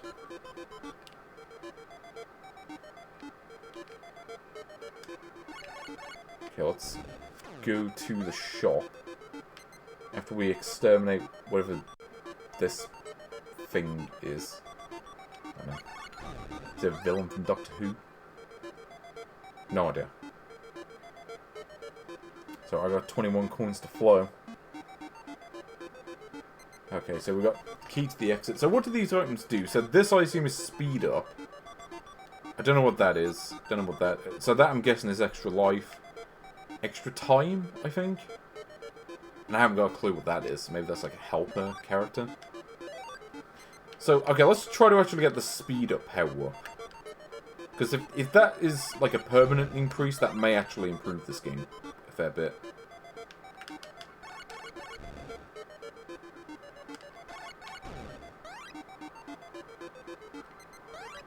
Okay, here we go.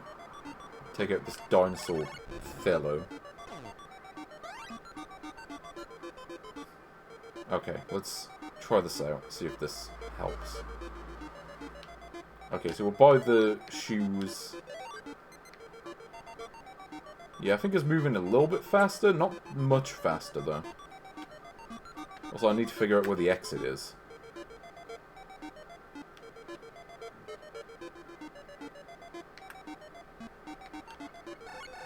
Oh, okay, it wasn't lined up properly. Oops. Oh no! Oh, wait, no, they have enemies that shoot.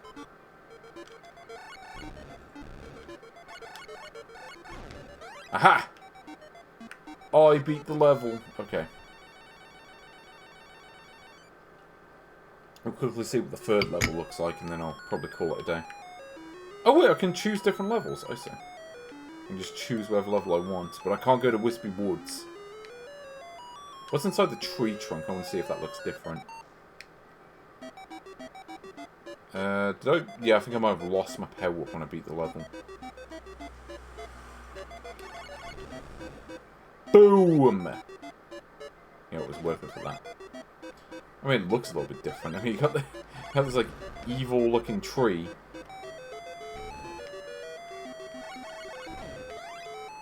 Anyway. Yeah, not really a whole lot more to say about this one. I mean, it's okay. You know, basically takes Little Red Hood and makes it playable. So, yeah, could be a lot worse. So, there we go. Black Forest Tail. I mean, where's it go on this list? I mean, it's no second space. I can say that pretty definitively. But, you know, I'd say it's better than Magical Tower. Is it better than Magic Maze, though? It's not better than Street Rider. I can say that pretty confidently. It's not better than Flipple, an exciting cube game, but it is better than Electron World. So, there we go. A new 103. Give me a fever. Yes. There we go. 103, Black Forest Tail. So, let's see what else we've got in here. Black Forest Tail. And now we have a force. Just any force. Doesn't really matter what kind of force it is. But in particular, it is Armor Force. So let's see what we've got going on with this one. So, Armor Force. Ooh. This looks a little bit like a game on the Supervision called Magging Cross, or Magin Cross, or however you pronounce it. It's like a rip-off of the Macross game for the Famicom. The one that you tend to find on multicarts, yeah. Looks a little bit like that.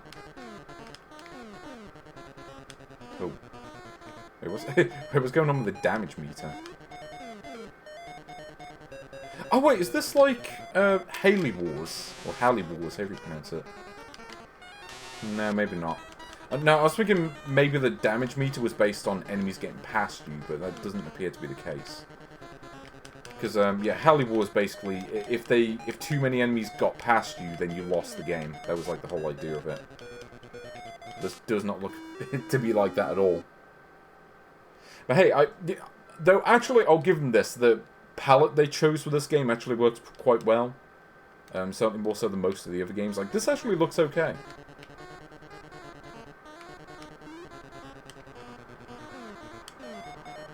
So I can choose my weapon. Yeah, here we go. So, I've got what looks to be Weapon C from what was the game? Transbot on the Master System. Which was a kind of a decent enough shooter. It was like, for one that was like as early as it was, you know, it was okay. Also, yeah, this weapon isn't. Okay, so why wouldn't I just use this weapon all the time? Because this kills the enemies in one hit. So surely this is the one that I should use. Yeah. Okay, I think I can't use it anymore. Oops.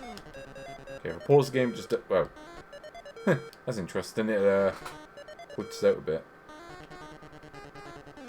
Also, I'm sorry, those rockets look very, like something else they did not intend it to look like. Also, it's weird that it's a damage meter, but when it goes down, that's a bad thing. Surely they should have just called it a life meter and save the confusion. Oh, here we go. Much better. Aha! I got the insta-kill shot now. Now I cannot be stopped.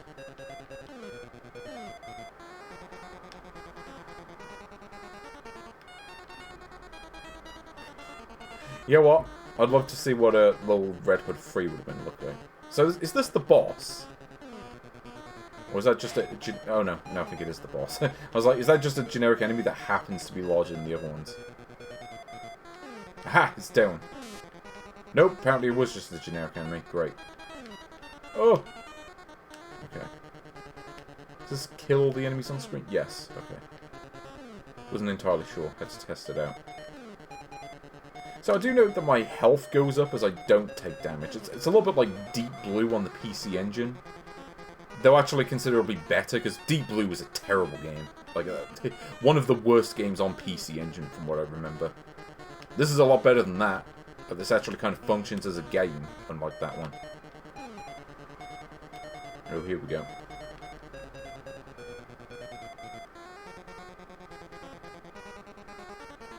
So does it max out at 100? Let's see. Yeah, it does. Okay. Well, it's kind of what I expected.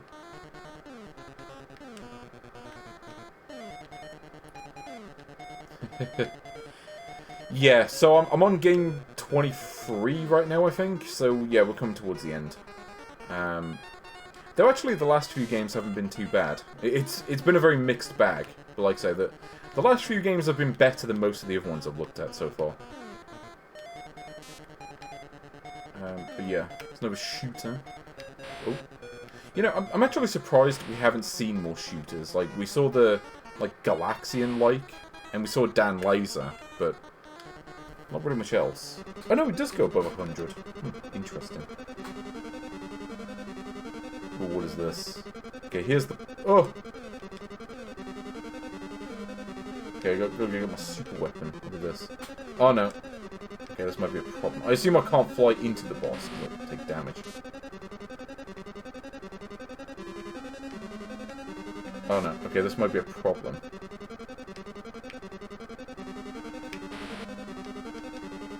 Yep. Take damage from that. That's... also, I don't know if I have to hit a specific weak spot or if the whole thing takes damage.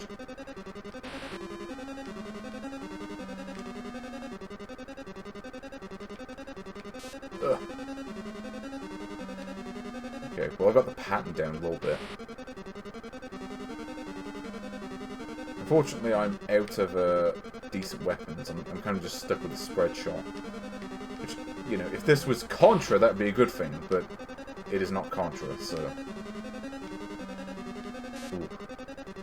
Oh no, I think it's changed up its pattern a bit. Yeah, like you see how little damage the shot does? Yeah, see now it's doing two shots. Two sets of shots per pass instead of one. Okay, I did it. Hooray! I beat a level of the game. The power of the armour has come in handy. Ooh, Nice little explosion there. Hey, we did it. But yeah, has anyone played... Oh, actually, this looks pretty good. This looks like a screen you'd find like a Mega Man game or something. So let's see, we've got target A. How do I select? Stage B, C... Yeah, I want to go to the moon. What is this? Oh, Battle 4. So I guess that was like the intro level that I just did. Also, I like that it says we go to the moon, and now we're going to Uranus, apparently. Which looks just like the last level. Maybe the other levels look different, I'm not sure. I do kind of like this animation, though, whenever you move forwards or backwards. That looks pretty good. Like, graphically, this is, I would say, one of the best games. From a graphical standpoint, it's up there. I think partly just because, again, the colour palette for this one actually makes sense, unlike many of the other ones. Though I do note that the enemies are the exact same colour as me.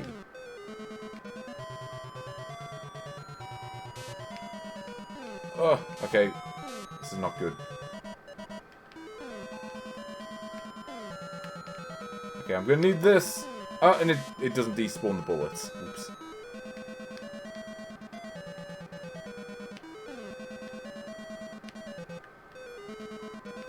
Yeah. Play this one for a bit longer. Yeah, what... I don't know if the quality is going to continue, like, if they just happen to save all the better games for the end. Or, so yeah, we're just gonna dump all the really bad games at the beginning, like Rocman X and... Well, no, that's not true. I mean, like, Dan Laser was at the start, so, yeah. Yep. That's absolutely true. So, is this Uranus in the background? Is that where we're headed to?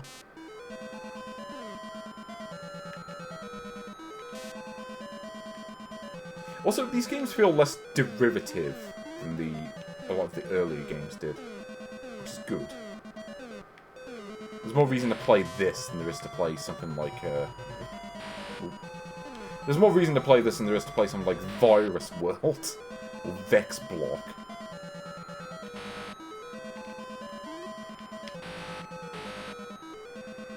Whoa. Okay, I see where the challenge comes in. Those giant laser. Look at how big that laser is.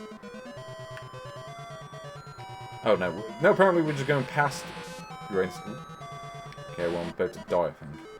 Yep, there we go. Clipped that laser and it died. Okay, is there a way to change the level, or am I... No, I guess I'm stuck on this level. Okay.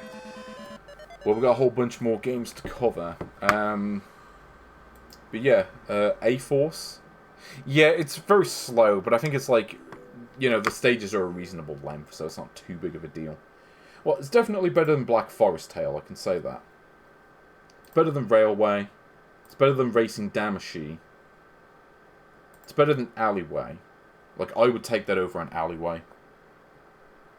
Is it better than Burai Fighter Deluxe? I mean, there is some style in places that Burai Fighter Deluxe didn't have, but that game has style in places that this one didn't. Like, the soundtrack in that game is better.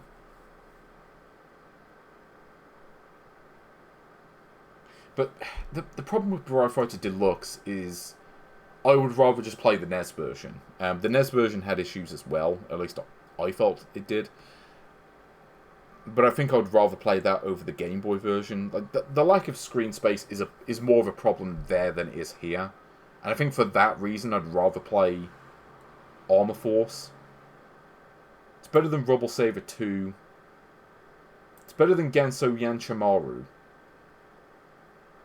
But it's not better than Looney Tunes Carrot Crazy. Yeah, I'd say that sounds pretty good to me. Yeah, that's our new number 72, Armor Force, for the Game Boy. Yeah, gonna be so much more Sachen on this list by the end of today. In fact, there already is. I'm not even done yet. Okay, so Sky Ace. This sounds like it's also going to be a shooter, but I guess we'll see. Or Kai Ace. Oh no, there we go. Sky Ace. There's not another Block situation. I'm not sure about the sound though. What's going on here? Oh, here we go. Pacific Ocean. Wait. destroy 80%. I was just going to like 1943. Okay, why is the water green? Environmentalist ask that question all the time. Okay, so I gotta kill 80% of the enemies, I assume. But like, yeah, like the 1940X games, I suppose. Like, 1943 had the whole thing you had to... Okay, so the B button doesn't do anything, in case you're wondering. I like that the heads-up display shakes when you get hit, though. It's a nice little touch.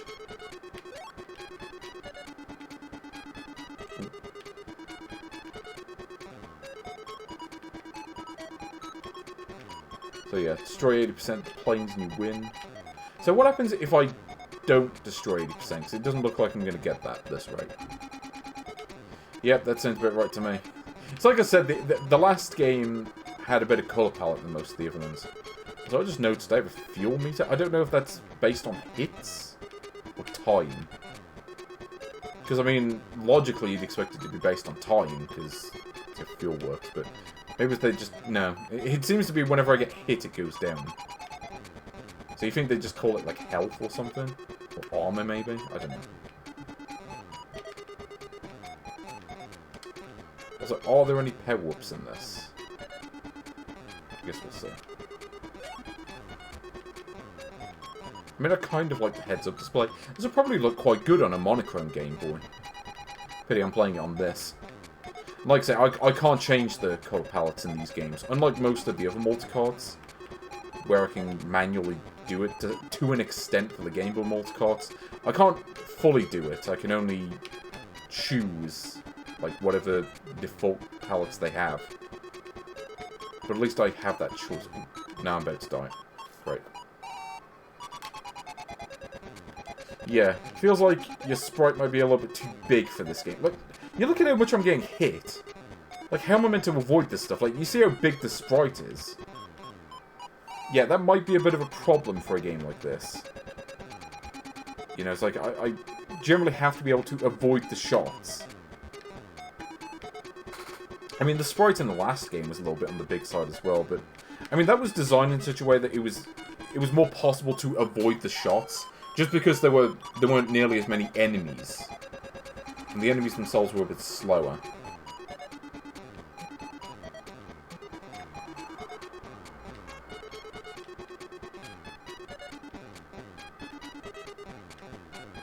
Because, yeah, I think I see the problem in this game. It is just a case of... It's kind of funny, I didn't mind it in the last one. Here, it's a massive problem. It's just context. What works in one game does not work in another one. You can see the amount of shots these enemies take too. I can't even, like, mash the button to shoot faster or anything. Which might have been useful, but it just doesn't give me the ability to.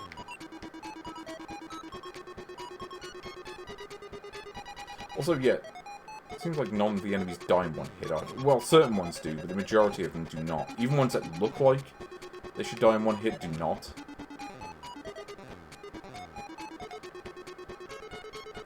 Yeah, this does have like a ZX Spectrum feel to it. A bit smoother than a ZX Spectrum game, but other than that, yeah. It's got that feel. I mean, it does kind of have the feel of a Euro shooter a little bit. And I mean that as an insult. You know, if you've got a European design, that's usually a bad sign. Like, look how many hits those enemies take to kill. That's ridiculous. They should just die in one hit.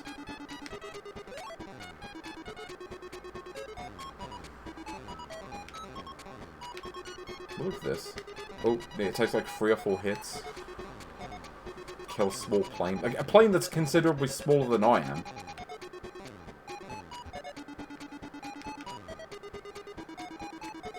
Yeah, make ourselves a massive target. Yeah, I was going to say, I'm pretty sure your plane in 1942 is a fair bit smaller than this. Like, even 1943 on the NES. A lot more manageable. I don't know what that does. Oh, it gives me a double shot, I see. Yeah, so the problem is, you have to focus on the big planes, though. Because while they're less of a threat, the like, you have to get the percentage thing up to beat the level.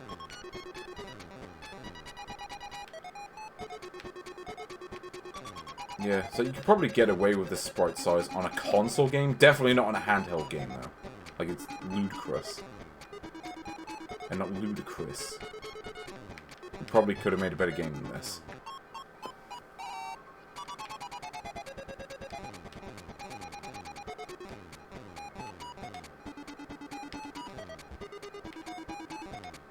I don't know. There are small things about this game I like and big things that I really do not. Let's say that. Like, some of these enemies don't even seem to count towards anything. Like, I guess enemies that take more than one hit to kill are the only ones that actually count towards anything. Just like, why? Why did you design it like this? This is bad design, just straight up. No. No, you know, I do not want to play any more of that. I'm done with that one. Yeah. It's kind of funny, like, Armor Force was pretty decent. This one definitely is not. The sprites are way too big, you can't avoid anything, enemies take way too many hits to kill. It's like 1942, but bad. That's my description of that. I think the one that I rated the highest was Second Space, which I put at number 37. Which, you know, pretty solid stuff. Most of them are sort of down here somewhere. Or right near the bottom. I mean, this one's... It's definitely worse than Arctic Zone. It's worse than Game of Harmony. It's definitely worse than Super Mario 4. It's worse than Truble Zone. It's worse than Castlevania The Adventure. It's worse than Go-Go Tank. I mean, Go-Go Tank was a bit higher concept than that. Had more of interest. It's worse than Mega Man Dr. Wily's Revenge.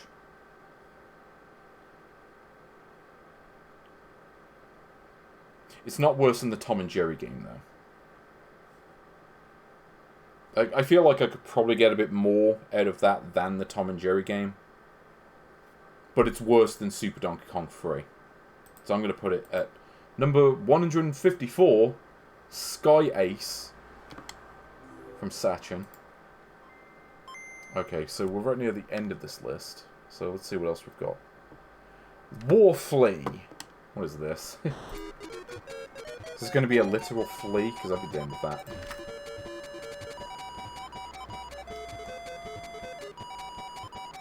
Yeah, I mean, Second Space is basically like a Game Boy version of Amador. Okay, what is going on here? War Flea! What is it good for? Well, I guess we'll find out. I'm amused by the animation a little bit. But okay, let's actually play. Oh, what is this color palette? This does not look good. Wait, what? Okay, I do not remember this one. I'm supposed. Wait, is this something like Lupin the Third game that I played? Like, did they really rip off the Lupin the Third game? And if so, why? Wait, what? Okay, what am I supposed to do? Like, what is this game? Okay, this one is just like... Okay, I have no idea. Oh, no. Yeah, that's how I feel about the whole situation. Yeah, also, you move really stodgily. But, like, the things deactivate before I can even get to them. It's like, okay, well, what am I supposed to do with any of these blocks?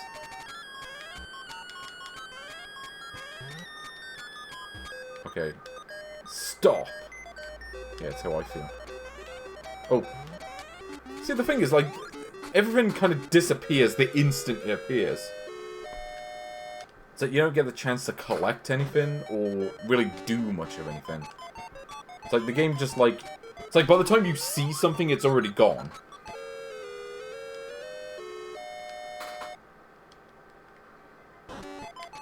Okay, I was expecting, like, just a generic shooter from the title.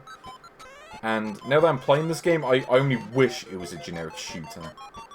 It's like somewhere between the Lupin the Third game and maybe Mendel Palace.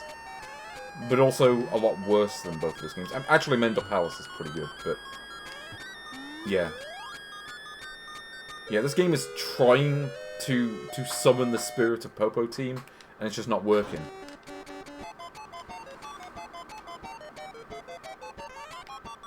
Look at this, like, you can't even collect anything. And because the stage is so small, you don't even get the chance to, like, move anywhere. Or do anything. It's like... Okay, let's see if I can do anything with the star icon. Like, like, what am I even supposed to do? Like, what is the goal? Because the problem is, the enemies constantly change the stage as well.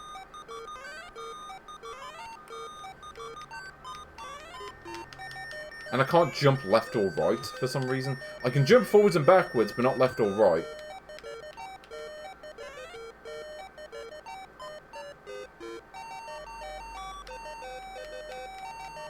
Yeah, I literally have no idea what I'm supposed to do. Like, the rest of these games, I at least have some idea on how to play them. This one... Yeah, it's like trying to learn Mongolian. Probably get just as much out of doing that. They'll probably have more fun, actually. Yeah, I mean, this has the worst colour palette of all the games, and I think deservedly so. This one is shocking, like, even by the standards of this sports car.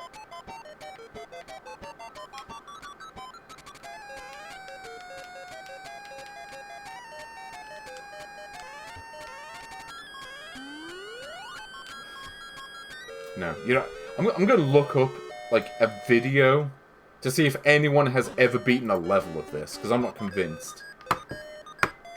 Like, okay. So what's this game? War Flea on Game Boy? Or Mega Duck, possibly? Like, did anyone ever beat a level of this? No, I can't find a video on it. Apparently no one could be bothered to play it.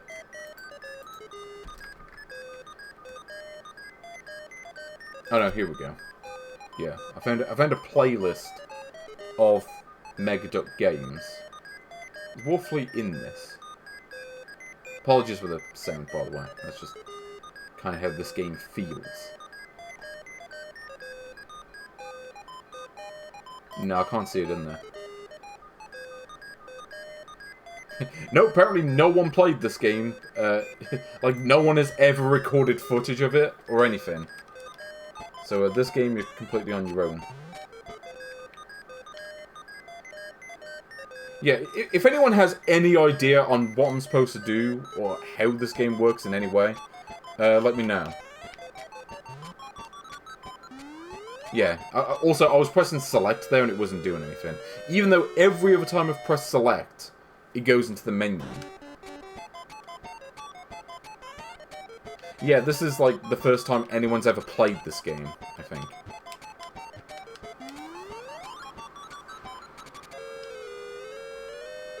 See, I don't want to rank a game without being able to figure out how to play it, but I might have to in this case.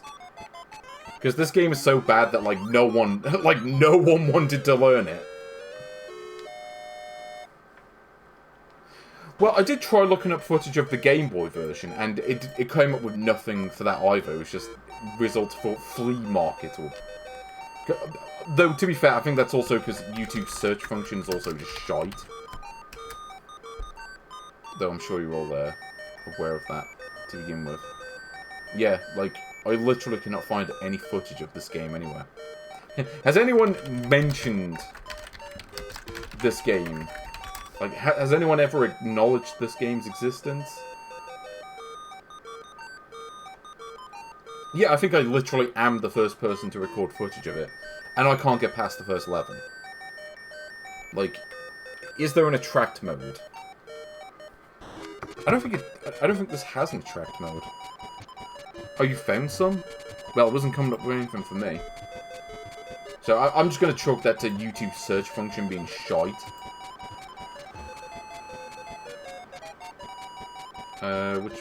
Okay, where in the video is it? So I don't know what multicast it's on. Oh, sorry.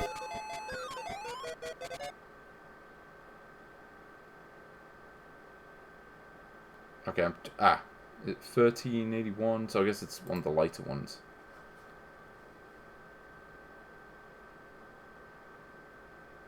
Ah, here we go. Yeah, so I found it. Flea. Okay, so, like, because I played that loop in the third game, and I figured out how to play it. Like, I at least knew how to play it. Nope, they played it for about 5 seconds, like, literally. Which is probably about as much as this game deserves, and... yeah, so there's no footage of anyone beating a level. There's no footage of, like, anything beyond the first level, and this game doesn't have an attract mode, so... I guess no one's ever going to see what's past level 1. It's unfortunate. And yeah, so there's proof that this game's been played. There's no proof that anyone has ever figured out how to play it. I might have to chalk this one up to being unplayable. Like, I think I might genuinely have to put it below the buffer zone. Because, like, even Block, I at least knew what to do. Like, I at least understood the basic concept of Block. Yeah, I'm going to have to put it down here. Maybe if I can figure out how to play this game, I can re-rank it. But for now, it's going below the buffer zone. Because I literally can't get past the first bit. And... you know, normally I wouldn't rate a game for that reason, but considering that no one else has ever recorded themselves doing that, I'm just going to assume it's unplayable. You know, I think, given the situation, I think I'm able to do that. Ooh, okay. So, we're near the end. Crazy Burger. Oh no, what is this colour scheme? Oh, this is the worst one yet. Crazy Burger. Okay, what is this? Wait, are those Japanese characters in the middle? Like, I can't even tell. Okay, place 1. Oh. Oh no, what was this one? Forgotten. It's like someone tried to do a top-down version of Burger Time, except not really. Ugh! I don't remember how this game works. Yeah, it's like I eat the food. Sonic 2 XL.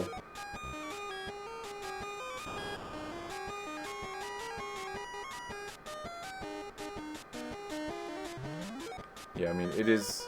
yeah, I think crazy is the word. Oh, I've got to avoid the drink. Fortunately, this is one of those games where the AI does make a beeline for you, so it's not going to work. Or at least they seem to. Yeah, because... yeah, notice they all come towards me in some way, shape, or form. Okay, so...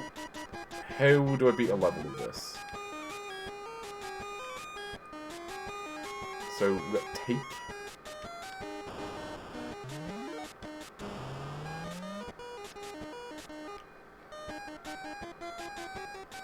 I mean, does anyone know what to do here? Okay, I eat the banana. Because it was flashing, I figured, okay, that's what I'm supposed to do. Yeah, this really is like... yeah, let's take that Sonic 2 XL. And then try to... I don't even know.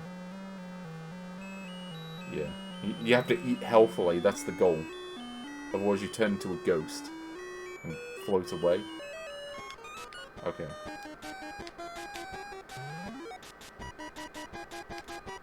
Yeah, like, you look at the level design, like...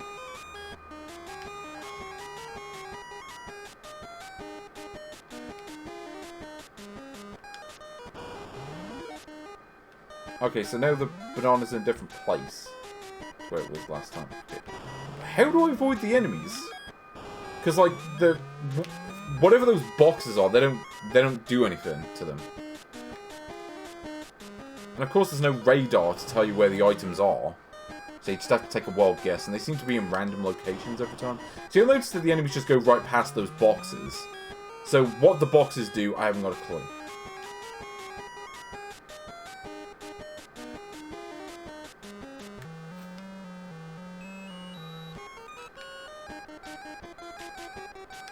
Like, maybe I'm supposed to take all the boxes? I mean, I have to assume that's the case. God knows how you play it, if it doesn't involve that. You know what this reminds me of, now that I think about it, now that I've gotten a handle on this game's concept very slightly? Does anyone remember Bagman? Which was like a really shitty like arcade game from the early 80s. That game was inscrutable, and yeah, this feels like Bagman. And when you reminded me of Bagman, you fucked up. Like, like you've done something incredibly wrong, and you've made your game incorrectly, and you need to start again.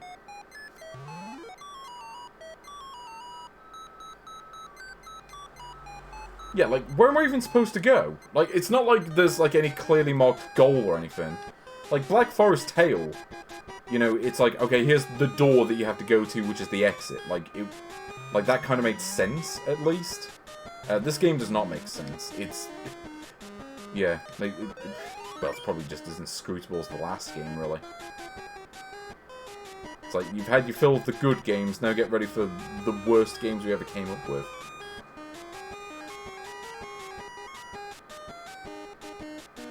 Yeah, it's like, you want to talk unplayable. Like, maybe don't put, like, 50 billion enemies in the first level that you can't avoid. Just saying. Like, am I supposed to go to this thing? I mean, I imagine the colour scheme probably makes this worse. But I don't know for sure. That it may be just as bad playing this on a monochrome system. Yeah, like, I have no idea what the purpose of that is.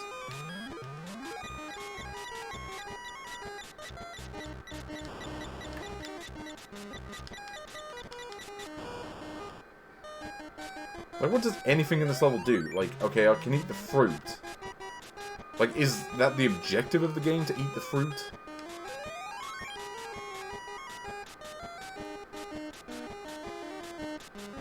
No, you know, I think I take back what I said about Bagman. It's better than this.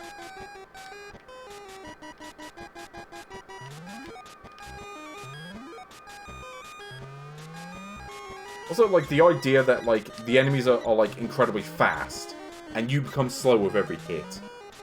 It's like...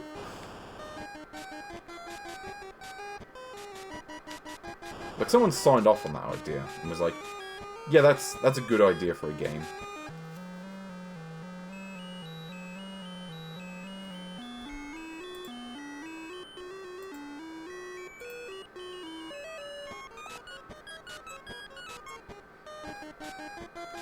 Wait, throw the boxes into the moving leaves on the top right of the...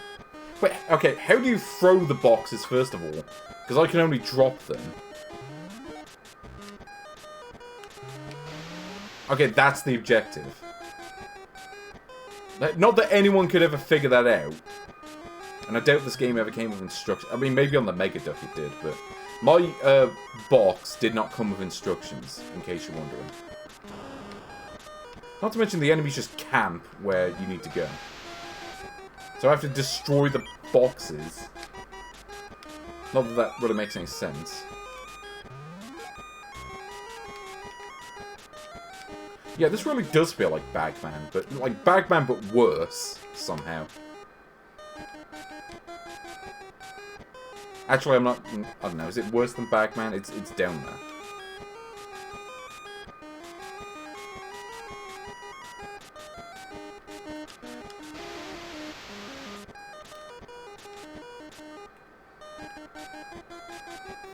You know, if anyone figures out how to play the previous game, I'd like to know.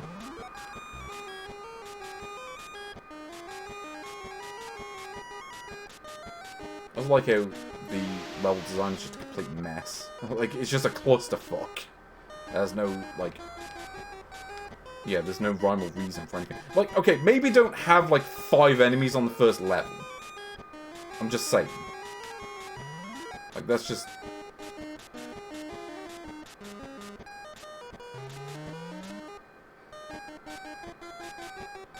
Look at this. How do I even avoid half the enemies? It's... No.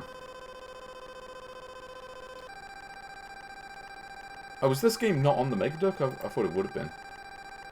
See, I remember most of these games being on Mega Duck, but I guess, yeah, only some of them were. Ugh. Well, you know, at least I beat a level. That's more than I could say for the last game. So it's above that just on that principle.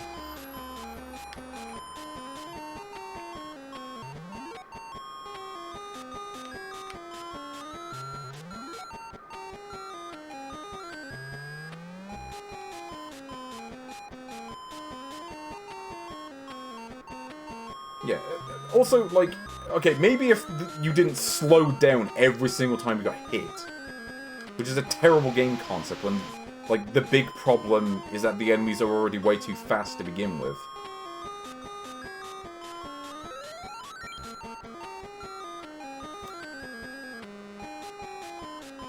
Oh, and now they're putting them in corners where you're basically forced to take damage unless you get lucky.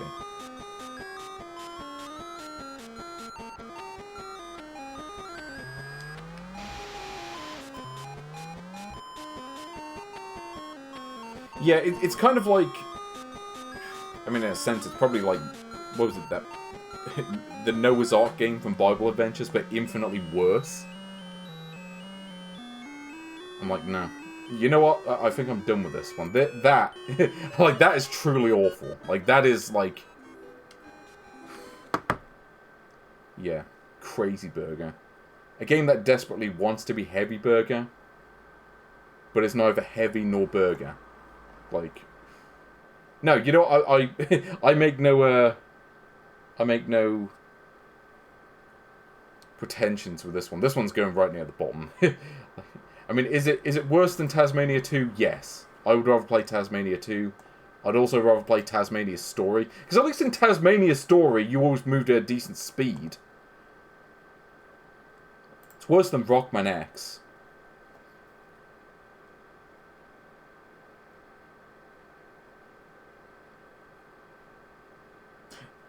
Yeah, it's worse than Block. I would rather play Block over that. That's how fucking bad that game is. Like, yeah, you want to talk Crazy Burger, more like Rancid Burger. Been left on the windowsill for the past 10 years. But as fun as that is. Oof. Well, at least we got that one out of the way. So now it's time for Final Mission D, also known as Deep. I love that, like, it's just called Deep. Okay, that's pretty good. I already like this more than the previous game, just with the title.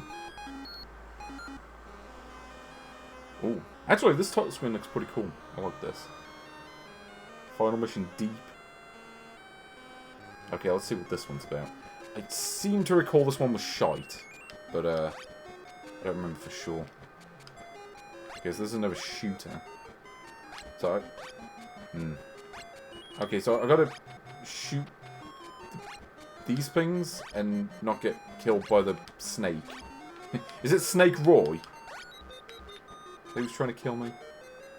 Oh, I guess speed up power up, I can tell. Yeah, it's like Snake Roy invaded to shoot him up. Oh. No, and I died. Yes, mentally ill burger. Probably have to be mentally ill if you want to play that for more than 5 minutes. Oh, here we go. Oh! I got the extra missiles now. How do I avoid the, Snake Roys?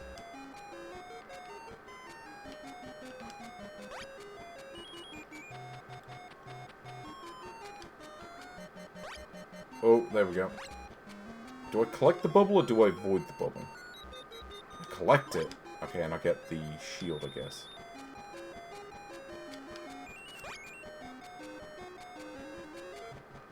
Oh, 2-1. Well, I was about to say 2-1 stone, but it's really more like 2 with 2 missiles. Nope, and I lost the shield. The thing is, you can only fire 1 set of missiles at a time. So, it takes ages for them to leave the screen, so you just kind of defenseless most of the time. I guess a bit like Galaxian, but yeah, except this game wishes it was Galaxian. Yeah. Yeah, this game is about as short as I remember. Like, I don't think this game even has levels. I don't know why it's got a continue system. Like, even Crazy Burger at least had defined levels in it. But, like, I don't get, like, the whole Snake Roy... Like, you have to avoid Snake Roy. And also, I just seem to die at random. Like, I get that it's to do with the snake in the background, but it seems completely arbitrary as to when it kills me or not. Also, why is the ocean yellow? Actually, don't answer that. Wait, so now I just have this, like, swirl in the middle of the screen. Yeah, like what even killed me there?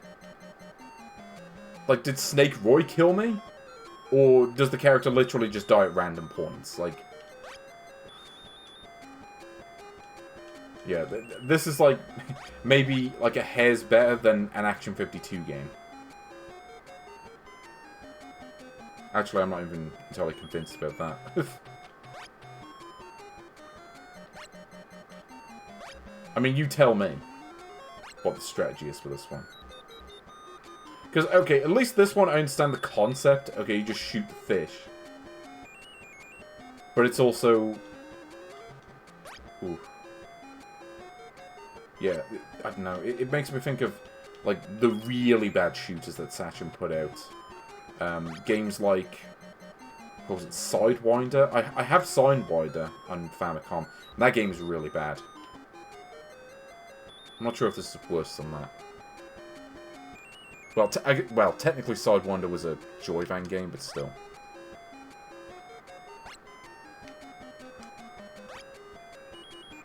Yeah, but I wish I was playing Pokemon now.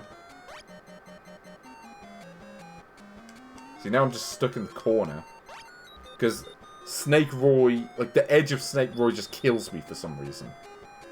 Like, the back end kills me as well. But not the middle part, I think. Yeah. Oh, no, maybe it does. But the hit detection seems random. I don't know. Yeah. But, I mean, that is Final Mission Deep. Like, okay, look at this. Like, even the score system is broken. They couldn't even do that correctly. Look at that. Oof. Yeah, that's all I have to say about that. Yeah, Final Mission Deep. Yeah, it saved some of the best games, and now they're saving all the worst games. I mean, yeah. I mean, Castlevania Adventure was light years ahead of that. It's worse than Palamedes. It's worse than Sky Ace. Like, Sky Ace, I feel, was more playable than that. Like, at least... Because at least when you die in Sky Ace, you at least understood why you die. Like, it doesn't come out of nowhere. So it's worse than that. It's worse than Trump Boy. It's worse than Primitive Princess. It's worse than Radical Rescue. It's worse than Small Gorilla. It's worse than Tasmania's Story. It's worse than Block. But it's not worse than Crazy Burger. Like, I would rather play that over Crazy Burger, but barely. Yeah. Like, Sachen really outdoing themselves today. It's alright, we've only got a few games left. And there's no way that these last few games can be worse than that. 28 Duck games. Ooh. Wait, are there really only 28 games on that? Zipball. I think I remember what this one is. Also, well, I'm sure that effect is meant to look a lot better than that. Okay, well, we're into the last few games anyway. Okay, section... No, what am I talking about? Zipball. Here we go. Yeah, no, this one's really weird. I forget exactly how this one works. Yeah, so it's like you have to move it vertically. It's a little bit like, there was a game like this on the Famicom that was a bit like this. I forget the name. But it was somewhat similar.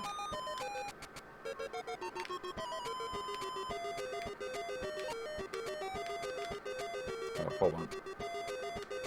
Yeah, though weirdly enough, the game I'm thinking of, it wasn't actually by Sachen, it was by someone else.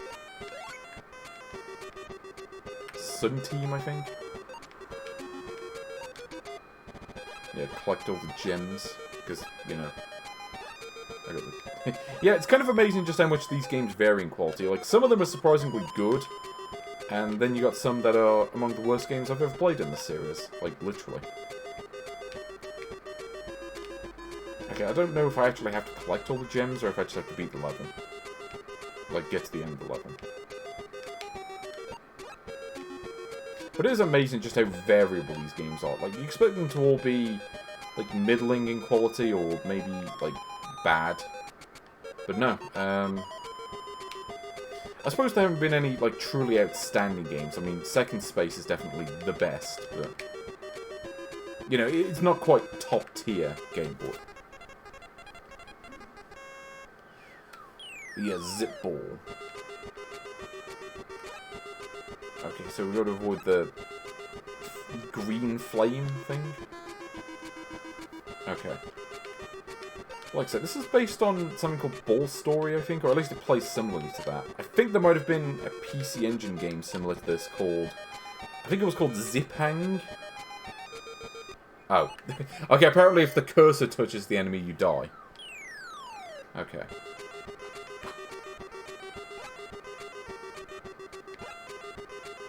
Okay, I got an idea. Oh, the ones you listed on there were not on the Mega Duck. So I guess these were maybe games that were planned for the Mega Duck that just didn't get released. I can see why games like Crazy Burger didn't make it, let's say.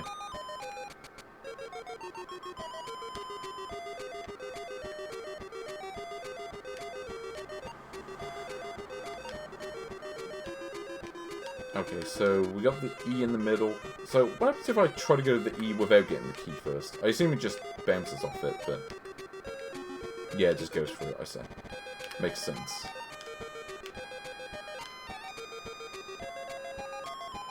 So we get the key. So, I mean, this one's simple enough. Like, it works. Yeah, it makes sense. In a way that some of the other games really do not. Well, certainly the last few games, anyway.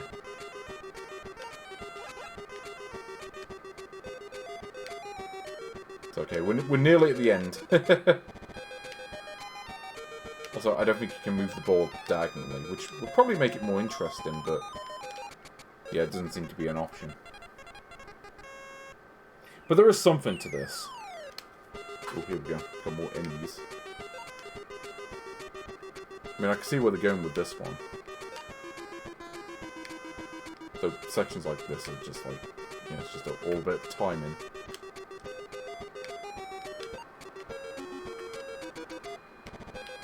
Though, yeah, I've certainly played much worse today. This one kind of works. Oh. Though I keep getting that you can't have the cursor touch the enemies, which is weird. I'm used to that not being a thing. Also, yeah, this stream is going longer than usual, because I'm just feeling like that. I mean, given how short the previous stream was in this series, I feel like I had to make it up to you. Do a 31-in-1 spectacular. And I suppose certain games were spectacular under a certain definition of the word.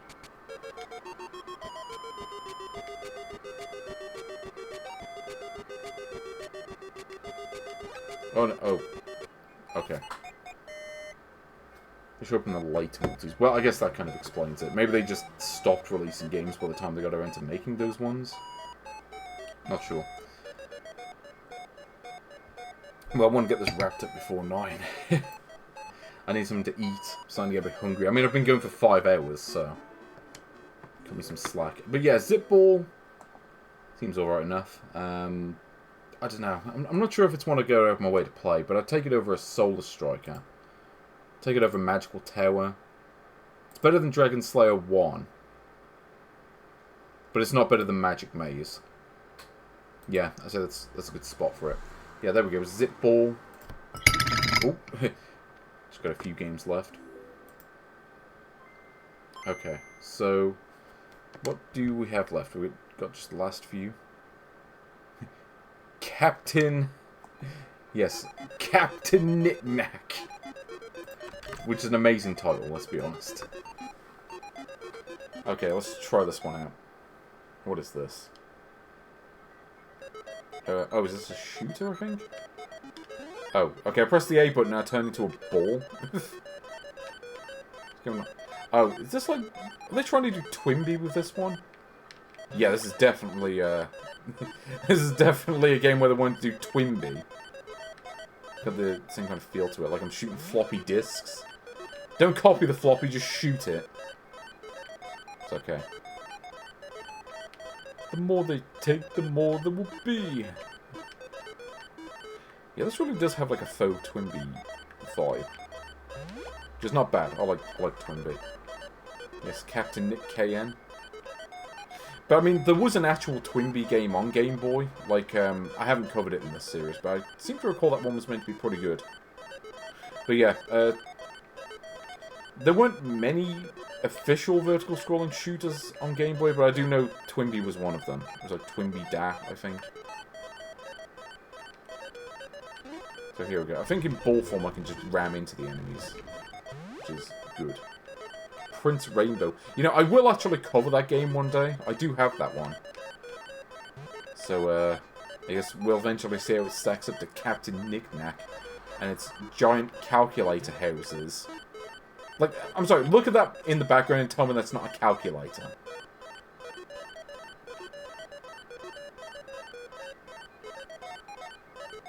Okay, well, we're already doing better than, than Final Mission Deep. Or Block.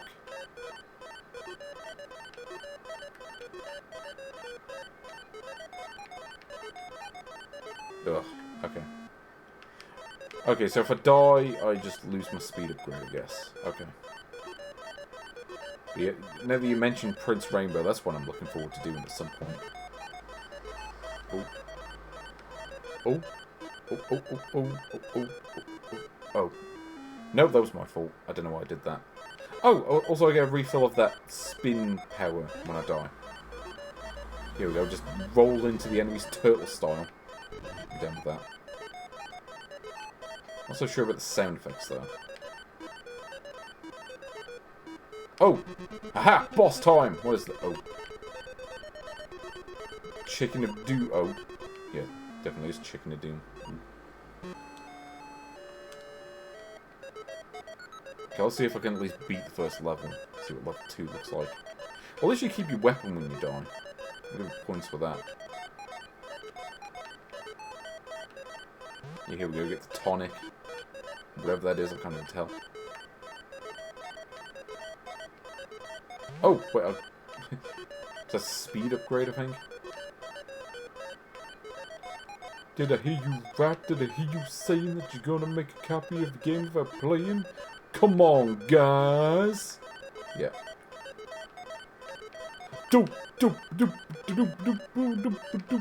Copy. Okay, I'm gonna give this one an actual shot. I'm gonna at least try to beat the first level. Okay, if I can get to like 4 levels into Game Boy, Jurassic Boy 2, I can do that. Ooh, no, go turn to ball form for that. When they start moving to the center of the screen, that's when you know you're in trouble.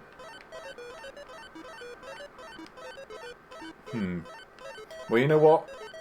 I am intrigued by them, because I'm not familiar, but I do have at least a few of those. So, I have to look forward to that one day. It does have a slight supervision feel, but also a fair bit better than those games were, to be fair. Because, I mean, they did try to rip off Twinbee on there, and I seem to recall that game was really bad when they tried to do it. And this is definitely better than that, at least.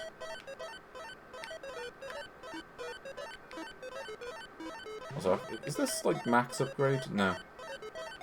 Not sure. Oh. Okay, here we go. Versus the Pencil of Death. So, I wonder if the strategy against the chicken is just to roll into it over and over and win. See if that works. Oh, yeah, when these enemies show up, that's when it's time to get the ball form out.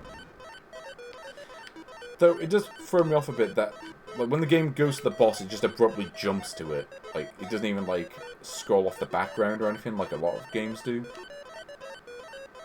Which, you know, it does kind of highlight the limitations of the system a little bit, but at least it lets you know that you're at the boss. Yeah, we're definitely going to ball form for this. Yeah, especially since my bullets cannot go through the eggs. Oh, no. So, oh, no, gotta turn to the ball form for this. Oh, no, maybe it's this is going to take a lot. Must be the answer to that. Oh, no, I did it. Ooh. Chicken is down. Captain Knick-Knack cannot be stopped. Oh. Put on tally.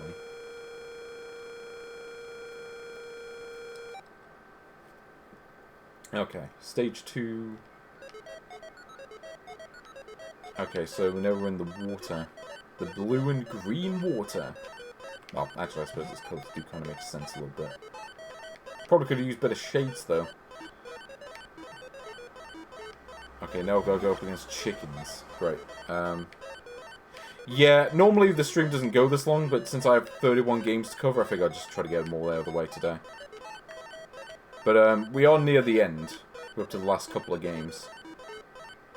Oh, you got pizza? Might be a bit late for pizza for me. Anyway. Yeah, just roll into the enemies like this. Oh, now we've got that thing that looks like the power-up from those early Capcom games.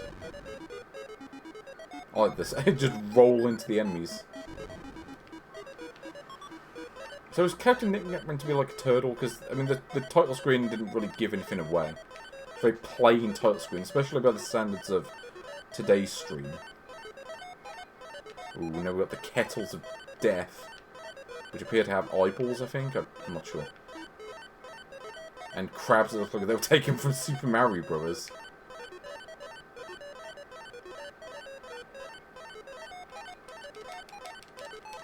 Also, you cannot fire any faster than this. Like, this is as fast as the fire rate goes. Anyway. Yeah, so that's Captain Knick-Knack. I think that's giving me all I need to know about that. Well, you know what? As far as shooters go on this list, I mean, it's certainly better than Solar Striker. I'd take it over that. Like, it's got a bit more going on. You know, you got the secondary attack thing. Bosses are more interesting. I mean, the general theming is more interesting than that game. It's better than Magical Tower. I think it's better than Black Forest Tale. It's better than World Bowling, I think. It's better than Railway. It's better than Racing Damacy. But it's not better than Magura Dupont. Magura Dupont, I think, had just a little bit more style. So I'm going to put it as our new number 92. Captain Knick-Knack from Sachen. It is alright. It is possibly worth doing. Yeah, so that way I don't have to do a part 2. So I've done them all in one part. And that's the last game, by the way, Duck Adventure. Well, let's do Ant Soldiers first. I'll say Duck Adventure for last, because I just like the title. Here we go. Hao Yang in the house. Oh yes, he cannot be stopped. I like how this one has a credit scroll at the beginning when none of the others did. You think some of these people worked on porting these games over to Game Boy Color or whatever? Maybe. Oh yes, Duck is in the house tonight. Ooh, let's see. Anyway, let's, ooh, that's all effect there. And Soldiers, let's do it. So this one, I do know what this is. Yeah, number of ants, you need save 10 ants. Yeah, so this one is... Yeah. So this one is Lemmings, basically. Yeah, the fact that this one has a credit scroll at the beginning does give me the sign that maybe they were a bit more proud of this one. But yeah, like I say, this is basically a rip-off of Lemmings, which is interesting. I guess Lemmings was huge back in the day, so they had to do a version of it. Oh yes, Toy Story. We saw Buzz Lightyear in the Jurassic Boy 2 earlier. So I didn't quite go away. Oh, hey, there we go. The Just Dig, as it's also known. Password is apparently Face Off. We get to play as Nick Cage next. Nick Cage the Ant. The levels don't have names, which is a bit unfortunate. So, yeah, I remember this. Oh, I see. So you use B to select. Okay.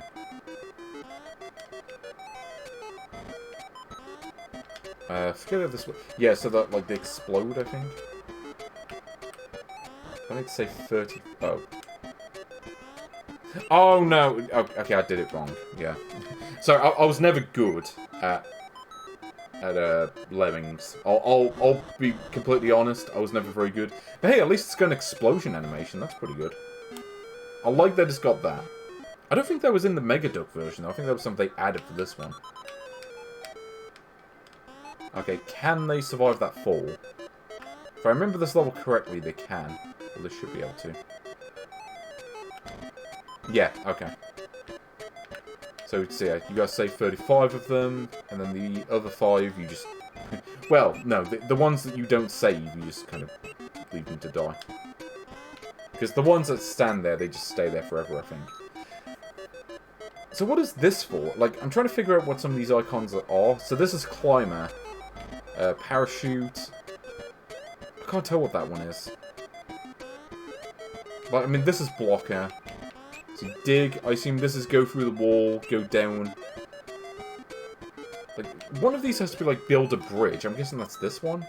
So, yeah, this is just a very straightforward rip-off of Lemmings. Like, they ripped it off pretty directly. And, to be fair, it actually seems to play just fine. I don't know, I'm not an expert on Lemmings, but gameplay-wise, yeah, this seems to do okay.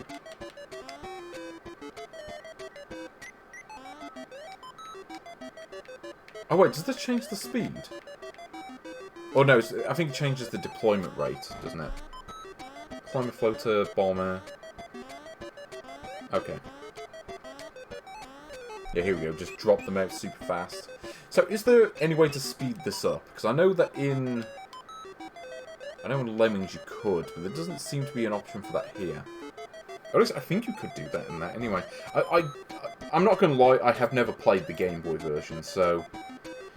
I mean, supposedly the Game Boy version wasn't great. Yeah, so if this is on par with the Game Boy version of Lemmings, well, seems okay to me. Okay, let's do the explosion. I want to see this. Okay, I do want to look up the Game Boy version, just out of interest. Because it's not one I've really played much myself. Deadly! Okay, what does this look like? I mean, yeah, so the Game Boy version of Lemmings looks quite similar, but it also seems to be a fair bit slower, which is interesting. Yeah, this does not look like a great version of the game. Like, it looks a bit closer to the original, but that's also because it is literally Lemmings.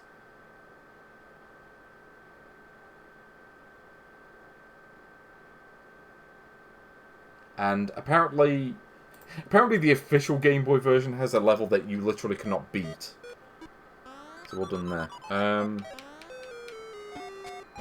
Okay, so do I just dig through the wall on this level? See if that... oh. Is that not dig? Okay, I'm trying to figure out what these icons actually do. Also, interestingly enough, if you move the cursor down, it goes into this. So I'm trying to figure out what the icons actually do. Because it's not especially obvious. Again, maybe part of that is just from lack of experience with real Lemmings. I have played it somewhat, but like I say, I'm not exactly an expert. I'll try this one again. So I'm not going to blame the game for that. That's really more down to me.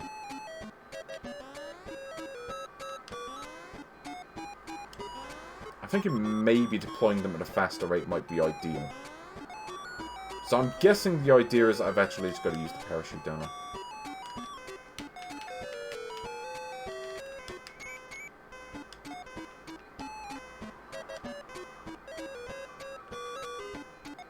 So there are 10 Lemmings out, I think, on this level. Makes it a lot easier than it could be. Okay. You lost! You lose! I do find it funny that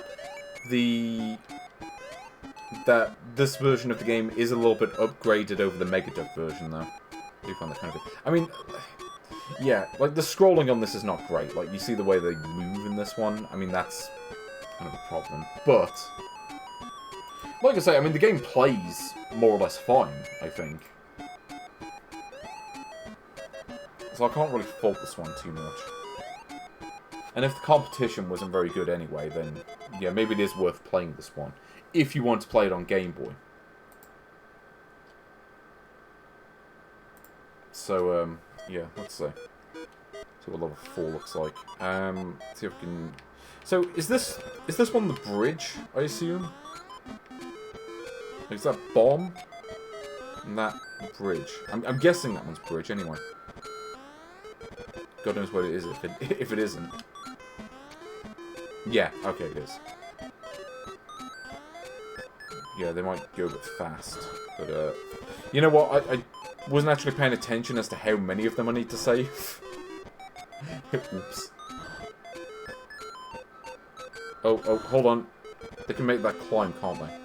Oh, no! No, they don't. That's a problem.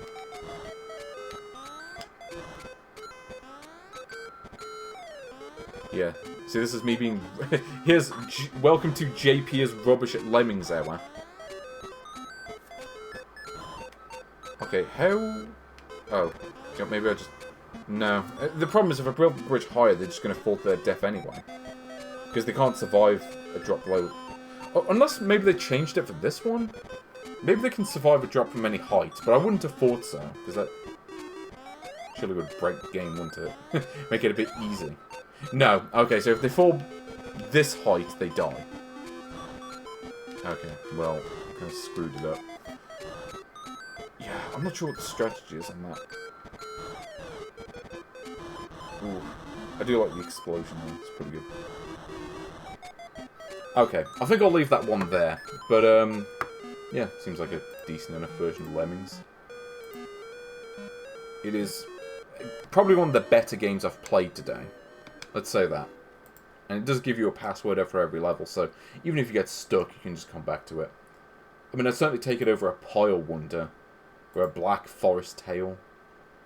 I'd take it over Railway, because again, like, Pipe Dream is just a better game than Railway. Lemmings on Game Boy is not necessarily better than that.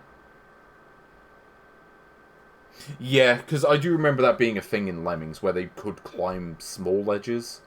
So maybe that is an issue with that one. But I'd take it over Captain Knick-Knack. I mean, I'd take it over Racing Damacy. I'd take it over an Othello. But I think... I don't like Heian-Kyo Alien, but I think it's probably a better version of itself than Ant Soldiers is. But Ant Soldiers is fine. You know, it's our new number 89. And with that in mind, that brings us to our final game. At last. Let's get this over with. Final game on the cartridge, Duck Adventure. Oh yes, we cannot go a stream without ducks in some way, shape or form. So let's try this one out. Duck Adventures. I want to say this one was like Space Panic. If I remember this. Yeah, it's a little bit like that. Or maybe the Berlin Wall, which was like a Game Gear game, I think. Yeah, this does have like a Space Panic feel to it. Ooh. Yeah. Also, I can just do this. Power of the Duck. Do you think this was meant to be like the mascot for the Mega Duck?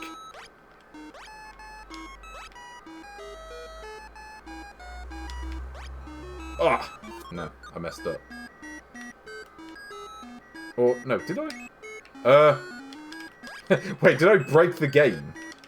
Yeah, because I can't move up or down, and I'm messing about with all the controls, and it is not working.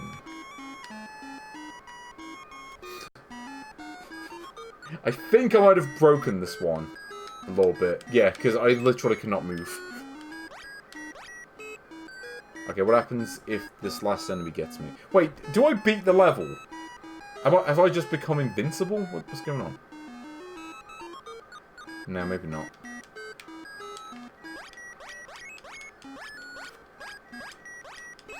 Yeah, I think this is a good ending.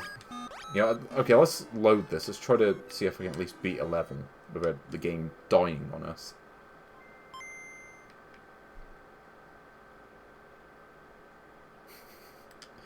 Yep, the Sachen experience in a nutshell. Do you think that this was the mascot game? It's like you had the... It's like the Famicom Disk System had the ping pong game with Disc Kun in it.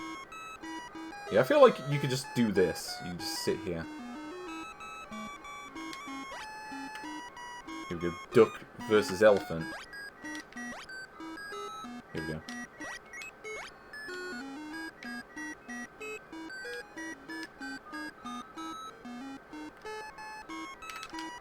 Oh, no, you don't.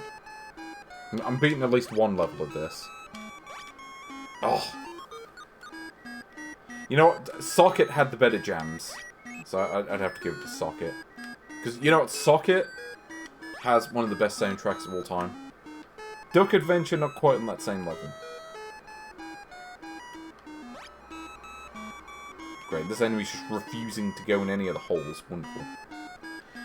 Yeah, whatever happened to Space Panic? Yeah, it was a pretty good game.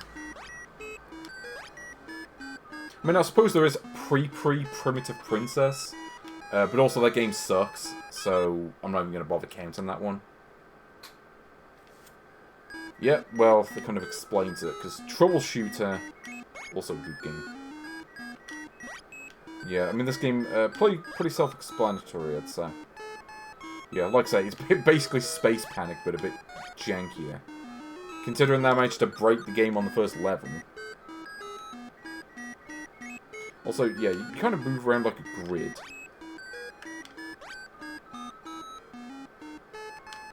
Also, yeah, they do seem to move around completely at random. Okay, I don't know why I did that. That was just me being an idiot.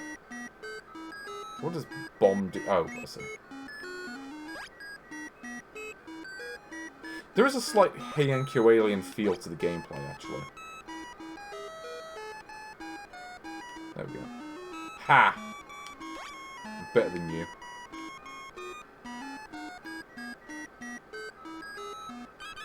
Okay. World 1 free. Okay, let's give this a quick go. When I die, I think we'll call it a day. So I don't think there's a whole lot you need to see for this particular one. As I say, it's basically Space Panic, but not quite. Okay. So that is Duck Adventure. Oh, I get to enter a high score for this one. Oh no, you have to move the thing manually. That's not great. Oh, and only let me enter one letter. Apparently pressing A quits it. Wonderful. Okay. You know what?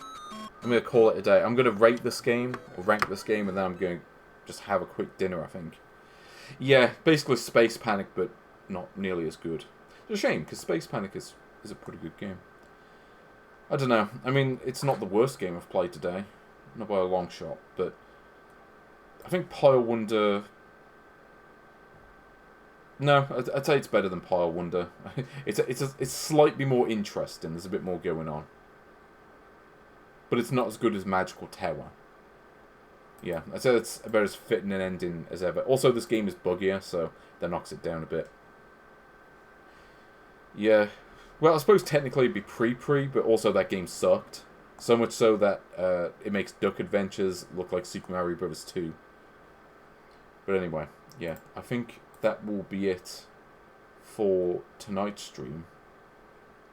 So, is anyone actually streaming right now? I mean, it is nearly 9 PM, so quite late. I don't think any of the other streams are going to be this long going forwards, because I need to have my dinner, and it's a bit late for dinner, but I need to have it anyway, so it's going to mess me up tonight doing this stream. But yeah, I'd like to see you soon. Like I said, I did get a plug and play, and I think I might stream that when I'm in the mood for it. So yes, good night. Take care.